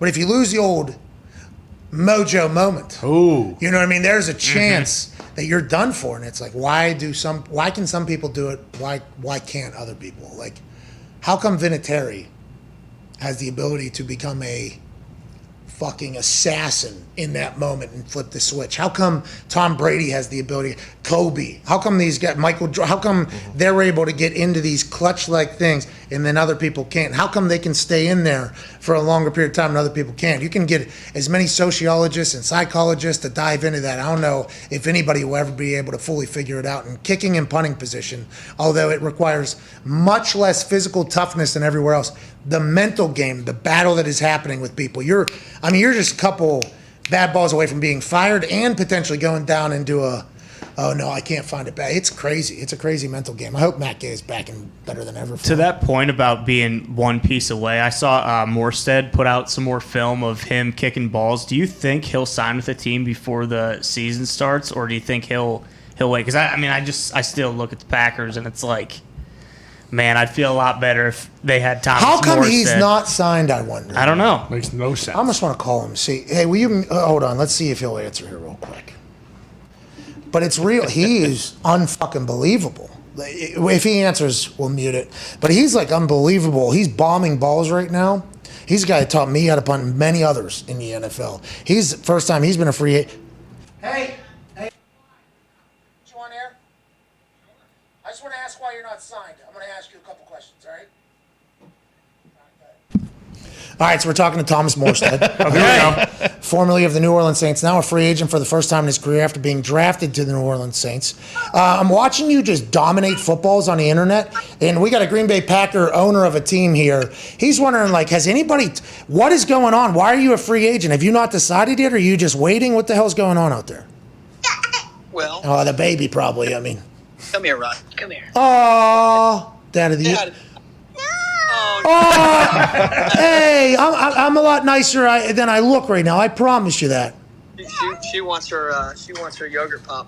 Yeah, look, I think there's a lot of things synergizing into that. I feel great. I'm healthy. Got my eyes fixed this off season. That was a big issue that I didn't realize was an issue until too late last year. And but I feel great. Feel strong. I went out to Carney's deal, and I was ate a little humble pie, being the only. I was like the dad out there with a bunch of kids, competing.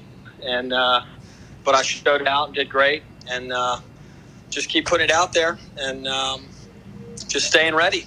How you feel? You feel good? You're bombing balls. And what you're doing, by the way, with your videos you're putting out, because I think this is how a lot of us NFL guys potentially feel about the online guys. You're putting out a lot of hits in a row. It's like, hey, just a heads up here. My average was 502 over these 10 balls or whatever. Yeah, I think that is awesome to see. It's only a matter of time, right, before you get a job somewhere. Are you picking and choosing, or what's going on? Well, I think as time goes on, you get closer to being, to more of the beggars can't be choosers thing. But I've definitely had conversations with different teams. Look, man, it's tough I had a down year last year, and I wasn't on any sort of team medical thing because I didn't miss practice and didn't miss games. So when you say you were dealing with a few things, and people say, well, yeah, a lot of 35-year-olds deal with things. And so there's some valid concerns, but all I can do is keep putting out footage that shows that I'm back to my normal standard. And whoever gets me, I think they'll be lucky to have me. They will be. I appreciate you, dude. Go get that yogurt pop. Cheers, dude. All right, Pat. See you. Yeah, come on, fucking bring him in. Seriously, because I really do feel. I mean, like I don't want to dog J.K. Scott because I like J.K. Scott. J.K. Scott hits bombs. Green Bay, not easy to punt either. But it seems like there are some times where you don't know if a big ball is coming or not, and that is a championship team. And I'm not saying J.K. Scott couldn't get better in the offseason, and maybe he has. And I'm not saying Green Bay is an easy place to. I would stink there. I called the game there against the Lions, and me and Prater literally had like a 10-minute conversation before the game where I was like, God damn, this place is terrible. It never gets talked about. It's so flat, cold out there. The wind is obviously going crazy, and every game is a big game when you're in the Packers or whatever. And I think JK will have a job for a long time. But if you're the Packers, there is no reason that a punter or kicker position should be why you don't go. And there's been a couple of situations where you guys needed one, and JK didn't have. I'm not saying JK isn't an incredible punter. What I'm saying is there's a jugs machine who's been there, done that, kicked an onside kick in the fucking Super Bowl ages ago. I'd be looking into it. That's something I would look into. Yeah, because I'm not dogging him either. But that, like, if you watch the Packers, that's just the way it is. He's wildly inconsistent. When he's good, he's really good, and when he's bad, he's really bad. And you would dog him a lot more if we didn't. Right? Packers fans, whenever bad balls come, would go a little bit more crazy, I think. Yeah, right? I think so. And I think the fact that they are good, it kind of gets swept under the rug a little bit because, sometimes if their defense then gives up a score there, like we still have Rodgers in the offense to potentially come back and kind of mask that a little bit. But you also, I didn't see it, but I saw a lot of tweets about their special teams gave up another massive return. I don't know if he was punting, but it's like the same deal. Like that happened plenty of times last year. And from what you've said about Morstead, he's the kind of guy who, with that hang time, he's just going to you don't have to worry about that. So if their coverage is shit, you get a guy like that who you kind of take that element out of it, and I said it a bunch of times last year. It just continually was happening towards the end of the season. It's like, okay, there's going to be a special teams play on a punt or something that's going to absolutely break their backs in one of these games. And sure enough, it happens. So every kick can be a touchdown. And every return can be a game changer. All you need is one person to drift out of a lane. For instance, when JK got juked last year and the internet was dogging him, it was there was 4 people running right behind each other. It's like, this is terrible. JK got exposed there by a great athlete who's a returner, by the way, probably the greatest athlete on their team. That's why he is the returner or whatever. But he got that coverage. There was 4 people stacked on top of each other. And that's going to happen potentially with teams that are top loaded as well. For instance, so Bill Polian, he was a very top-loaded roster. He spent a lot of money at the top, whether it was Peyton and weapons and a couple defensive ends and a safety or two that are good, very top end. So normally that's not a lot of money being spent on special teams, right? So it's normally you're dealing with a little bit different than some teams very much value special teams. They put money into it. Hey, the Patriots. Oh, yeah.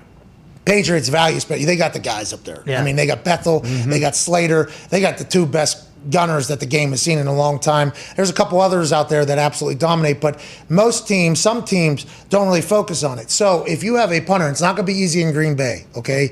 And I have hit bad balls in my career. This is not me saying I am better than anybody. I have fucked up. Everybody's going to fuck up, especially when you're talking about a ball free falling in the air to hit that thing.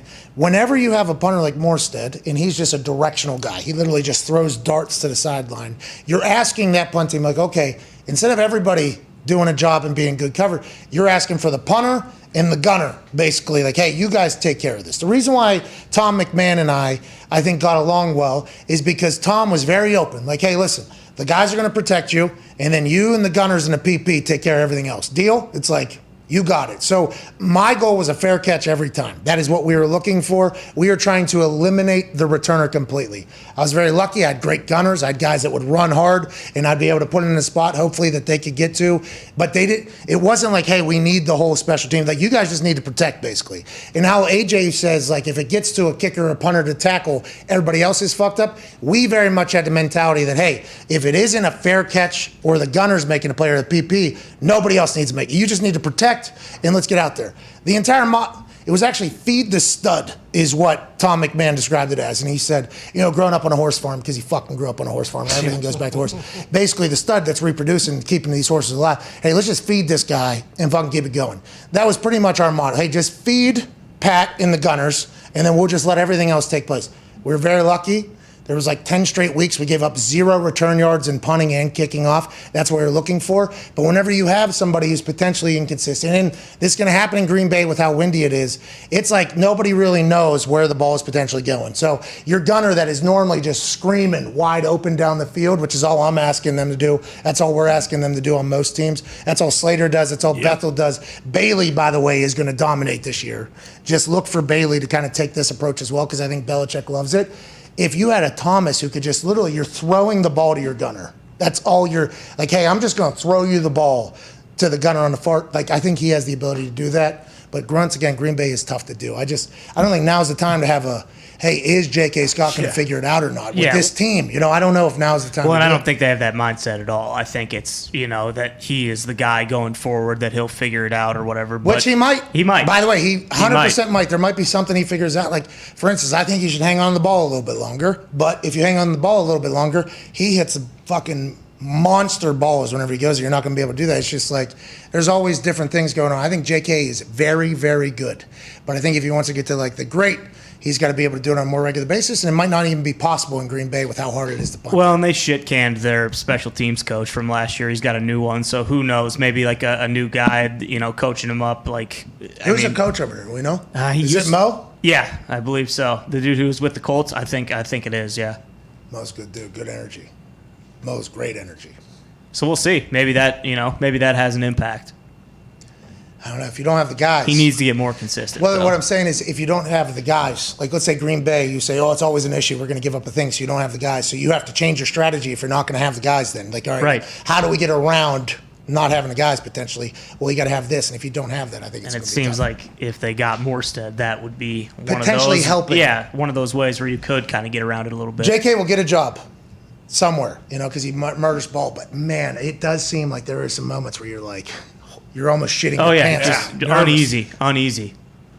It sucks for Morstead that him playing through injury all last year, never showing up on the injury report, works against him now. Yeah, well, you stunk last year, dude. We're checking a report. I was watching him hit some balls last year, and I sent him a text like numerous times, like, "Are you all right? Like, what the?" Now I almost sent him like, "I think it's time to." Maybe. Hey. I almost sent those because he kept saying like, "Yeah, everything's fine." He kept telling me or whatever, and then after the season, I was like, "What the fuck happened out there? Like, are we going to retire or whatever?" And then he kind of told me some stuff. I was like, "Why wouldn't you at least let me talk about that? Like, why wouldn't you tell me that?" I think he didn't want to or whatever. But it's like, yeah, I think he's going to get out there. That's a lot of punting and kicking talk. We got to get out of here. I got to go to bed. Yeah. I got to go to bed. You know what I mean? I think it's time. Jay, happy birthday, man. Happy birthday, Jay. Congrats, Jay. Thanks to everybody that called in. Thanks to Herb Street. I mean, I can't go to bed because there's going to be about 10 conversations that are going to happen because the end of the way that Herb Street conversation ended. Those would be quick ones, though. All right. We're back tomorrow. Did you give away, at the end of the vlog, did you give away some stuff? Picking winners today. Nice. Baby Fox. Here we go. This weekend, SummerSlam, by the way, out there in Vegas. That's right. Here we go. I think there's some, I do believe there are some potential things happening, to be safe for everybody. Really? It feels like it, man. I don't know. I think I got to wear a mask or not. On air? I don't know. I don't think I don't think on air, but I think there's potential. Like, hey, we need to be as smart as possible about this whole thing. So I think you're gonna see a lot of me potentially recording myself in these Foxy vlogs. I don't know how. I think I'm not 100% sure. I think. Remember, my relationship with them is so fascinating because I know nothing. I just kind of show up, do my dumbass shit, and then get out of there. And it's like kind of like, hey, this is for you just come in, do your thing. We appreciate it. I feel like I get along with most people over there. I honestly do believe that. Everybody seems to potentially fake happy, be nice to me at least, which is cool, but they don't let me know anything. I just know I've gotten some emails that, hey, might possibly need blah, blah, blah. So I think they're in a process right now, but I'm wearing 4 masks if I have to wear a mask on. Yeah, you should. Be safe. Yeah. Shield. Good optics. I want to wear that glass, the yeah. Andy Reid as well. You got to remember, Windex needs to be on that thing. Not saying that's happening, but I'm just saying if we get to that point where it sounds like other places are going. I've not been told this. I've just been told. And then you can sell sponsorship on the front of glass there. Smart. Like NASCAR. Yeah. You fog it up. This Fig Newton sticker is large and inconvenient, but I do love me some Fig Newtons. Hell yeah. All right. So maybe we should look forward to that potentially. I'm going to send a text over to Nick Kahn and Vince and them and say, hey, listen, boys, need us to institute a mandatory windshield. Please. I wonder how the world's going to work. There's more protocols being laid out every day that contradict other ones that happened in the most recent past. It's a crazy time, man. Just give me full All over stadiums. the world. Well, that's what I'm saying. I don't know. I think there's a chance we're gonna start with full stadiums, and then they're gonna. Nah, they'll have the stadium. booster ready. We'll be good, man. Gump is always the first one to really let us know what's going on in it. Yes. I really appreciate that, Gump. No problem, pal. Just so matter of fact. He's reading 25,000 emails a night. I mean, he's. I did my research. It's all enjoyed, huh? Let's just enjoy it as it goes. Oh, you can. Because I think it's the towns, right? It's the local governments kind of everything, right? So it's going to be different as we're traveling around the country in different places. Change everywhere. Ron Rivera said, to be quite frank, it's a bunch of fucking assholes out there. Be quite frank, he said. He might retire before the season starts. He is not. Remember what he was saying to the team when they wouldn't get vaccinated? He said, hey, get fucking vaccinated, all right? Knock it off. I'm sick and tired of this shit. And then not enough guys did, so the next day he actually said, hey, I wasn't kidding, okay? Go fucking get vaccinated. I had cancer, for fuck's sake. And then it got pretty public, and then he had to address it yet again with the team, and he said, hey, 60 to 70% of you guys have gotten the shot. The other 30 you need to get fucking vaccinated, okay? And then it kind of disappeared for a while, and then I don't know who asked him once again about the whole vaccination thing. He came out firing it on whoever saying, quite frankly, it's a bunch of fucking assholes. You got some, quite frankly, fucking assholes that are putting a bunch of misinformation out there, leading people to die. Ron Rivera to the Monday Morning Quarterback's Albert Breer on COVID-19 vaccine information. So, I mean, that's where Ron Rivera's sitting at. Quite frankly, fucking assholes. Yeah. I'd like to hear him do that in a press conference. That'd be awesome. Can we? I like Jerry Jones swearing. I fucked it up with Jimmy. Yeah. Ron Rivera, like, fucking assholes. That would be pretty sweet. I like if this is where we're Peter headed. King sitting there, he's like, you know what, Peter, quite frankly, I think you're a fucking asshole. I don't like that question. I mean, I just like the fact that maybe we are going to start swearing a little bit more in society, so we can be like, hey, a word is only given power by those who are attempting to act like it's a detrimental to your life thing. You know what I mean? Like, hey, adults do say these words. Always have, always will. The internet has shown us that even Disney characters say that in their real life. Exactly. So once we can all get to the point where, words are allowed to be said. It's not just, oh, that's a bad word. That's a bad word. Well, you're a bad fucking person because all you're doing is filtering yourself every time you speak. I want to let you know, I'm just fucking letting it fly. Mm-hmm. Let her fly. Let us get to know the real you. Maybe say fuck every once in a while. Hell yeah. And if it's not for you, it's not for you. AJ never swears on here, but Nah, I feel he like he doesn't. kind of like, but he is restrained on. Oh, yeah. He's got kids, too. Yeah. Set an example for him. True. But the example you should set to your kids is, hey, listen, you're not allowed to fucking say it. Yeah. All right? And then guess what? That kid's going to say it. Just want to let you know. He will. Hate to break it to you. That kid is going to say it. And then that kid's going to say it in front of the wrong company. Yep. And it's going to become a scene. But guess what? That person, that kid, he knows. They know. That when you're not swearing, probably more likely being a fugace than when you are swearing. And that's what we need to keep up with. Ain't that right, Diggs? I agree. I think all kids should start swearing at the age as soon as they can talk. It's a little young, I think. It's funny, though. I wonder when I let the first fuck fly. Probably like 12, 10, 11, It's probably around, 9. I'm sure it was early for me. I'm certain of it. Tim and Sal gave me a couple speeches early, and then they knew it was no slowing down. And I think they were probably embarrassed around some other people when I potentially let it eat. So I apologize to my parents for that, but they clearly told me, you can't be saying that around that fucking guy. I love that you went with 12, which is like, I think 7th grade. I'm pretty sure you were swearing before 7th grade. Yeah, probably. Hey, you want some fucking cigs? Yeah, it was 5th. Yeah, probably. It's not good, though. I understand that young kids do it. You're not allowed to do it. Hey, you're not allowed to do it. Sorry, hate to break it to you. This is the way life is. Things are going to exist that you're not allowed to do. How about it? Can't drink until you're 21 in this particular country. You can decide who's going to run the country, but you cannot even think about drinking. You can smoke. You can play the lottery. You can serve in the military. But there's no chance you can have a sip of alcohol until you're 21 years old. And none of us did. No. None of us did. Smart. Smart. There's other things you can't do till you're adult, like saying these words. This is a privilege of growing older. Like, that's not how parenting works? I don't have a kid. I think we're just kind of ignorant to the entire thing. I don't think that works. They're going to learn someday, so let it fly. I mean, Aladdin's on the internet saying, fuck, what do you want from me? Who? Yeah. Aladdin. Exactly.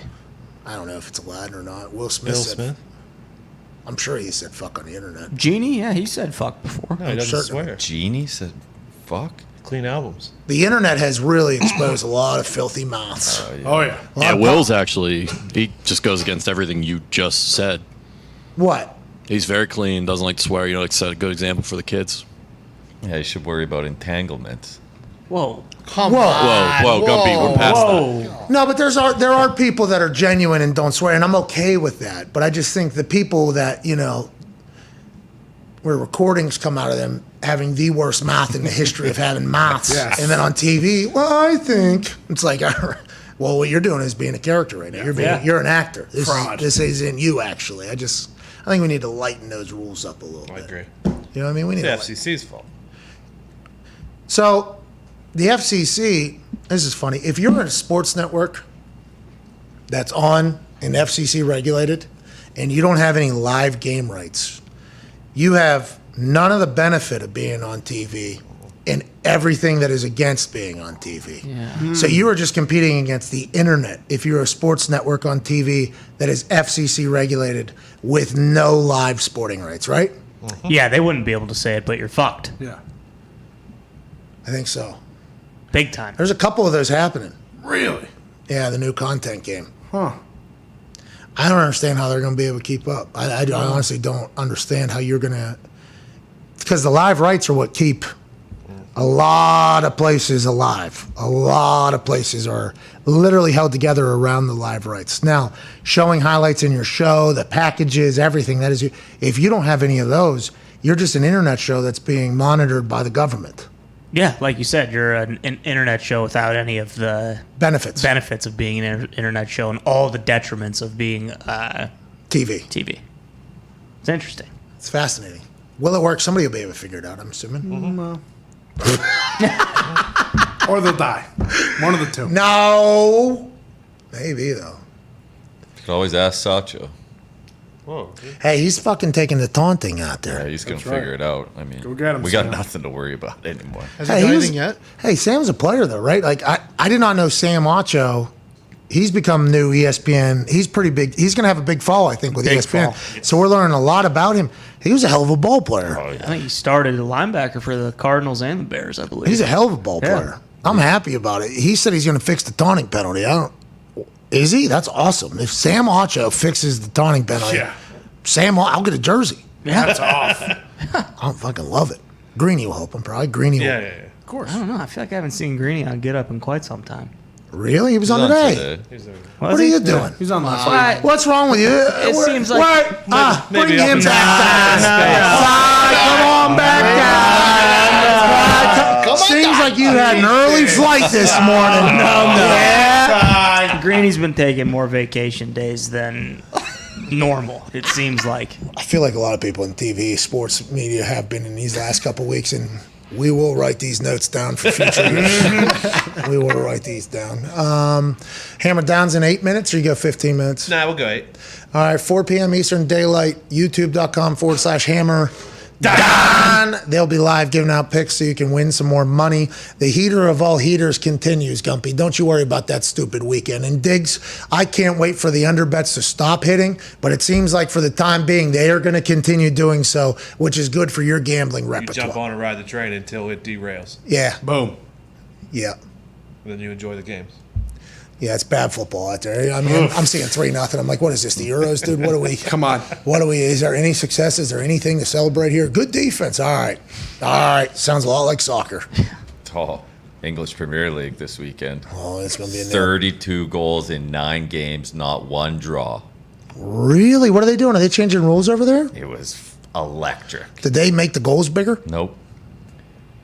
We thought for sure that that's how they would have to fix that game. Either that or like let the home team have 13 guys out there, 14 guys out there. Yeah, maybe a penalty box. Yeah. Ooh. But you're saying didn't need all that. No gimmicks needed. They actually played good soccer. English Premier League with the crowds back. It is. Oh, yeah. Forever? Crowd back? Let's hope so. We'll see. And we'll keep you updated tomorrow. Hammer Down's in 5 minutes. Cheers.